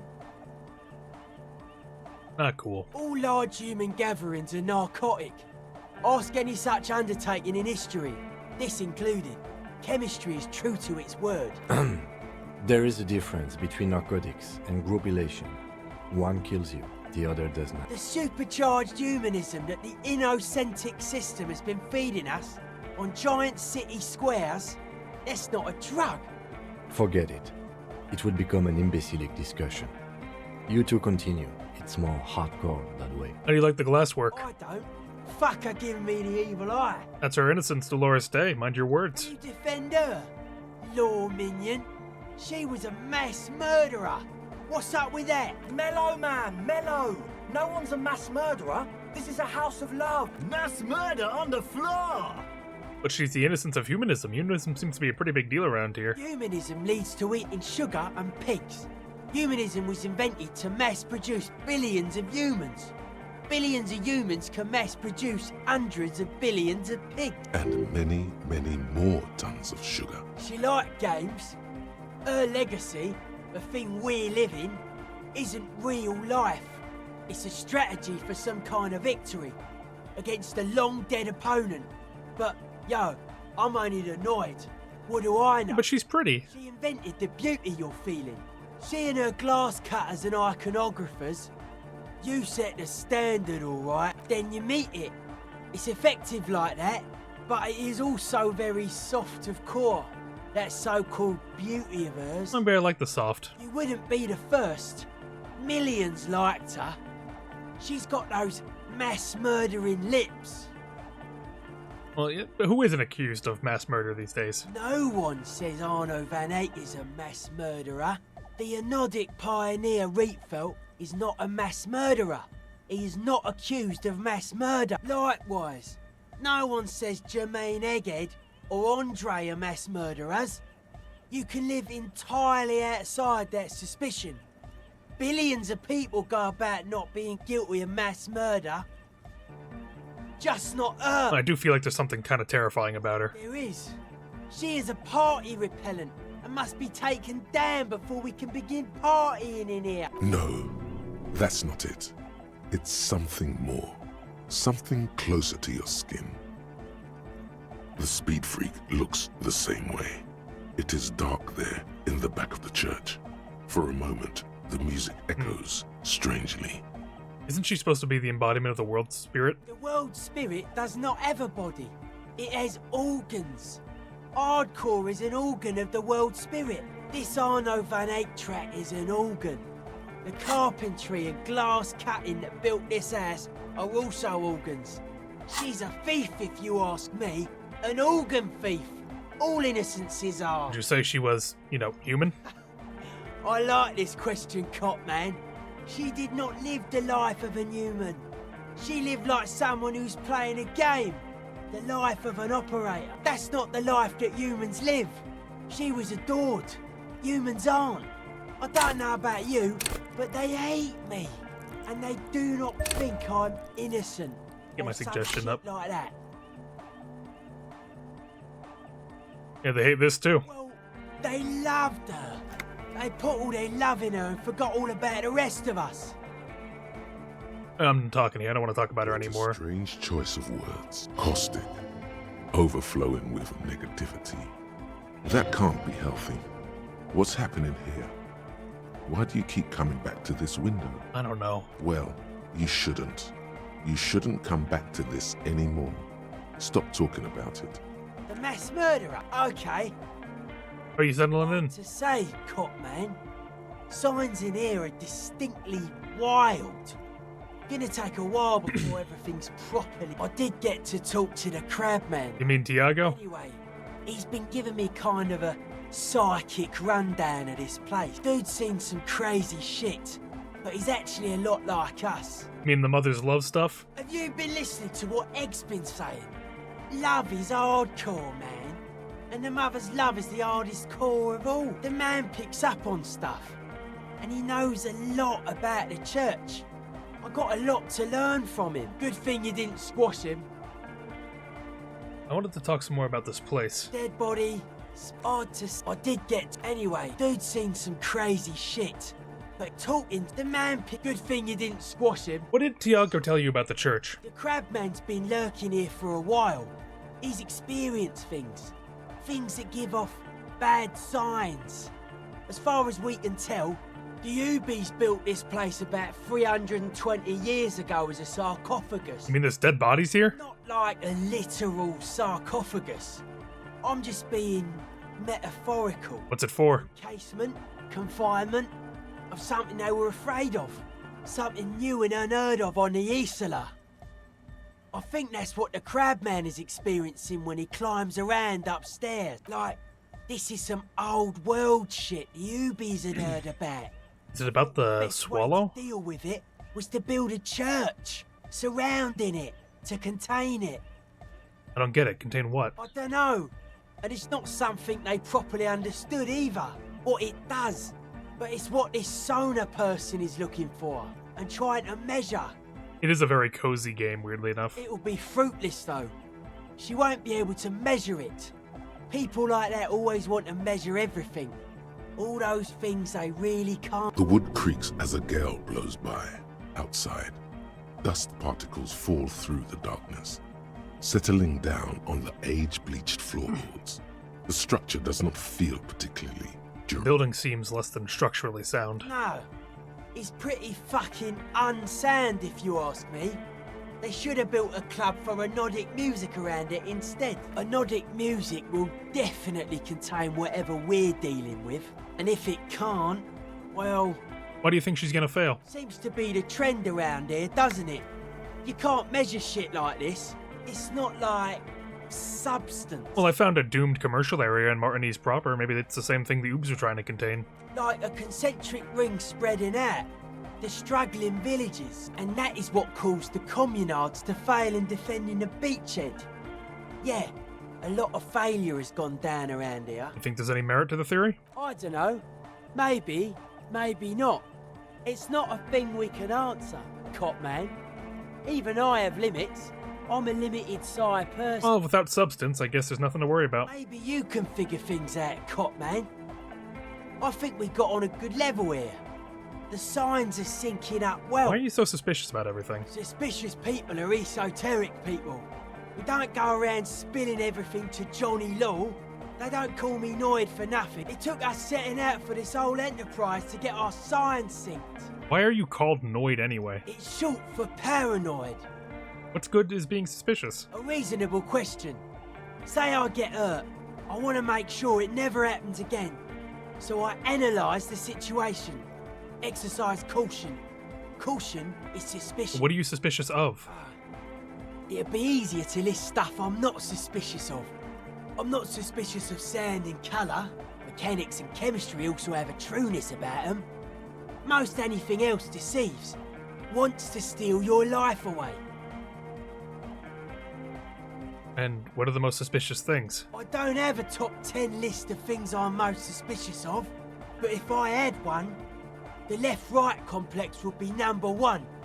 Number 2 would be their sole accomplishment, the pig-wheat paradigm. Does this mean that you're mentally ill? Mental illness is a term that powers used to homogenise people. I think I don't reach mental illness. I am merely politically ill, a suspicious element. Well, tell me more about the left-right business. I prefer not to. Both ask the wrong questions. Any spark of light from either one is accidental. Their combined movement's only concern is producing enough pig and wheat for everyone. The end goal of humanity. The original mistake was assuming that words have more being than bodies. That's what led us astray, far from our true lives, but we may yet find a way back. Whatever this true life is, you feel it's the real centerpiece of this mythology. Well, what suspicious do you have about production of pork and wheat? It's our only shit. We should make better use of not being animals or cereal grain ourselves. What's wrong with cereal grain? Yes, having food is means to an end, but the left never talks about the end, only the means. Caps are likewise suckers, constantly sleepless in worry. Well, that was stimulating. His eyes flicker. You mentioned true life. What would that be like? Life is true if it's free from fear, an internal division among oneself. And others, mankind has seeds of greatness in it. A germinal will come, a return to trueness. It will be hardcore. Well, how would you go about returning to this true life? Beats and bright lights to shatter falsehoods. Nerve impulses for the collective body. We are very much alike in basic structure. An hard enough beat would awaken everyone to a truer calling. In unity. Just like that. The speed freak is right in your face. His eyes burning. His comrades look on. So you want a noise-based society? Many non-Occidental cultures share a beat at their art. Thus, they are closer to true, hardcore life. There's just never been enough of them, and they had to rely on some extremely basic percussion. They keep mentioning hardcore. What does that mean to you? Utmost dedication. Thoughts from the spinal cord. It's a potent superlative as well. Egghead usually has a better concept of the hardcore. He just really likes saying hardcore. Hardcore! Well, that was vague. Dedication, something else? Superlative? You're being too specific about it. Try consulting with your spinal cord. Let's talk about something else. Sure thing. What's with the clothes? You're hardcore. Looks like a woman with those earrings. You know what I think? I think man, woman, and child are arbitrary divisions which serve to bind humanity to serfdom. That's it? They're just clothes. I thought there would be more in it. It's just a style, you know. Normal hard style. Anyone can wear it. Let me try to conceptualize a little bit here. Hold on.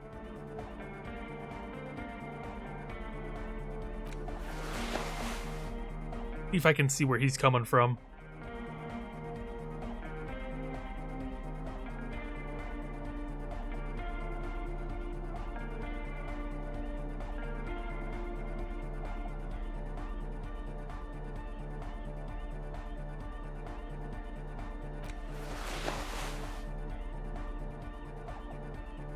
There we go. I don't think anything here fucks with conceptualization. No, we're good. Yo, man. What's on your mind? Aggressive. Oh, damn. Monotonous. Hey, Suna, how's it going for you? Yes, what is it? How's the project going? I see that your neighbors have moved in, but all I hear is hypnotic dance music. What? What did you say? How's the project going? I can't hear you. The music is too loud. The project. Oh, the project. It's not going well. Why? There's that guy. I need him to plug a 3.5 cable into the auxiliary input so that I can route the audio signal through the mixer into the speakers. Why don't you just ask him? He doesn't listen to me. He only ever seems to care about hardcore and Yekukata. A place to be, apparently. I'll talk to him. Maybe you can get through his magic rhymes. Let me know how it goes. Always gotta be helping. The mother of humanism stands. Denarian Church, the place to be! Make some noise, my church people! Vibrations thump through your blue soul. The music sounds much better in the church. A hawthorn tree on Rue de Saint-Gilles Lane, tangled in its branches, something bronze flutters in the wind. He stands on stage behind a table, nodding along to the music and waving his hand in the air. In front of him, the audio mixer, one reel spinning. The other reel deck is empty. Cables run hither and thither. On one side, you see an auxiliary line in with the number 4.5 written. How do you like the church? Yeah! Back on the case! No disgrace! Bring it down to party play! The first page of the second chapter! Could it be? Maybe for him, you only have a chapter or two left in you. Last of the penultimate, more like. Hey, can you please route Suna's signal into your speakers? To the mega! Yeah! I can route it through auxiliary! What kind of a cable does she use? 3.5 or 4.5? 3.5, no doubt about it. It's on the ground. Oh, she uses 3.5. Yeah. The auxiliary lining is 4.5 millimeter. These two don't mix. Oh no, we're going to be in this church forever. Don't worry, I have an adapter for it right here. Poor kid, man. Hang on, this is a 4.5. We're all good, people! Whoa, thank God. Adapters noticeably degrade the sound quality. Great! Someone got through to him. Okay, let's get it all set up. Can we turn the music off, please? Egg, the music. Everybody! Don't panic! I'm going to turn off the honor for just a sec. For a special scheduled event. The honor will be back, but we're doing something else for one moment. Alright, go tell her that Egghead is ready to rave to her tunes. And then I'll turn off the music. Well, first I gotta bust it down sexual style on the dance floor real quick. Hold on.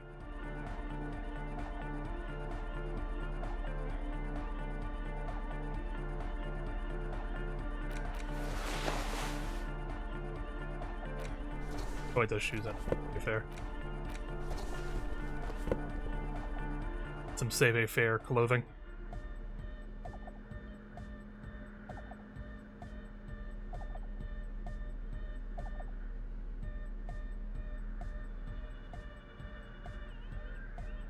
I think that's sexual as I'm gonna get here. go bust it down with him.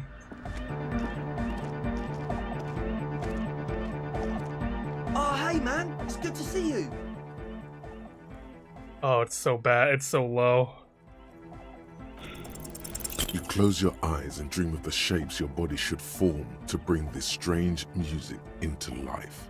For now, such ferocity of motion is beyond you. But just imagine the moves you could pull to this futuristic beat. Puts a grin on your face just to think about it. Even a failed attempt gets the juices flowing and repairs some of the damage done by battles lost. If you up the dose and truly dance, who knows what will happen? Goodbye, officer. Damn. Well, let's help out Our Lady. Yes, what is it? Alright, they're ready. Okay, but think you can ask him to turn the volume down a bit? Just in case. Maximum! Maximum is the only way! I know it is, but could you please turn it down just this instance?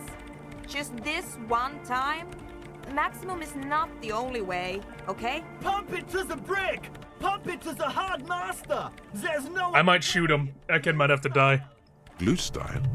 Okay, there literally is no other way. The mixing desk is glued to maximum. See? He pumps it to the hard master. It's hopeless.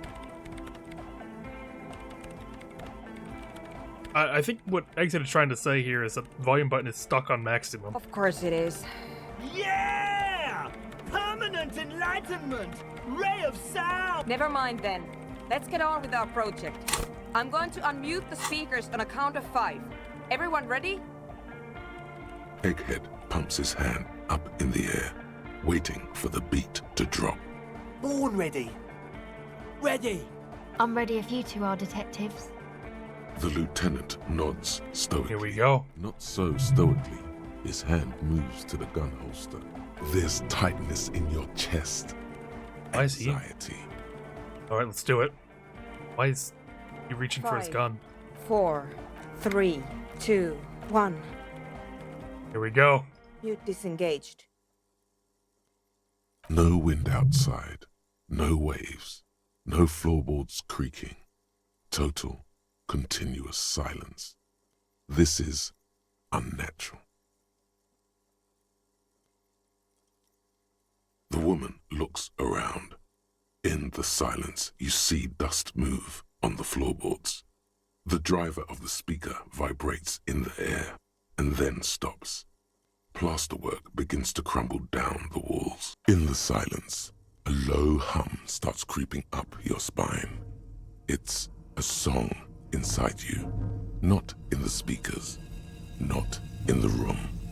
A great bass sigh in the basement of your mind. Slowly, it builds until the air around you starts What the fuck? to vibrate. It's out there now, in the world, made manifest. It will devour everything. The floorboards, the glass, the streets and the people. Nothing will remain. Guys, what's going on? It's getting louder. In the basins, the water looks like it's boiling. Hosiana! Mother of Mega! He's peaking, the worst high he's ever been on. What's the weird rattling? The beauty and the beat! The future of dance! Planetary! No, Egg! It's the window! In the corner of your eye, the lieutenant steps aside, cautiously. Oh god, is the glass about to shatter? Searching for a possible evacuation route. The window is going to come down! No, the roof! Cracks appear on the stained glass window. Cracks run up the wooden pillars in the dark. Come down to earth! Love! Below it, all the bass grows, like the jaws of a giant compressor gnawing on metal and wood. It does not sound benevolent at all. A great pulse arises in your flesh. That's it. I'm muting it. Oh, I want to dance with somebody. Oh! I want to feel the heat with somebody! Shit! It doesn't stop. A seal? Have you? Yes, I've turned it off.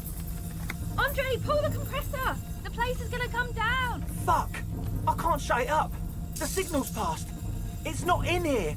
It's... In the mixing desk now, building into a positive feedback. Oh, it's just getting louder and louder. This is it. A great roar. The vault of the roof twists above you. Glass shatters somewhere near the door. It's coming down. Egg, it's in the desk! And then it stops. Totally and utterly. As if there never was a sound. Only your ears still ring from the shock. Everybody is staring at Egghead, holding a dangling cable in his hand. A black 3-pin connector. Egg. I pulled the plug. It was getting too hardcore. You did good, Egg. Most of the place seems to be intact. Fucking hell. Programmer lady, tell me you were recording that. 4 years. 22 people. Millions of reals. All that time? This is what we were up against. Just erased it. Suliswolf isn't gonna believe this. Yeah, but did you record it though? It was dope. I think we can use it. Yes, Andre. I recorded it.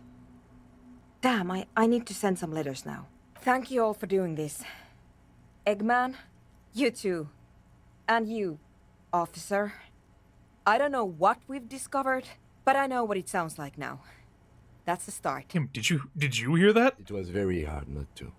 I think you're right. There is something going on here. And you need to be very careful. I promise, officer. What was that? It was mathematical information from the anomaly, presented as a waveform. That's what it was technically. Theoretically, I have no idea. I've never even heard of anything like this. A voice seems muffled in the silent church. It's your ears adjusting after the exposure. You're gonna write to Solislaw? Yes, our lead designer. And maybe some of the producers too. And some of the writers. If they're sober enough to open a transmission. They need to hear. They need to hear about this. Don't worry, I won't send the recording. Although I doubt they have the speakers to produce the frequency anyway. What happens now? Are you gonna... Stay here. I'm going to stay here with these lunatics. Send letters, maybe meet Suliswolf.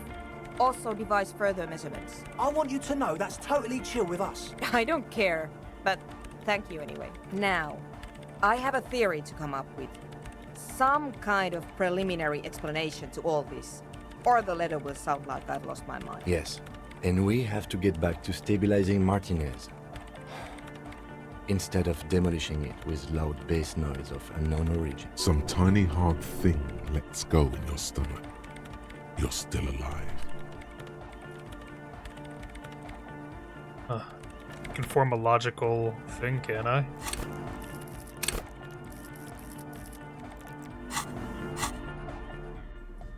Let's put our logic to the test real quick.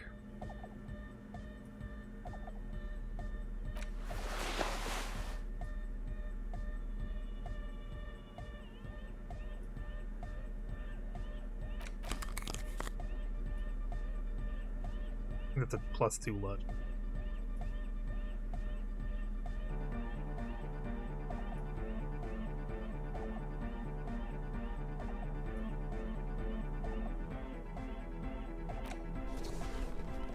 +5 to my logic with all this. Give it a shot. What is it?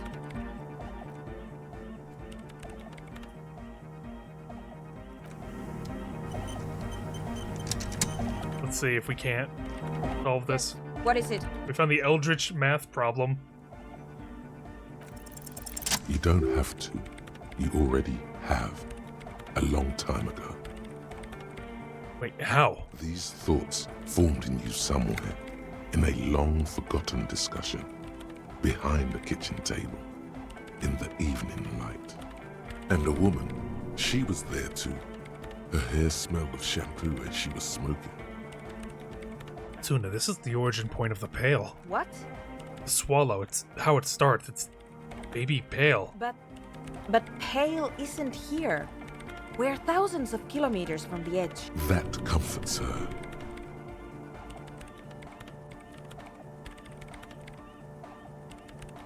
pail's only an effect, a transition between the world and that. Then what is that? It's nothing. No, it's less than nothing. No.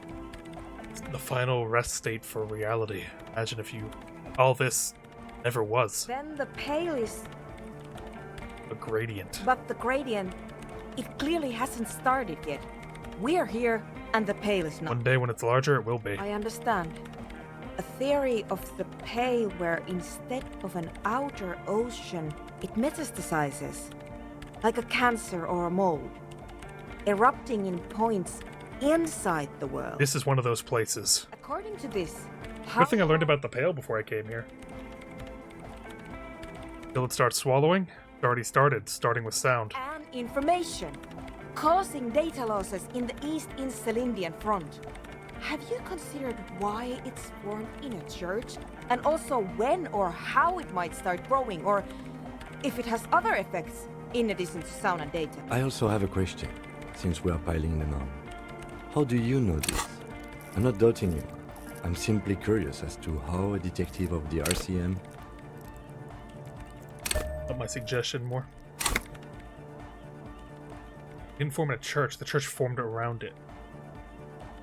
All the failed businesses and doomed commercial area, all the failure in Do you Martinet. think the presence of that puncture has somehow influenced the outcome of events here? Even say software development? I mean, even Revolution was defeated here. I mean, some kind of entropic, or entroponetic history. I told the producers we need to go and move to a normal office building with amenities. But no, the artists like the milieu, the writers like the history. I told them. They could be affected. You mean Plaisance and the Dice Maker? There was almost no one left when we packed up. Yeah, they both deserve to know. Then go tell them. Didn't form in the church formed around it. Of course! A pinewood sarcophagus, or a containment facility of some kind, built by the first settlers. Acting on an instinctual level or a religious practice we've forgotten. I have considered the same. The bad news is, there were 7 pinewood churches built in the first decade of provincial settlement. Most of them were burnt down during the revolution, or repurposed before, during the suzerain. I'm not saying all of them have one in them, but... Some of them might. A black grain hanging in the air. I think I've thought about this before, that's how. An amateur anthroponic police officer. I'd like to say I've heard stranger things, but I'm not sure. This is a hell of a guess, however. Well worded, I might add. Yes, it is very interesting. But I wouldn't say you know. This is a guess.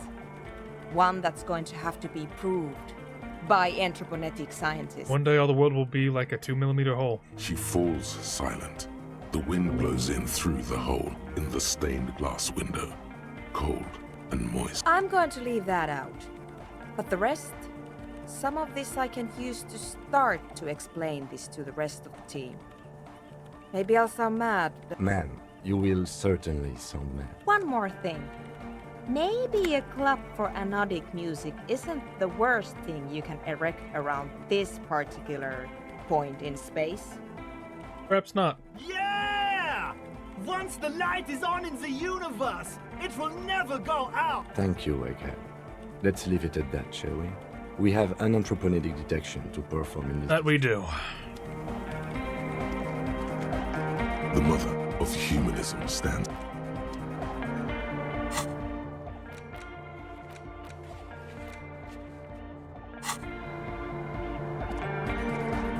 Good morning! Oh, that was a crazy sound we heard before. It was awesome and scary. Very hardcore. Too hardcore, in fact. I couldn't control it at all. What happened? It sucks up all the air in the mix until it's the only thing left. Starts compressing itself and everything around it. Completely fills up the headspace. Extreme. Inside your chest, the heart beats still with the after effects of the sound. Imagine if you could harness that power. Well, we can use that for the song. But how? What about the compressor?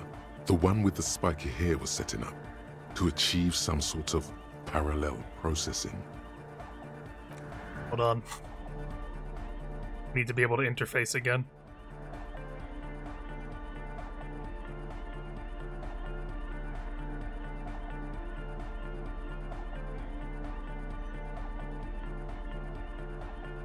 What are my interfacing outfits?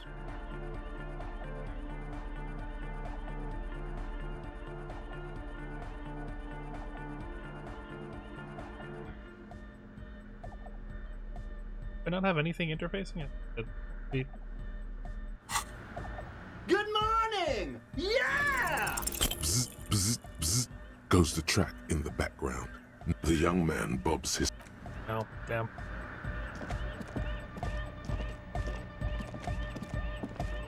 Oh, hey, man. Goodbye, officer. Goodbye, officer. Is the ceiling man doing okay?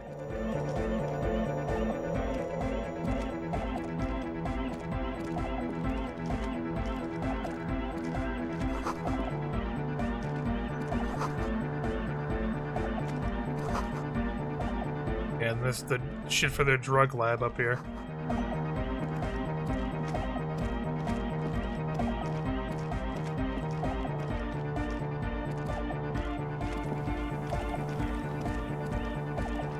Yo, man. What's on your mind? It's on my mind. What about what you just experienced, man? Welcome back. Let's head out of here.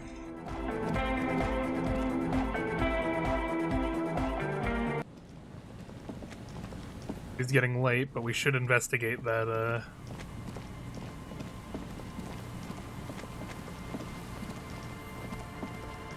that info before we get too deep into it. An old door. It's military.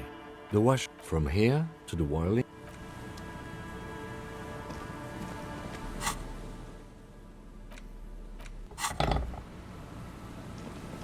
An old... Our super pry bar. An old door. It's military. The washer won't from here to the...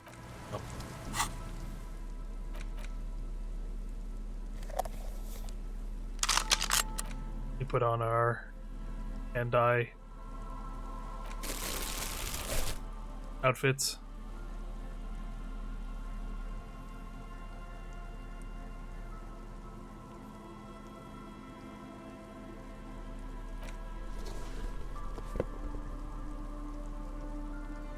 We're gonna look like an absolute psychopath coming down there, but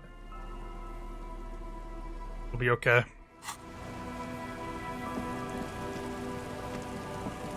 Let's do it. I've been keeping you all in suspense long enough. Actually, before I go, I should go tell the businesses about the...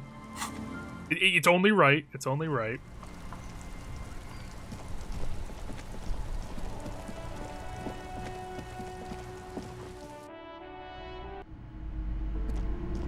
Hello again, esteemed officer, and welcome to... I found the source of the doom. What do you mean, the actual source?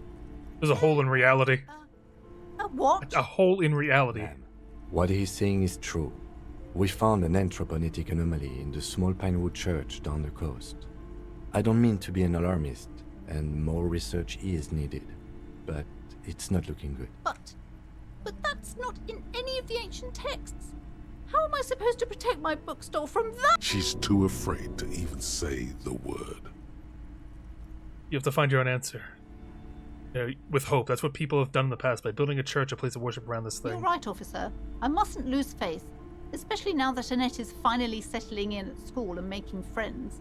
No, we can't just leave. Besides, didn't I have some Sailite hope catchers round here somewhere? I must find them. Everything will be all right if I can just find them. Thank you for your help in any case. You're welcome back here anytime. Good to hear. Child, I must speak to you as well. Hi, Ace Detective. Are you here for more books? Hold on, I need to be suggestive. Hi, Ace Detective. Are you here for... Because you know each other. She's been talking to you so openly because you've talked. Hang on, so you know me? We've met before? Yes, I used to stand out there all the time, before Mother told me to focus on my homework. You've been running around all week without your shirt on, sir, apologising to everyone. I don't really understand what you've done wrong. Did I ever talk to you? Of course, you stopped by a few times. You certainly look better than the last time I saw you. What do you mean by better? I look like shit. Oh, thanks, I'm trying. Yeah, I can see. You don't have party eyes anymore. Party eyes. Yes, of course. That makes sense. Party eyes? You know, like a cat in the dark, all big and wide-eyed.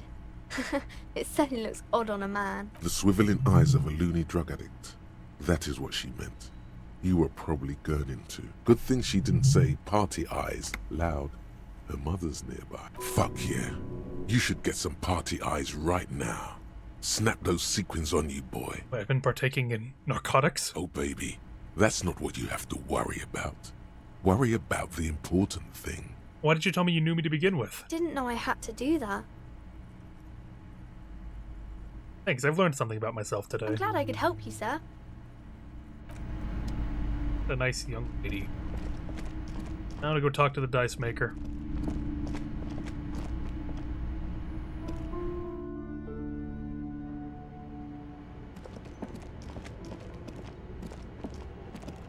I like the dice maker a lot. She's very nice.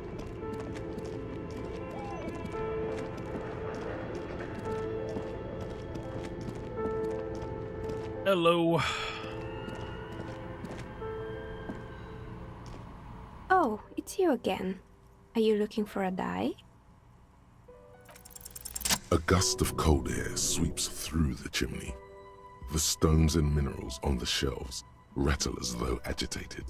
For a moment, it almost feels as though you're outside the building, exposed to the atmosphere. It is a vibe, just a little dice lady making dice in her little room, hidden away in an abandoned building. Hey, Nea, the curse is real and I figured out why it hasn't spread to you. Why it spared you. Didn't we already talk about this? This isn't technically the doomed commercial area. What are you talking about? My address is exactly the same. Rue de Saint-Guilain 10. No, the old coal plant that used to be here was subsumed into the new venture. Its ruins swallowed up. Yet it has a different address in the heart of the city. No, this used to be a coal plant. You're in a chimney of another building. This doesn't make any sense. Are you saying my business was spared because of a technicality? Where is this coming from? It is a different address in the heart of the city. And what? Does it mean that I'm safe from failure? Well, rest assured, no psychic attacks will reach you here. She starts laughing, her fingers trying to rub away the exhaustion from her face. What? Do you know what this is? Lucky charm? It's a mourning ring. I made this when my first company failed. It was a small jewelry shop right here in the East Delta Commerce Center, built with the little I inherited from my parents. I drove it into the ground within a year. I didn't have what you would call a viable business plan. Why are you telling me this? It wasn't just a jewelry shop either. I always thought that it was just the world that you were supposed to try again and again until you finally succeed. And now you're telling me what? That it was all because I didn't run my little shops and ventures from a dump inside an abandoned chimney? Hey, you made it nice and cozy here. Yeah. Or maybe it's the entire world that's cursed. It's such a precarious place. Nothing ever works out the way you want it. That's why people like role-playing games. You can be whoever you want to be, you can try again. Still, there is something inherently violent even about dice rolls. It's like every time you cast a die, something disappears. Some alternative ending, or an entirely different world. But anyway, thanks for sharing your theories, officer. I think I found the actual source of the curse. You mean the curse that I'm spared of because I live outside its immediate reach? Yeah, well, about that. I'm listening. There's a 2mm hole in reality. Excuse me? A 2mm hole in reality? This can't be true. I'm afraid it is, ma'am. Sona Lukanen-Kilde, the former lead programmer of Fortress Accident, made the discovery. Sona is involved in this? So it's even worse than I thought. It's not just the commercial area that's cursed. It's the entire world. She looks outside the window where daylight has filled the yard. I wouldn't go so far as to say that. Just Martinez? In any case, thank you for stopping by. It's good to have an answer, even if I can't claim to understand it fully. I feel bad. I feel like I'm hurting these people more than I'm actually helping them level up now. Hold on. Have anything? I'm still thinking about my date of birth. So, what benefits can I get from?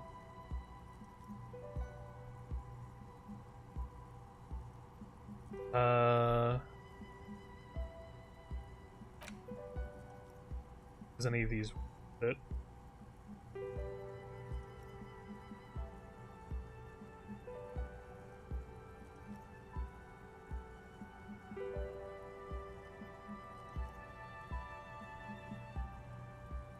As good.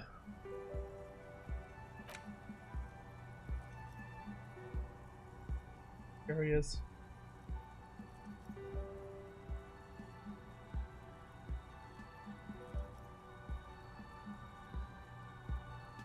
All red checks fail. Fucking. What about?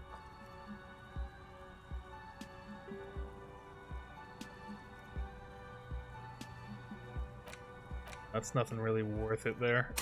Let's keep leveling up our suggestion. I like being helpful in that. Maybe we can ask the one lady on a date before. I mean, we got the time.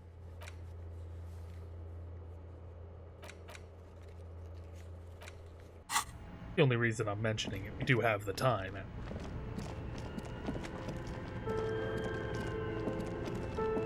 No reason I shouldn't ask a nice lady on a date. Right?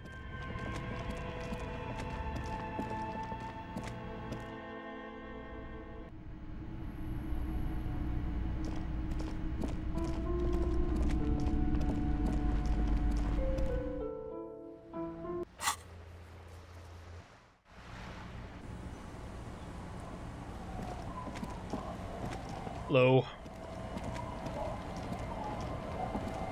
The sea's gonna calm down soon, I can feel it. The wind is turning southeast. Not that good of a... What's on your mind, officer? You think we did it! We did it! After a man... I got the date!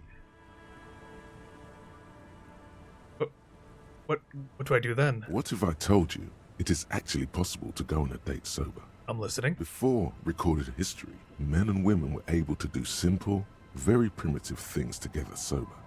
Acknowledge the situation and keep it basic. Well, I'm drunk. Don't know if you've noticed, so I usually ask people to drink with me. I have, and I don't really. Walks are fucking great cardio. Very stable fat burner. This time, though, I'd like to ask you for a walk. Just a walk? I don't know, officer. I would not have taken you for an innocent perambulator.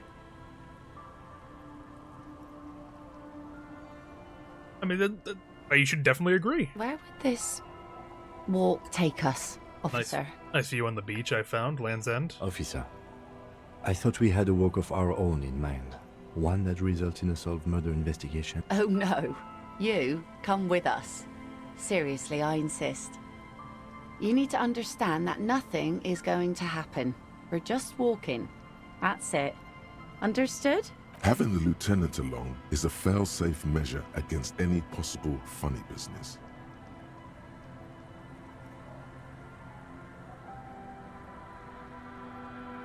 Alright, it's a date, sort of. Let's call it a walk. I'll join you if the ma'am insists. I do, yes. Stroll on the beach sounds nice, doesn't it?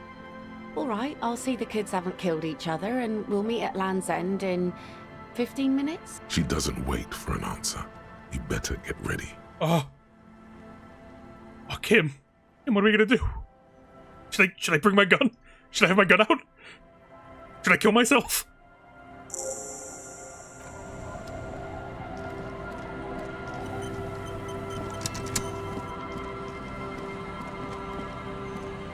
Our Canada.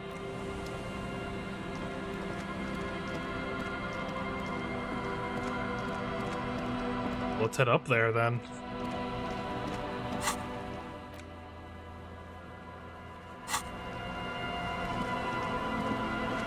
Maybe we'll find the Phasmid while we're with her.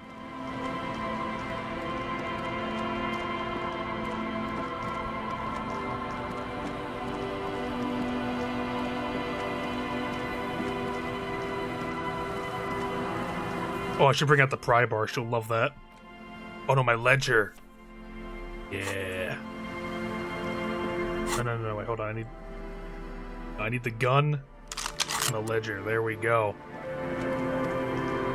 Now we're talking. Now it's a date.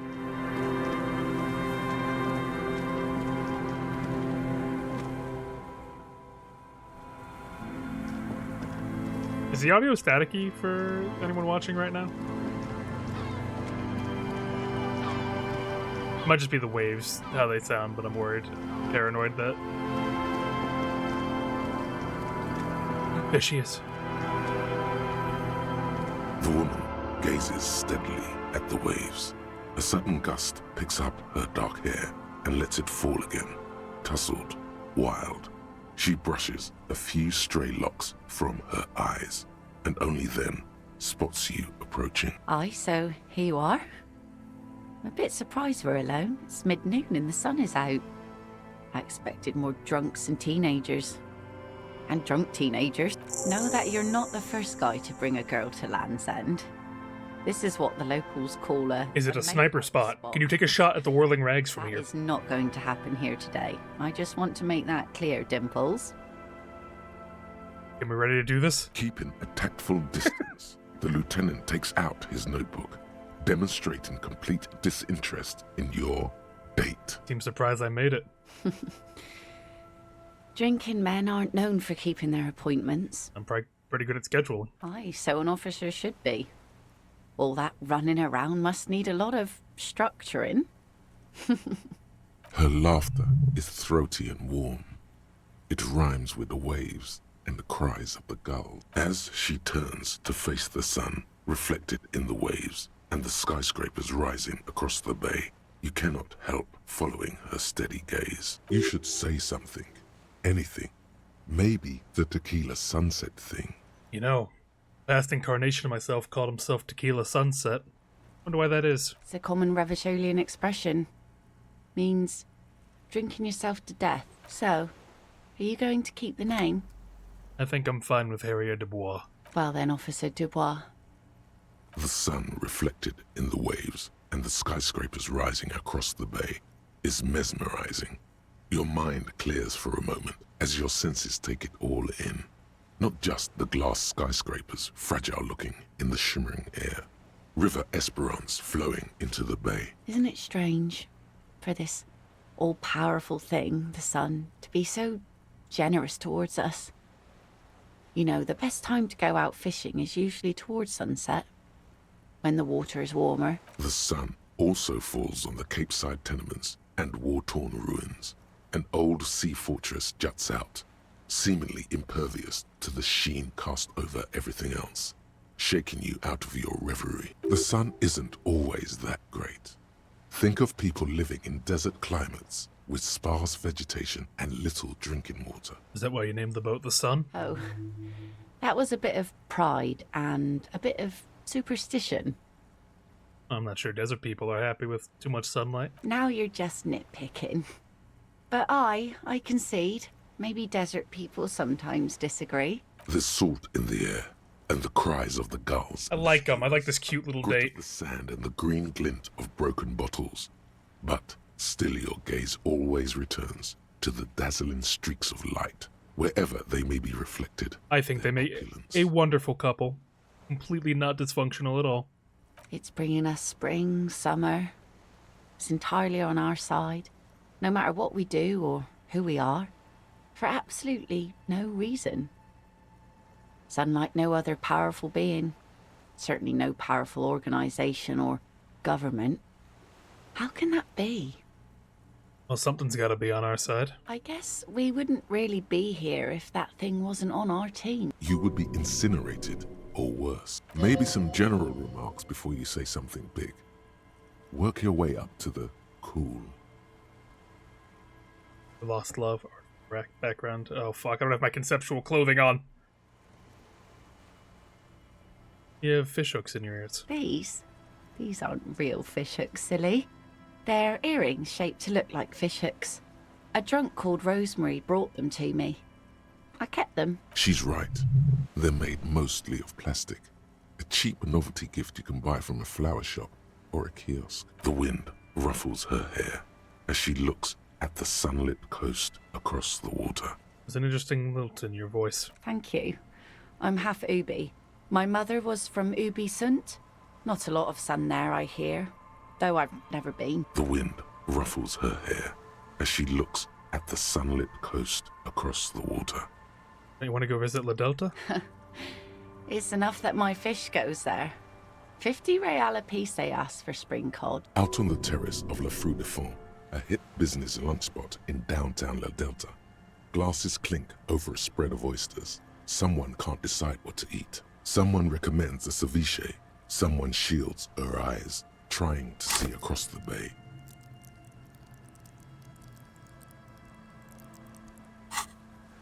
So what do you think killed the hanged man? Good one. I'm gonna go with the rope. She thinks it was a riddle. She must not even know of that business. No! Better that way. Out on the terrace of La Fruit de Fond. No, I lost my bonus for asking that. Spot in downtown La Delta. Glasses clink. Say what? Something interesting? Impossible. Please, it's important. She turns her head, and the plastic fishhooks rattle in her ears. Nothing shear-worthy takes place in your head. Something was very pretty. Fuck, I'm sorry, I don't have anything to add. Thank you. Out there on the other planet, the sea, you start seeing things in a strange light. I'm glad I got to share it. You know, the wind's gonna pick up soon, and I have to go, but have this. Oh. The sun's good, but it doesn't stick things. I've no use for it anymore. Sure you don't need the sword? No. Men around here are too drunk to pose a threat to me. The lieutenant looks at the sword with distrust in his eye. Do not bring it into a gunfight, he thinks. Please understand, it's merely ceremonial. Think we could do this again sometime? Doubt it. But thank you for the company. This is as far as it goes with her. You'd need to put a year between you and your last drink for anything more. Well, thanks for coming on this walk with me. Farewell.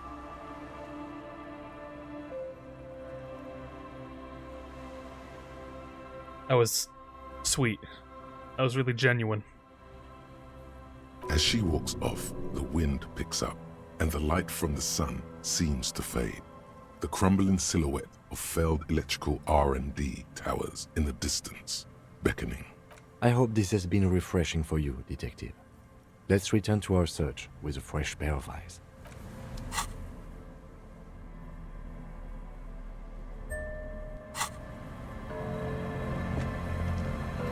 I have a sword now.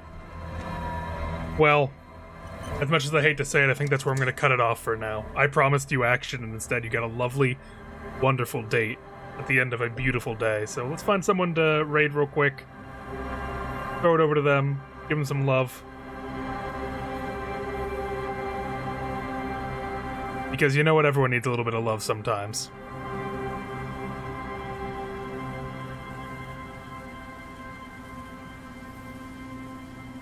Let's see who's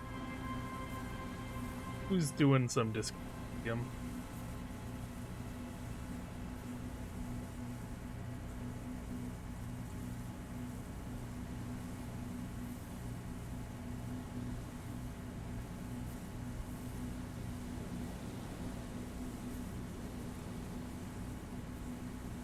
A lot of people with a lot of views for doing disco.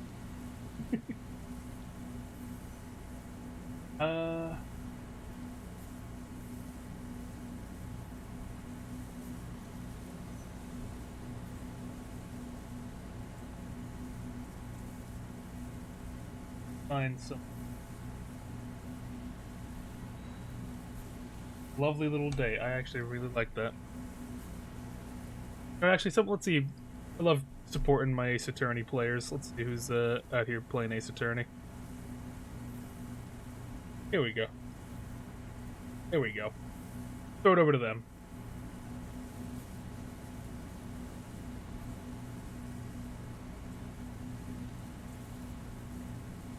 You know how I love it. So go over there. We're gonna raid them. Give them a bit of love. Tell them to have a good day. Be sure to tell your loved ones that you love them too. Appreciate the real moments, you know? Bye-bye.